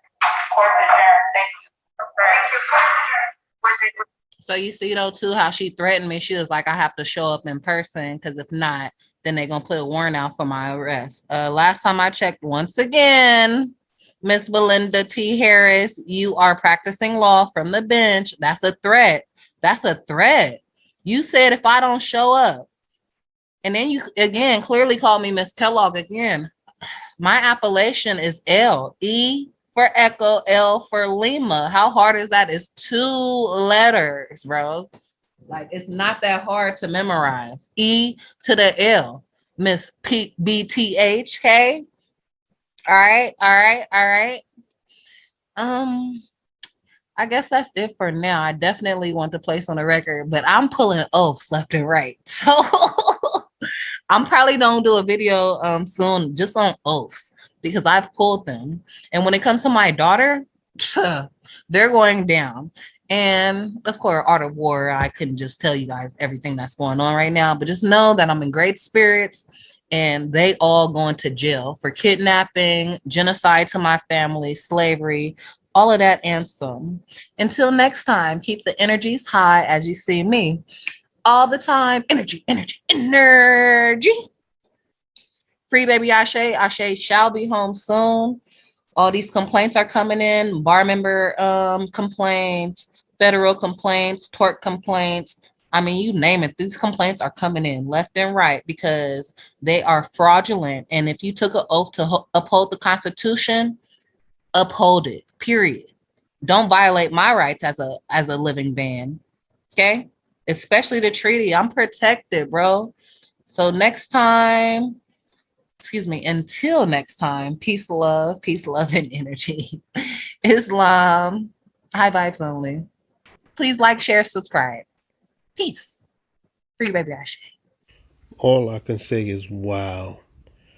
This Moorish woman caught another case. I don't see there being any chances that she is going to win the custody of her daughter back. I just don't see it. Not with her going into court acting a fool, spouting this Moorish nonsense. She's just too stubborn to even let it go. This is ridiculous. Islam, peace and love, and energy. I am Shadi Renee L, and I'm back at it again with another video. And today I'm actually just going to be doing a quick video on oaths and bonds. So my brother TL has been kind enough to actually help me out with a lot of this information. I feel like they've been like holding stuff for me because I'm at Nevada, so sometimes when my search engine like looks for stuff, like they be trying to play me. So I'm very grateful to have another brother, one of my honorable brothers. I'm like thank you for the honorable brothers to step in and help a sister out. That's chapter 25 of the Quran. So I appreciate you, TL. Thank you for coming through. I don't even want to say your appellation too much because I don't want them to block you. But with that being said, let's just take a look at oaths of office, just so y'all know what oath of office look like. For example, this is Stephen B. Wilson. So this is the clerk of county. He's the clerk court of my county, quote unquote, at the state of Nevada. And he even took an oath. He says that he does solemnly swear or affirm that I'll just read it as it says, that I will support, protect, and defend the Constitution and government of the United States and the Constitution and government of the state of Nevada. So not only did he say that he would uphold the state, like the Constitution, the U.S. Constitution, but also the Constitution of Nevada, where I currently, unfortunately, domicile at. I'm out of here. Just give me the day back. We're out, for the record. And I'll read as follows: against all enemies, whether domestic or foreign. So I'm not an enemy of the state. I am foreign, but I'm not an enemy. So I'll read, it says, and that I will bear true faith. Okay, I repeat, and I will bear true faith. Okay, allegiance and loyalty to the same. Any ordinance, I repeat, any ordinance, resolution, or law of any state notwithstanding, and that I will well and faithfully perform all duties of the office of Clark County District Attorney. I love it. I just want to make sure, like, yeah. You signed that. It's been signed. It's been notarized, all of that. And he's still the sheriff in the county that I reside at, quote unquote. Like, you want to like play a little word game magic. So what's the problem? Because I gave him a habeas corpus in regards to my daughter. So he said that he would uphold the Constitution of the United States and the Constitution of Nevada. So when I went there and I hand delivered the documents of a habeas corpus, why has he not to this day released my daughter? He violated his oath. That's why, because he wanted to violate his oath. Sad. It's fucking tragic. And now I'm going to pull up the state of Nevada, because if they want to play these little Nevada, oh well, Constitution Nevada, all right, let's play. But I'm not playing though, for real, because my daughter, like, she's literally being molested every day. They have a stranger changing her diapers, stripping her, being naked every day. Like, what the fuck? I've been called the emergency. Like, I've done all of this. I'm tired. Like, the game is over. Give me my daughter back. I've never been playing with nobody. How about that? Give me my daughter back. Constitution of Nevada. Boom. Declaration of Rights. Let's just click on this. Tell me if I'm right or wrong, and stop trolling me in the comments, because this is valuable information. Know your rights. Because if you don't know your rights, that's what somebody will take that shit from you. Section 1, inalienable rights. All men are by nature free. I repeat, all men are by nature free and equal and have certain inalienable rights, among which are those enjoying and defending life, liberty, acquiring possession, and protecting property. You hear me? Protecting property. My daughter is my property. I'm here to protect her and pursuing and obtaining safety and happiness. I'm not happy right now. Y'all stole my daughter. Where my fucking daughter at though, bro? How about that? Liberty. Well, how about this? Let's do section 3 first. Trial by jury. Waiver in civil case. The right of trial by jury shall be secured to all and remain invalid forever. But a jury trial may be waived by the parties in all civil cases. Last time I checked, y'all trying to get me criminally. And like, what? It don't matter. I never gave authorization. I sent so much paperwork saying I demand a trial by jury. They never responded back to none of my paperwork, but it's been e-filed with the clerk of court. So what's going on here? Why are you denying my rights? Is the question. Let's keep going. I sent this nigga Joe. Let's talk about this. Suspension of habeas corpus. I sent this nigga Joe, right? I've been sent him the habeas corpus. The habeas corpus has been sent, delivered, hand delivered, certified, all of that. Like, what are you talking about? Do you know what habeas corpus means? It means to release the body. Okay, it's time for. He's been supposed to release the body. So why has he not released the body? Because he's fraud. This is RICO. Y'all know what RICO is? Racketeering. How about that? This nigga has like literally racketeered and RICO my baby. That's what she's going through right now. She's being held hostage for profit. Like, what's up? Where's my baby? I want my baby. Like, not today. Excuse me. Like, right now. Like, today. I would say like not today, not tomorrow. I'm going to say like not tomorrow, not today. But like literally like right fucking now. For clarification. Right fucking now. Okay? Like, I'm over it. Like, why is my daughter? Last time I saw my daughter, as soon as she saw me doing these fake ass supervised visits, she ran up to me. Mommy. Do you know how much that hurts my heart? Do you know what I have to deal with daily? That they're depriving me of my fucking rights? My daughter. There's no reason that they're doing this besides fiat. Y'all gotta make this make sense. I'm emotionally going through pain right now. I'm emotionally distressed. Like, I can't even give y'all the words how emotionally I am right now. Because I can't describe it. It's indescribable. Like, have you ever had a baby? You carried a baby for 9 months and then have her stolen from you? This is my first child. I waited all these years. I had her when I was 33 years old. I'm not a young mother. I'm very competent. And the fact that they're trying to put all these lies on me is crazy. Like, this is fucking insane, bro. Excuse my language. All right, woosah. No emotion, right? No emotion. Back at it again. All right, so this is clearly an oath of office. And I'll scroll down. Collecting my thoughts. All right, we're good. Stay focused. So this is clearly his oath of office. And again, he said that he would, defend the Constitution. All right, defend the Constitution. I sent you a habeas corpus. Again, that means to release the body. That has been e-filed with the clerk of court. So why has my baby not been released yet? Because you're in fraud? Because you're a part of this racketeering. That's what it is. You're a part of like some type of racketeering situation to where you don't want to release the child. Like, that's fucking weird. Like, it's weird at its finest. I'm gonna show you more proof. And when I say weird, I say that more denotative, because weird is actually not a bad word. Just to let you guys know. Look it up in Black Law's Dictionary etymology. Actually, excuse me, etymology. All right, stay focused. 10/19/2020. As y'all see right here. Yes. Right here. Right freaking here. I'm highlighting it. It has been electronically filed. And anytime something's electronically filed, like, it should go like the parties, like the defendants are actually notified. So who are you to tell me that you did not receive this? It says right here. What's going on? It's a habeas corpus. Like, everything is fucking valid. Like, what are you talking about? I'm not about to play. And it's been notarized. So let me just make sure my information's on here. Yeah, it's been notarized. It has been notarized. I just want to make sure I have my adding stuff on here. Check it out. Check out the habeas corpus though. So you're telling me, and it's been filed. Like, this has been filed. So you're telling me that you took an oath to uphold the Constitution, right? All right, let's go back to this. Okay, let's go back to this. The Constitution. Like, I'm not even talking about US. I'm talking about Nevada right now, right? Let's talk about Nevada Constitution. Let me tell you how much these people are fraud. Constitution of Nevada, though, right? All right, let's scroll down. Because I just showed you the habeas corpus. And then let's look at this. Suspension. You can only suspend the habeas corpus if the privilege of the writ of habeas corpus shall not be suspended unless, when in the case of rebellion or invasion, the public safety may require its suspension. You heard that? Shall not be suspended unless, when in a case of rebellion or invasion. I have no rebellion and I'm not invading nothing. Okay, for the record. And it says the public safety. Like, it's no public safety. You know what I'm saying? Like, I'm not a threat to the public. So their safety is secure. So what are you telling me? That you're in fraud because it should not be suspended, period. Like, that habeas corpus that I gave you to release the body, release the fucking body. Like, what's the problem? You took an oath, bro. You took an oath to uphold the Constitution. You said you took an oath to uphold the Constitution. You're the sheriff. Protect the Constitution and defend the Constitution. You're the sheriff. That's your job. To uphold, protect, defend the Constitution. So I'm asking you, why are you not doing your job? Just riddle me that. Why are you not doing your job? And I'm going to go back to the sheriff's handbook too, just in case. Like, he need to be reminded though too, because he's so stupid, right? You don't know. All right, bet. Let me remind you. Since you forgot though, right? You forgot. All right, got it. Cool. You forgot. All right, cool. The whole part about how you get like, I have his oath. Like, I know that said 2012 I have his reinstatement. Like, I'm not even bloody right now in this video. I might show y'all the bond. I might show y'all the bond at the end of the video. Just stay tuned, because I'm probably gonna show the bond. I'm gonna show the bond. I'm gonna show the bond. But again, this is the sheriff's handbook, okay? This is public information. And again, the purpose of this handbook is to fully inform the American county sheriffs, deputies, and bailiffs as to their authority, duty, and the law. This handbook is an endeavor to consciously and completely cover the aforesaid in a topical style to make it an easy for reference. Like, this is easy for reference, all right? Let's go back. Count it up. Constitution for the United States of America, okay? Article 6. Okay, supersedes everything that y'all talking about besides common law. But let's listen to it. The senators and representatives before mentioned, and the members of the several state legislators, and all executive and judicial officers, both of the United States and of the several states, shall be bound by oath or affirmation to support this Constitution. What are you talking about? It says right here, the law of the land consists of the Constitution. Okay, the Constitution, not no statutes, not no codes. The Constitution, written by we the people. Guess what? I'm the people. I'm the people. I'm we the people, under the authority of God, to empower, control, and restrict the government servants. Common law, which is written by God in the hearts of men, and constitutional statutes, which are written by legislators. Constitutional statutes, which are written by legislators. Any state or code outside of the aforesaid, and there are many. There's a ton of them. Trust me. Is null and void, and that is why we need a constitutional law protector who knows the difference. Like, that's a sheriff, bro. That's a sheriff. Like, that's his job. His job. He works for me. He's a public servant. Exactly, and this is where the sheriff's attention should be. In order for statutes to become law, the legislators must first be given authority by we the people. I never authorized you to say that NRS child neglect / abuse / Nevada title statute, blah, blah, blah. Like, I never gave you authority to that. I didn't sign up for that. So that way you're superseded clearly by the Constitution. Like, y'all read this. I'm not even going to sit here and explain it to y'all because they need to read it. That's their job. That's their fucking job. If any nation expects to be ignorant and free, it expects what never was and never will be. That's a fact. So that means you need to stand up. Stand up for your rights. Stand up for your rights. I want my daughter back. I'm not playing, like, give her back. That's my daughter. I never abused her. Y'all never have the authority to take her. Like, I've been over this, bro. And I'm so even over this. I already found myself like, what? I'm not gonna say too much right now. Y'all gonna see. Y'all gonna fucking see. Excuse my language.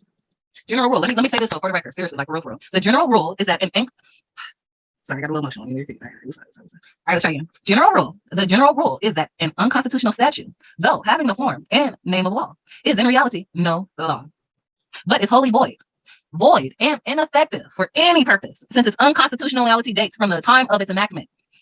In legal contemplation, it is an operative as if it had never been passed. All right?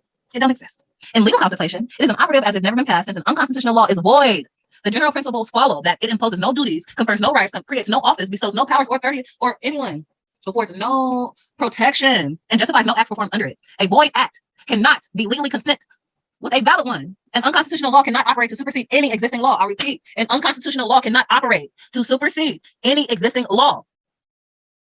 Indeed, insofar as a statute runs counter to the fundamental law of the land, the Constitution. I'm protected by the Constitution. What are y'all talking about? Common law on top of that. It is superseded thereby. And again, I'm a more American. I'm a foreign national. I'm protected by the Treaty of Peace and Friendship. Stop playing with me. No one is bound to obey an unconstitutional law, and no courts are bound to enforce it. Make sure you remember Norton versus Shelby County. Like, these people are fraud. Like, y'all need to go over this whole handbook. Look at you, some Bible verses, all of that. Like, everything. Like, they're fraudulent. Like, this is crazy how fraudulent they are. This is so freaking crazy. So freaking crazy. All right, so I'm gonna show y'all these the bonds, because I know a lot of y'all are confused on bonds and things of that nature. So I'll show the information because I know it's very hard to oh shoot, I got all this. I don't know if y'all can see this, but I got a lot of stuff. I grabbed it. I gotta get it, got to get it. All right, where we at? Public oath. Okay. So this is well, I guess they went to Ohio. So it says the Ohio Casualty Insurance Fund. I don't know why they went to Ohio, because clearly it says right here, Clark County, Nevada. But let's just, okay, this is a bond number. You see it. So if y'all need some smoke in Nevada, there goes the bond. You're welcome. I just gave you free information. Okay. Talking about Justice of the Peace, 25 racks. Justice of the Peace Pro, 25 racks. All right, cool. It don't matter how much y'all put on the bond, because guess what? I want all of that and some. Because y'all in violation of all my UCCs. How about that? And that's what I want to show y'all too, the UC violations. Just so y'all know, just so y'all have it on file as well. Because I'll give y'all that. I'm here to share information. I'm not here to charge for information. I'm not here to be an informational hoarder. Like, I'll show y'all the information. This is not a problem. Trust me. I'm an informational helper, okay? All the information I have, if y'all want it, I'll let your girl. Because I'll provide it. I'll let y'all know there's nothing for me to hide. See, that's what happens when you stand on the truth. I stand on 5 principles. That's truth, justice, freedom, love, and peace. It don't have to be in that order. I don't care what y'all say. But it's definitely love, truth, peace, justice, and freedom. Okay. Yeah. Like, I don't play. Like, there's nothing for me to hide. And the cool part about it is, I really feel like, well, I don't feel. I should have no feelings, right? Well, I know for a fact that it's only been, I can't even tell you how many Moors have helped me thus far. Like, I'm doing this all by myself, which is fine. It's my daughter. She's mine. You feel me? So I don't, necessarily need like help from other people. Like, I self-law master. I get it. Only I can free myself, right? Because I know y'all want to be like, oh, you can free yourself, blah, blah, blah. I get it. I'm here. I'm listening. But just remember, at the same time, when your sister's in adversity, you should help her. Period. And for my baby to get stolen, just remember. I mean, that's, hey, if my baby got stolen with no birth certificate, I'm just saying, protect your crown. Protect your crown. I can't even find it right now. And guess what? I just feel like if I can't find them, whatever. I am not going to, well, I'll show you this. How about this? I'll just show y'all that. I couldn't find the actual thing, but I will show you this, and you can look it up, because I'm not making this up. So, for example, these are all the violations that they've done in. So let's go over it really fast. It's a lot. I know it's a lot, and this is not even all of it, because I also have let's see. Look at my paperwork. I also have violations of Treaty of Peace and Friendship of 1789 and 1836 between the Moroccan Empire and the United States. Also common law, also Supreme Court rulings, Constitution of the United States of America 1789, Article 3, Section 1 and 2, Constitution of the United States of America 1789, Article 6, and the Constitution of the State of Nevada, Article 1, Section 1, 3, 5, 8, 16, 17, 18, 19, and 20. But let's go to this one too. 18 U.S. Code 242, deprivation of rights under federal law. 18 U.S.C. Code 241, conspiracy against rights. 18 U.S.C. 1001, statements or entries generally, because they're lying. Like whatever statement y'all made, y'all have no proof on it, so prove it, because you're in violation of that. 18 U.S.C. 1512b, engages in misleading contact. Again, they're falsifying documents or defaming my character. I never abused or neglected my child, so that's misleading. 26 U.S.C. and more things. I'm not going to legally give you my battle right here over the phone. Excuse me, online. But I have more proof of that. But I'm just going to read it off. Actually, let me not even explain it. Let me just read it off, because again, I need to save where they're all going down. And did I show you the bond? Yeah, I already showed you the bond. I already showed you the bond. All I need to do is call the insurance company and get the bond. And we're going after the bonds. Facts. Let's continue. 26 U.S.C. 7214, offenses by officers and employees of the United States. 42 U.S.C. 1985, 3 counts. Conspiracy to interfere with the civil rights. 3 counts. They got 3 counts. It's probably more counts, but I'm just going to hit them for 3 right now. I got other, I don't want to say too much. 18 U.S.C. 351, 5 counts. Violation of oath of office. I sent you all the information in regards to their oath of office. I literally showed y'all the proof as far as what they were supposed to do and what they're not supposed to do. Violation. Moving forward. 18 U.S.C. 3571, deny proper warrants, deny rights of reasonable arguments and records. Yes, I have severally asked out several times in regards to show me the proof. Show me the proof. If I abuse my baby, show me. Show me a scar, show me a mark. If I neglected my child, show me how I neglected Ashay. I have my own apartment, I have my own conveyance, all of that. So how did I neglect her? She's well taken care of. So prove it. But y'all deny me those records, so for proof, because it's only hearsay. And it's only third-party hearsay. Fraud. Let's move. 18 U.S.C. 3571, deny right to truth and evidence. As I just said, you're denying me the truth and evidence. You're telling me I did this, but you have no proof. Just show me. If I ever neglected my child or abused her, show me. But clearly I don't know, because it never happened. So if you're telling me if I love her every day, if I kiss her every day, that's abuse. Show me where that's abuse. Because she was well taken care of. Y'all stole her from me, and now she's being drugged. She's being molested. She has strangers changing her diapers every day, stripping her naked every fucking day. That's molestation. This is forced slavery and involuntary servitude. I'm keep going. Slavery, forced compliance, no contract. I never signed no contract with fake ass CPS, CFS, whatever they want to call themselves, DCFS. I don't know who they are, because they're all fraud. They all lay down and have sexual orgies. You know what I'm saying? They all work together. So that's a violation of 18 U.S.C. 351 as well. Also 18 U.S.C. 351 treason. Also 18 U.S.C. 1091 genocide. They're trying to attempt this genocide to my family. Do you know how much I suffer on a daily basis not having my daughter with me? Do you know how that mentally affects me, yet alone her? I don't this is crazy. This is fucking crazy. The fact that they stole my daughter and they continue to lie. And then you do have no proof. I never did nothing. Now, this is the first time I've heard this Moorish sovereign get emotional over them, quote unquote, kidnapping her daughter. Ma'am, your daughter not being in your custody is your fault. You coming into court with all of this Moorish nonsense. All the court wants you to do is listen to what they're telling you to do, probably get into some type of classes, and you could have had your daughter back. But instead, you're just in there being argumentative, arguing that they don't have any jurisdiction. This is all your fault. This is also the fault of Moorish literature and teachers like Taj Tariq Bey, Light Tajiri Bey, and Tracy Sharon Gale. This is ridiculous. This is the first time I'm hearing you get emotional that you don't have your daughter. Out of all these videos you made, this is the first time. And you know what? I don't even feel sorry for you, because it is 100% your fault. If you would let go of the Moorish nonsense, you would have already gotten your daughter back. What is wrong with you? This Moorish sovereign, this Moorish science, people, please stay away from it, because it is not fruitful for your life. Your life will go downhill once you climb through that Moorish rabbit hole. You see, this woman here has lost her child, and she is so stuck on this Moorish science that she cannot let it go. If she would have let it go already, she would have had her daughter back. But no, she cannot. This Moorish science is stuck on her like glue. Moorish science has ruined this lady's life, and Moorish science has ruined her daughter's life. This is a shame. Also 18 USC 351 treason. Also 18 USC 1091 genocide. They're trying to attempt like this genocide to my family. Like, do you know how much I suffer on a daily basis not having my daughter with me? Do you know how that mentally like affects me, yet alone her? Like, I don't like, this is crazy. This is fucking crazy. The fact that like they stole my daughter and they continue to lie. And then like you do have no proof. I never did nothing. But y'all want to sit here and lie. That's genocide to my family. This is trauma that I'll never be able to get over for the rest of my life. Or my daughter. I know she's young. She's only 2 years old. You know, God forbid she remembers this. But who am I? I'm not her. I don't know if she's going to remember or not. It's fucked up, bro. 18 USC 876 mail threats. Y'all keep sending me shit in the mail talking about I got to show up. I got to, like, first of all, for you to summon the dead. You summon the dead. I'm a living being. Who are you to tell me that I have to show up anywhere? I'm a living being. And was it from an Article 3 judge? You see, she just can't let the Moorish nonsense go. She's talking about Article 3 judges and them summoning the dead, meaning because they sending letters with her name in all capital letters. That's a dead person. That's the straw man. She just can't let this Moorish nonsense go.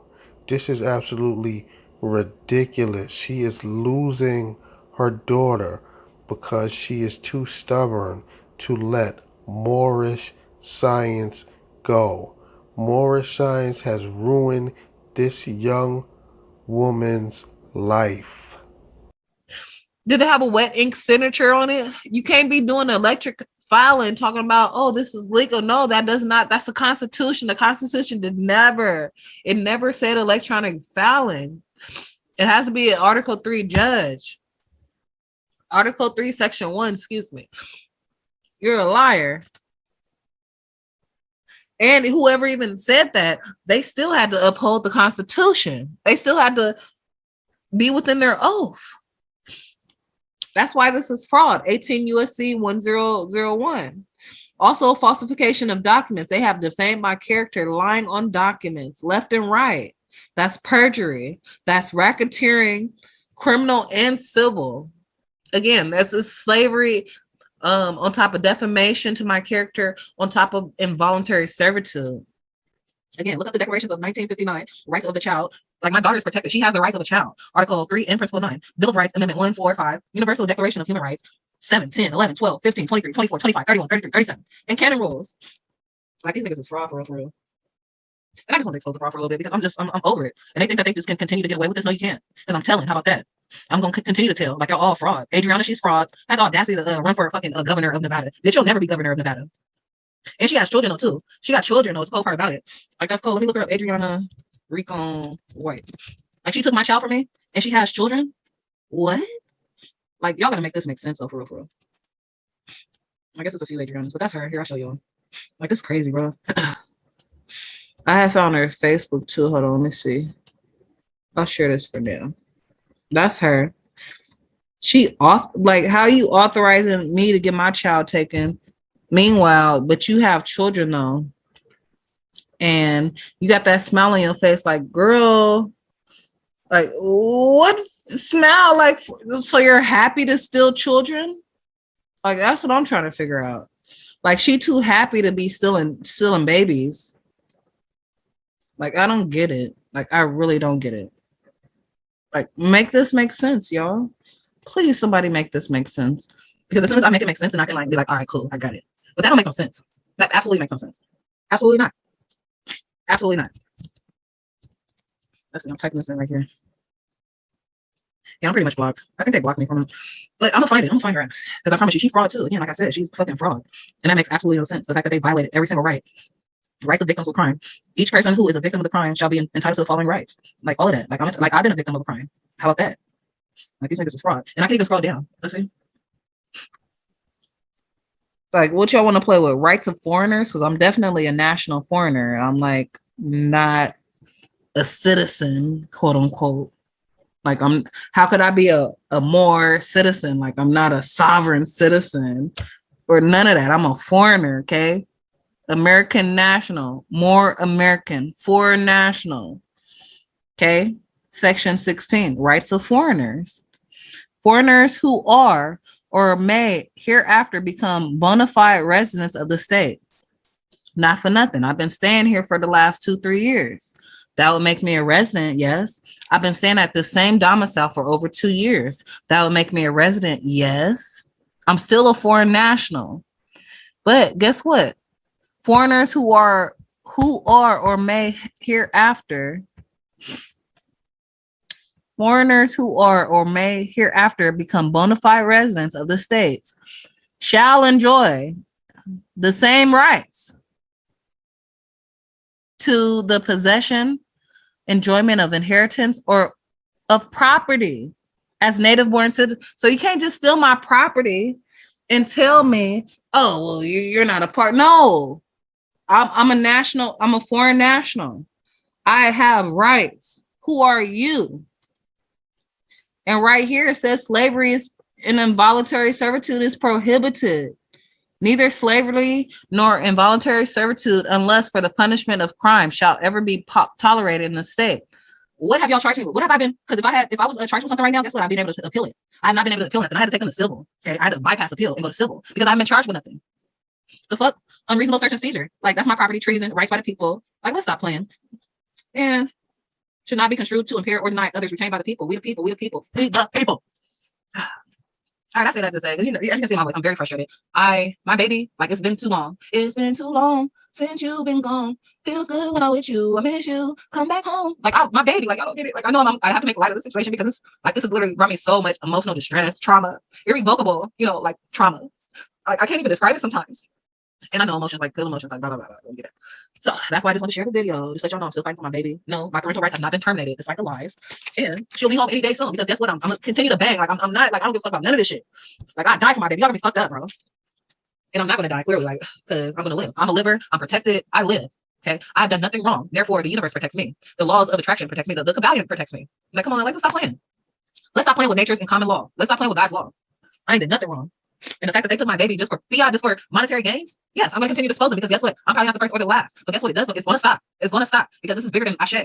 This is like y'all need to stop taking babies. If parents are fucking up, then yeah, talk to them, help them, revive the situation. But for y'all to target me and I did nothing wrong, and y'all keep lying on the fucking report left and right, kind of like, oh well, let's make up another lie. Oh, this person's booty. Let's bring up like it's literally like 70 people I'm fighting right now because they keep dropping people off and bringing new people on. Like let's tell the truth. Let's tell the fucking truth. How about that? So I'm one person fighting the whole fucking city hall. Which is fine because guess what? The lie took down a giant. I don't give a fuck about none of that shit. Y'all don't scare me, stupid ass bitches. And with that being said, peace and love. Like, let me just get off because I'll get saying. All right, no, seriously, peace and love, longevity, prosperity, high vibes only. PMA. Ashe will be home soon. And in the meantime, I'm going to continue to go after these torts, bonds, civil lawsuits, and all of that. Mark my words. Peace and love, Islam, energy. Please like, share, subscribe. I would say donate and stuff like that, but I don't know. I don't ever get no donation, so like I'm done with asking people to donate. But just please like, share, subscribe, leave a good comment. Like I'm like that's good. Thank you. All right, peace and love. I'm out. Islam, peace, love, and energy. I am Sade Renee L, all rights reserved, and I'm back at it again with another video. And today I'm actually going to be doing a quick video just to keep you guys posted in regards to my daughter, Ashe Divine L, all rights reserved. She is being currently held hostage for profit by CFS Las Vegas, aka home of the baby thieves, a de facto corporation who has no jurisdiction over free national beings, especially myself and my daughter. Again, for the record, I never autographed a birth certificate, U.S. corporation, human trafficking bond with the United States. I've never signed one of those. Her living entry is an affidavit. I have an affidavit of live birth. And I've also put her birth entry in my family Bible. It's been a Bible that's been in my family. It's probably 3 times older than I am, if not older. And with that being said, that is a legal way to place your birth on public record if you put it in your, on record if you put it in your Bible. So the fact that they're not recognizing it, they're trying to bond her as a 14th Amendment denationalized citizen. And that's not who she is. Again, she's a Moorish American, a foreign national. She's free. She's sovereign. No man or woman has jurisdiction over free national people. What in the doohickey are you talking about, ma'am? Your daughter was born in the city of Las Vegas. How is she a foreign national?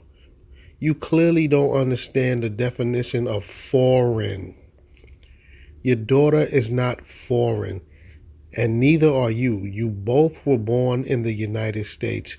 It's ridiculous how once these people fall into this, go down this Moorish rabbit hole, they just misinterpret everything that they read.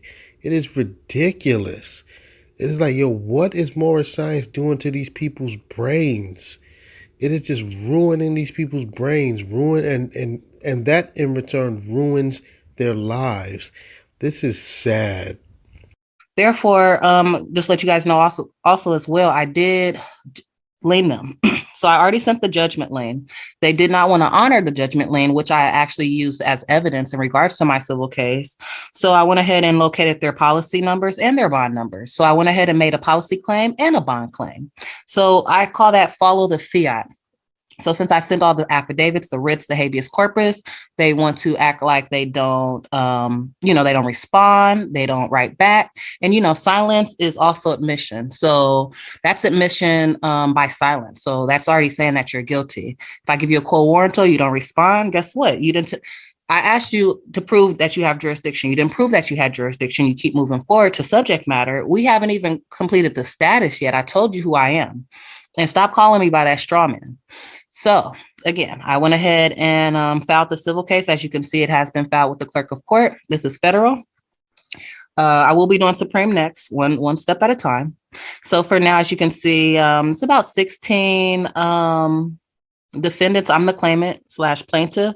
As you can see, Sade Renee L, Sue Juris, and we have here de facto Child Family Services, Las Vegas, again, home of the baby thief, Stephen B. Wilson and Stephanie A. Charter, acting as deputy district attorneys for the Bar Association. Again, they're stateless. They are foreign to me as well, and they're stateless.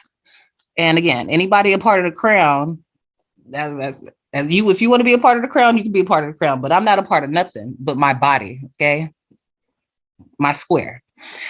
All right, moving forward, we have here magistrate acting as de facto Adriana Recon White. We have here acting as sheriff, who needs to get in contact with his minions and retrain them. That's a whole nother video. We're gonna talk about Joe though.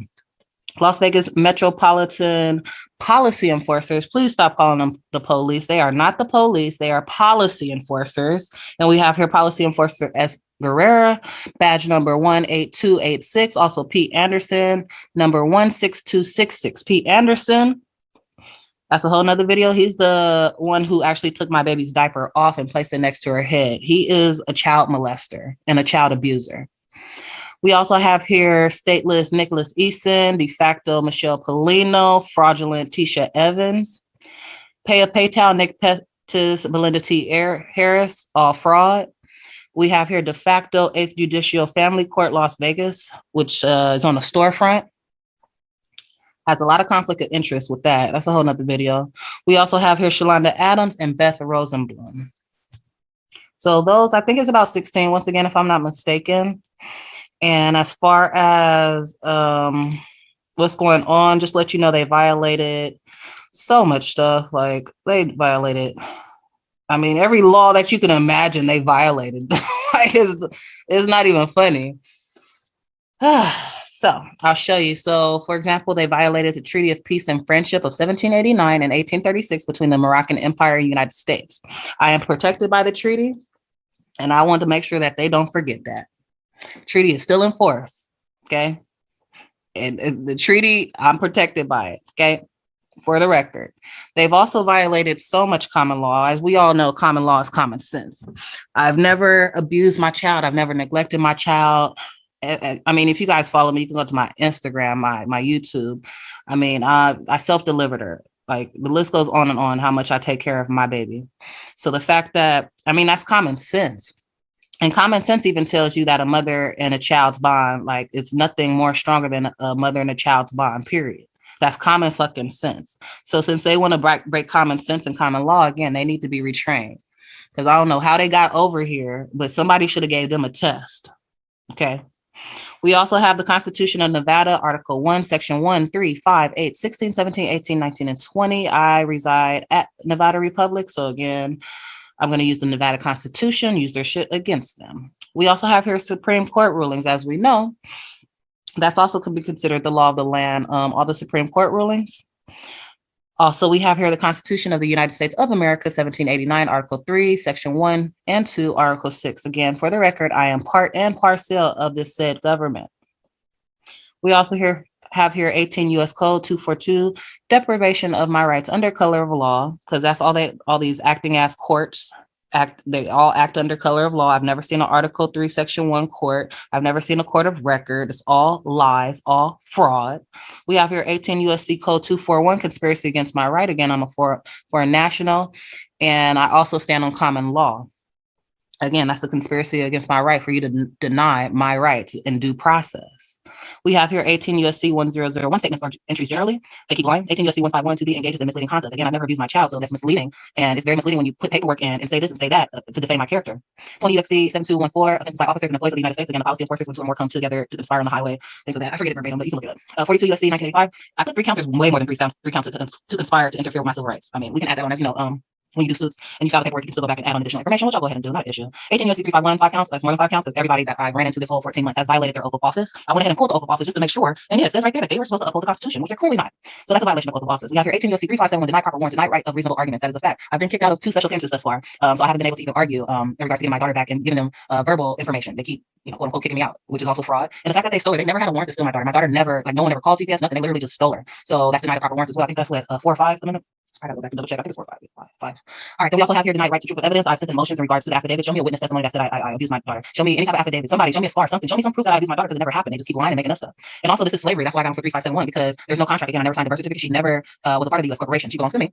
And I am free. I'm a free national. Everybody's going to know this as well. So you are who your mother is. I'm free, so she's free. So this is for slavery and forced compliance. And again, there's no contract. If the contract doesn't exist, produce it. And again, I've said that several times. And that's why it's denied the right to truth and evidence. So there's no contract. Y'all can't show me no contract. That's why it's treason. That's why it's genocide to my family. And also mail threats, because they keep mailing me information talking about show up here. Who are you? Who are you to tell me through the mail that I need to show up at a certain place at a certain time? Who are you? Who gives you jurisdiction over me? That's a mail threat. That's why it's fraud. It's also falsification of documents in my straw man, girl. That's not who I am. I'm Shadi Renee L at all times, and proper persona. So stop putting that straw man Kellogg talking all capitals. Like, I don't like it. That's why it's perjury, and that's why it's connected to racketeering, criminal, and civil. Also, a violation of my Declaration of Rights 1959, Principle 3 and 9. Also, more principles I'll add on at a different time, more than likely. Bill of Rights Amendment 1, 4, and 5. More than that as well. Universal Declaration of Human Rights, Articles 7, 10, 11, 12, 15, 23, 24, 25, 31, 33, and 37. Also, here we have your Canada rules. Canada rules are really good. I don't know if you guys study the Canada rules, but I would say definitely look it up, because it's good information. All right, moving right along. Almost finished here, and I already shared that, so I'm not going to share that again. I want to share this, which is coming up. All right, so in regards, I keep bringing up the same one. My bad, y'all. Okay, here it is. Promise. Give me a drum roll. Yep, here we go. Haha. All right, so I'll just read it off. Adrian Rico White. And again, there's no such thing as money. There's Federal Reserve notes, but due to great conversion, you can always give me my gold and silver. I prefer to take that first. But if the only option that we have here is paper money, is Federal Reserve notes, then hey, it is what it is. So Adrian Rico White is being sued for $60 million. Child Family Services is being sued for $100 million. Stephanie A. Charter, we have here $50 million. I have here Stephen B. Wilson for $1 million. Joe Lombardi, because he needs to get in contact with his whole police department. They are fraud. I should have put $200 million, because he needs, that's a whole other video. We'll get back to Joe. So he's 100. Jolanda, she's 3. Esquire, he's 5. P. Anderson is 50. Nick is 5. Paya Patel is 5. Michelle is 10. Nicholas is 15. Beth is 1. 8th Judicial Court, Las Vegas, de facto is 10. Tisha Evans is 3. Belinda T. Harris is 3. So altogether, we're looking at $426 million and $1,140,000 in punitive. All right. And that's only the first video, of course. As you see, that's just the federal. We're still gonna do Supreme. When I say we, mean me and my daughter. We still don't, because they gotta stop stealing babies. Like, it's not even, it's definitely, my main thing is bring her back. Just bring her back tomorrow, bring her back, right? And then from there, stop doing what you're doing. Just stop. Just stop. I would not want nobody to go through what I've been going through for the past 14 months. Emotionally, mentally, physically, like it affects everything. And then when I see my daughter, we have our visits twice a week under dressing coercion. She's always excited to see me. She's a great baby. She's such a great baby. But I can tell she's being drugged. Like she's so like she's not as active. Like when I had her at 10 months, she was mommy, hi, yeah, happy, go. Now she's just like you can feel like I don't know what they've given her, what type of drugs they've given her, but it's slowing her down. Like she's like it's like she's doped up or something. Like she's just not responsive as quick. Like she used to be way more responsive at 10 months than she has at 2 years. Like it's crazy. They need to hurry up and give her back. Like stop doing what you're doing. And on top of that, they have her with the Albion family. Like I saw my daughter the other day, she had some Frozen shoes. I mean, Elsa and them, they cool, can we go to Snowman? You know what I'm saying? Like it's all good and gravy. But I don't want my daughter walking around with European faces on her shoes. I prefer her not to play with European Barbie dolls. That's just my preference. Okay, I have the right to that. That's my culture. Okay, I want her playing with melanated dolls, things of that nature. So that's another video. I'm not gonna start rambling. But I love this song, and I want to just play it on my way out. Other than that, I appreciate you guys tuning in. Please like, share, subscribe on your way out. I will be home soon. Hakuna Matata. Alright, so this is my copy. As you can see, it was dated 5/17/2021. It has been filed with the acting as clerk of court, Steve Gerson. On the left hand side, we have here Stephen B. Wolfson acting as district attorney of Nevada, State Bar number 1565 de facto. We also have here Stephanie Richard acting as chief deputy district attorney, de facto, State Bar number 12075. If we skip down to line 10, we have here Ashe Divine Kellogg Tharp in all capital letters, which again signifies a corporation, not a living human being. And that is a Nam Dagir, and that's also her straw man. If we skip down to line 13, I'll go ahead and read as follows. Motion for order directing the Nevada Office of Vital Statistics to create and issue a birth certificate. Line 15 comes now. The Clark County Department of Family Services, the department, through Michelle Polino and Stephen B. Wolfson, District Attorney of Clark County, State of Nevada, by and through Stephanie Richard, Chief Deputy District Attorney, and hereby applies for an order to have the State of Nevada Department of Health and Human Services, Division of Health, Office of Vital Statistics create a certificate for Ashe Kellogg Tharp, a minor ward of this court, in custody of the Clark County Department of Family Services.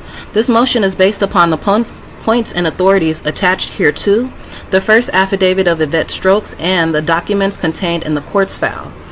And this looks like it was dated 17th of May, 21. Again, de facto Stephen B. Wolfson acting as district attorney, and de facto Stephanie Richard acting as chief deputy district attorney. All right, and just a side note, in regards to ward of a court, quote unquote. An important aspect of ward of the court status is determining who has legal custody of the child. If the court has taken custody of the child is a ward of the court. The court might assume, that's a very good trigger word right there, key word, the court might assume custody of the child because it is found that the parents are unable to properly care for the child. If the child remains in legal custody of the parents, legal custody, another trigger word, because I am still her legal guardian. I am still her legal parent. My parental rights have not been terminated. I'll read as follows. The child is not a ward of the court, even if the court imposes its authority over the child. All right, so let's pause again for a moment and speak upon the birth certificate. Now, this information can be found at rvbaypublications.com, and I'll read as follows. All right. Again, shout out to that brother. Very noble. He spoke nothing but facts. So moving right along to this de facto letter I received in regards to them trying to use my daughter as chattel and fiat, I'll read and I'll continue reading as follows. Excuse me. That's what I was trying to say. So it says here, points and authorities. Ashe Divine Kellogg Tharp, once again, it's a straw man, she's in all capitals, was made a ward of the juvenile court and placed into the custody of the Department of Family Services on or about September 21st, 2020. Again, I already went over the ward of court, and I've already explained to you what a birth certificate is. On April 21st, 2020, Department Investigator Yvette Strokes, hereinafter Stokes, was assigned to the case involving the mother, Sade Kellogg Tharp, and the child, Ashe Divine Kellogg Tharp. Interesting enough, those straw mans are actually not in all capitals, but I'll continue reading. During the investigation, Stokes was advised by the mother, Sade Kellogg Tharp, again, that's my nom de guerre, ex-relatone, that she had given birth on August 8, 2019 to Ashe Divine Kellogg Thart at a home in Las Vegas, Clark County, Nevada, with no medical assistance. Now I'm going to stop right there because that is in fact a lie. For the record, I did not birth my child in or at the Nevada territory. She was born in and at Califia, known to most as California.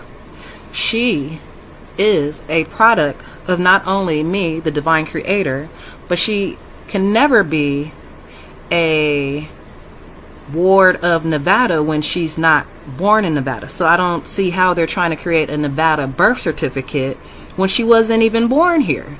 But I'll continue reading. Also, the mother, Sade Kellogg Thart, again ex-relatone, advised Stokes that after her birth of Ashe Divine Kellogg Thart, the mother did not seek medical attention for herself or the child. Due to a home birth and no medical follow-up, a birth certificate was never created for Ashe Divine Kellogg Thart. And we're going to look at Exhibit 1 in a minute. And I'll pause right there.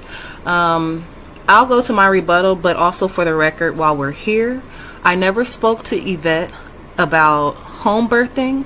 I never spoke to Yvette about any hospital care.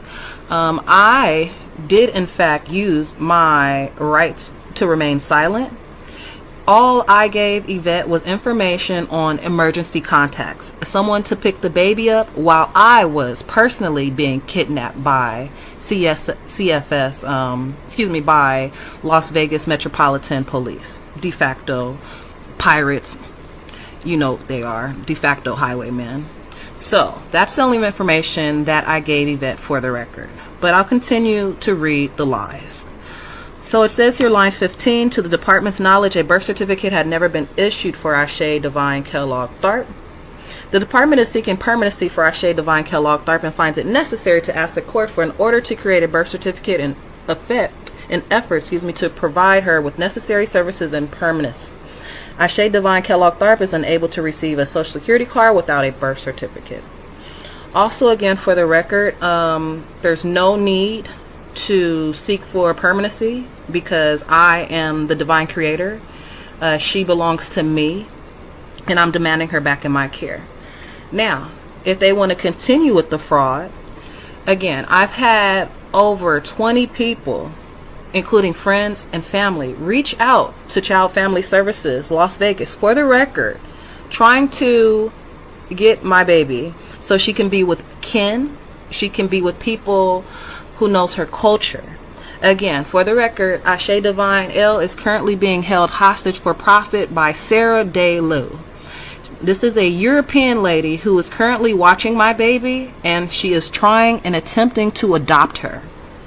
All right, and let's just take a quick pause so I can go over a Social Security, because a Social Security number is also not needed or necessary. You can also verify this information on rvbaypublications.com. It says here, conclusion, based on the foregoing, the department respectfully requests that the court order the State of Nevada Department of Health and Human Services Division of Health Office of Vital Statistics be directed to issue a birth certificate for the child Ashe Divine Kellogg Thart, born August the 8th, 2019, to Sade Kellogg Thart in Las Vegas, Clark County, Nevada.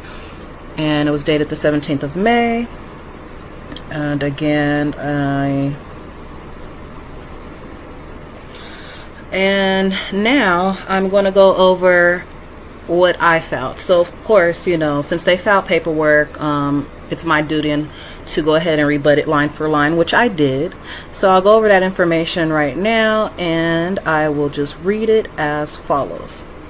So as you can see, it was filed with the clerk of court. I have my 2-cent stamp on there. Everything has been, you know, I put everything in red, but of course it's been scanned, so that's why it came out black. Again, it has been filed with the clerk of court, acting as, his name is Steve Gerson. And as you can see, I dated this May 27th. This is the motion for birth certificate is denial petition. And I'll go ahead and read as follows. As it says here, District Court, Family Divisions, Juvenile, Clark County, Nevada, in the matter of Ashe Divine L, a Moor/foreign national, in proper persona, date of birth 8/8/2019. Ashe Divine L, once again in proper persona, a child property of Sade Renee L, me, a Moor, foreign national. Also, number 12, natural mother name, Sade Renee L. All rights are reserved. Known to them as Sade Kellogg Tharp. Also, all rights are reserved. I own the straw man. Also here, line 13, motion denied by natural mother to create a de facto birth certificate. Comes now. A state's jurisdiction and local municipality jurisdiction is quasi-national. Moors, Aboriginal, Indigenous, Natural Peoples matters are national and international. Michelle Polino, Stephen B. Wolfson, Stephanie Charter, and Stephanie Richer do not have jurisdiction over free, natural, living, breathing human beings. Michelle Polino, Stephen B. Wolfson, Stephanie Charter, and Stephanie Richer have failed to place on record to produce for the record the physical, documented delegation of authority as proof of jurisdiction as required by law per Article 3, Section 1 of the United States Republic Constitution. In failure, Ashe Divine L is not a ward of the court due to lack of proof. In failure, Ashe Divine L is not a ward of a court due to lack of proof of jurisdiction over a free, natural, living being. This motion again is denied by natural mother Sade Renee L. Mother is demanding the immediate return of her child/property, Ashe Divine L, known to you as Ashe Kellogg Tharp. And again, it was dated the 27th of the Gregorian calendar. As you can see, I went ahead and autographed it, all rights reserved, with my red thumbprint.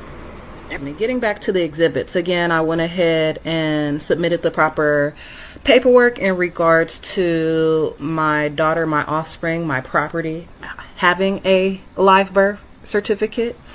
And as you see here, this is Exhibit 1. This is the affidavit of truth / live birth. It was dated 5/27.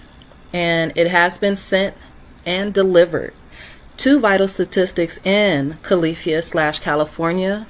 It just reads as follows. I, Sade Renee L, attest to the fact that I had a home birth at California Territory. I am the divine creator, mother of Ashe Divine L, who I birthed in California.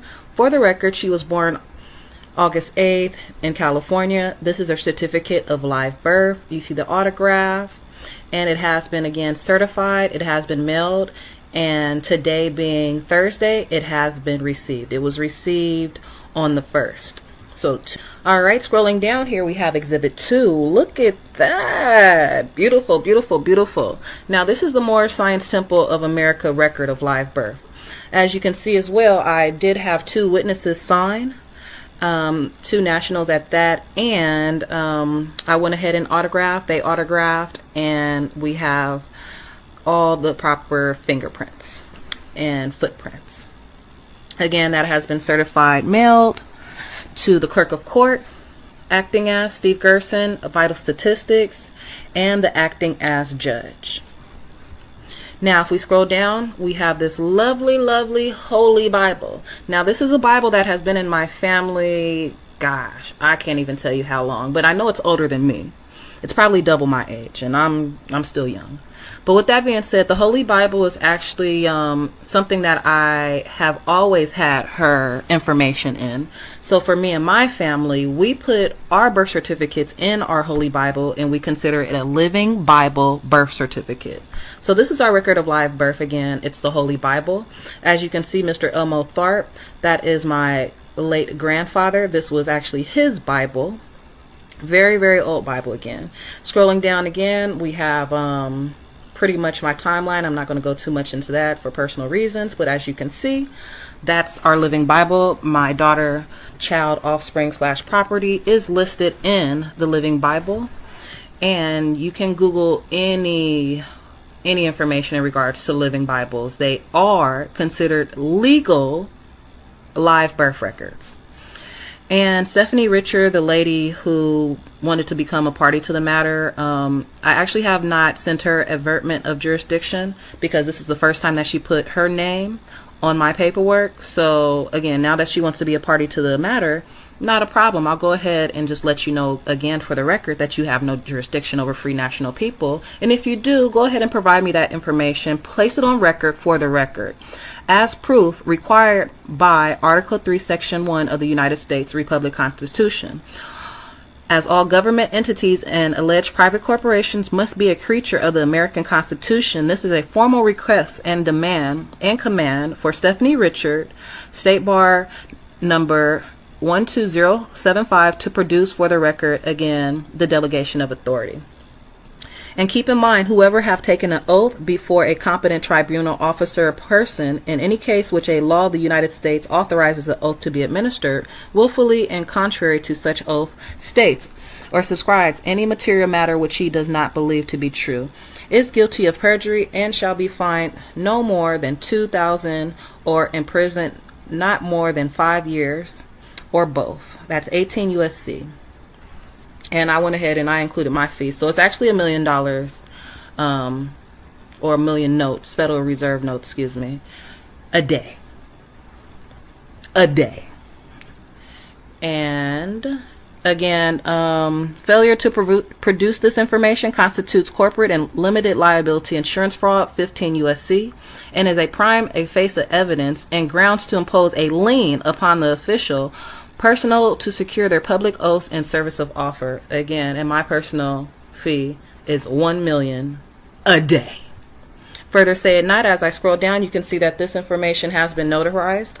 It has been notarized, and in the notary, I included, in this whole document that I mailed and got e-filed, I included the motion for birth certificate petition. It's 5 pages. The affidavit of the affidavit of truth / live birth, the Moorish American birth certificate, the Living Bible birth, that's 3 pages, and the vital statistics affidavit of live birth, and the averment of jurisdiction for Stephanie Richard. Altogether, I sent out 12 pages in total.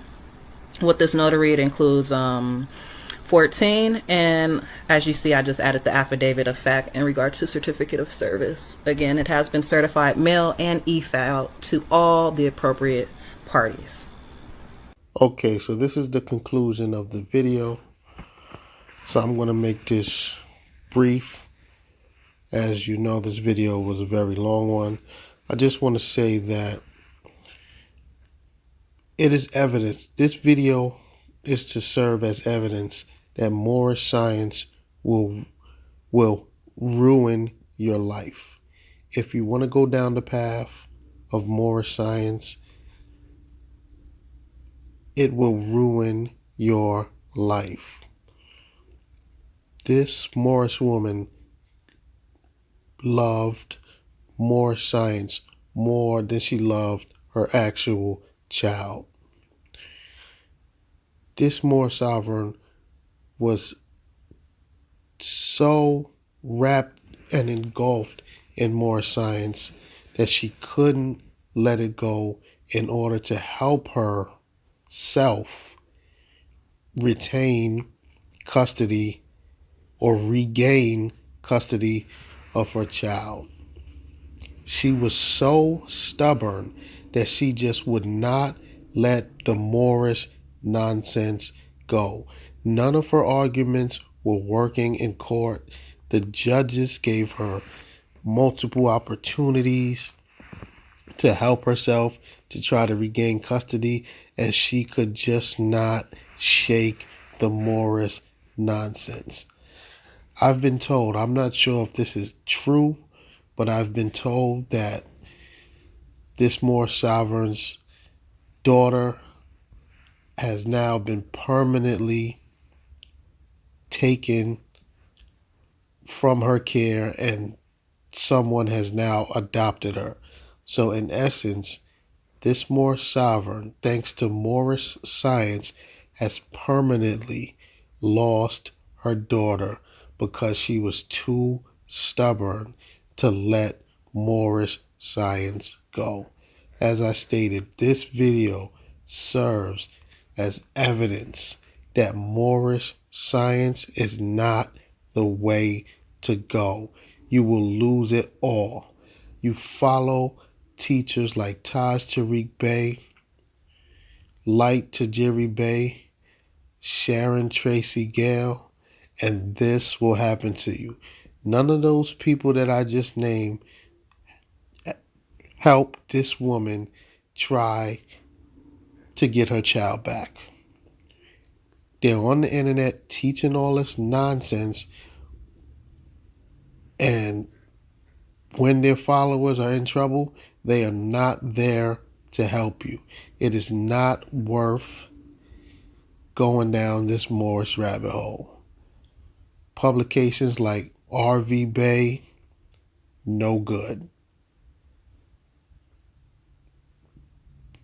The Zodiac Constitution by C.M. Bay, no good.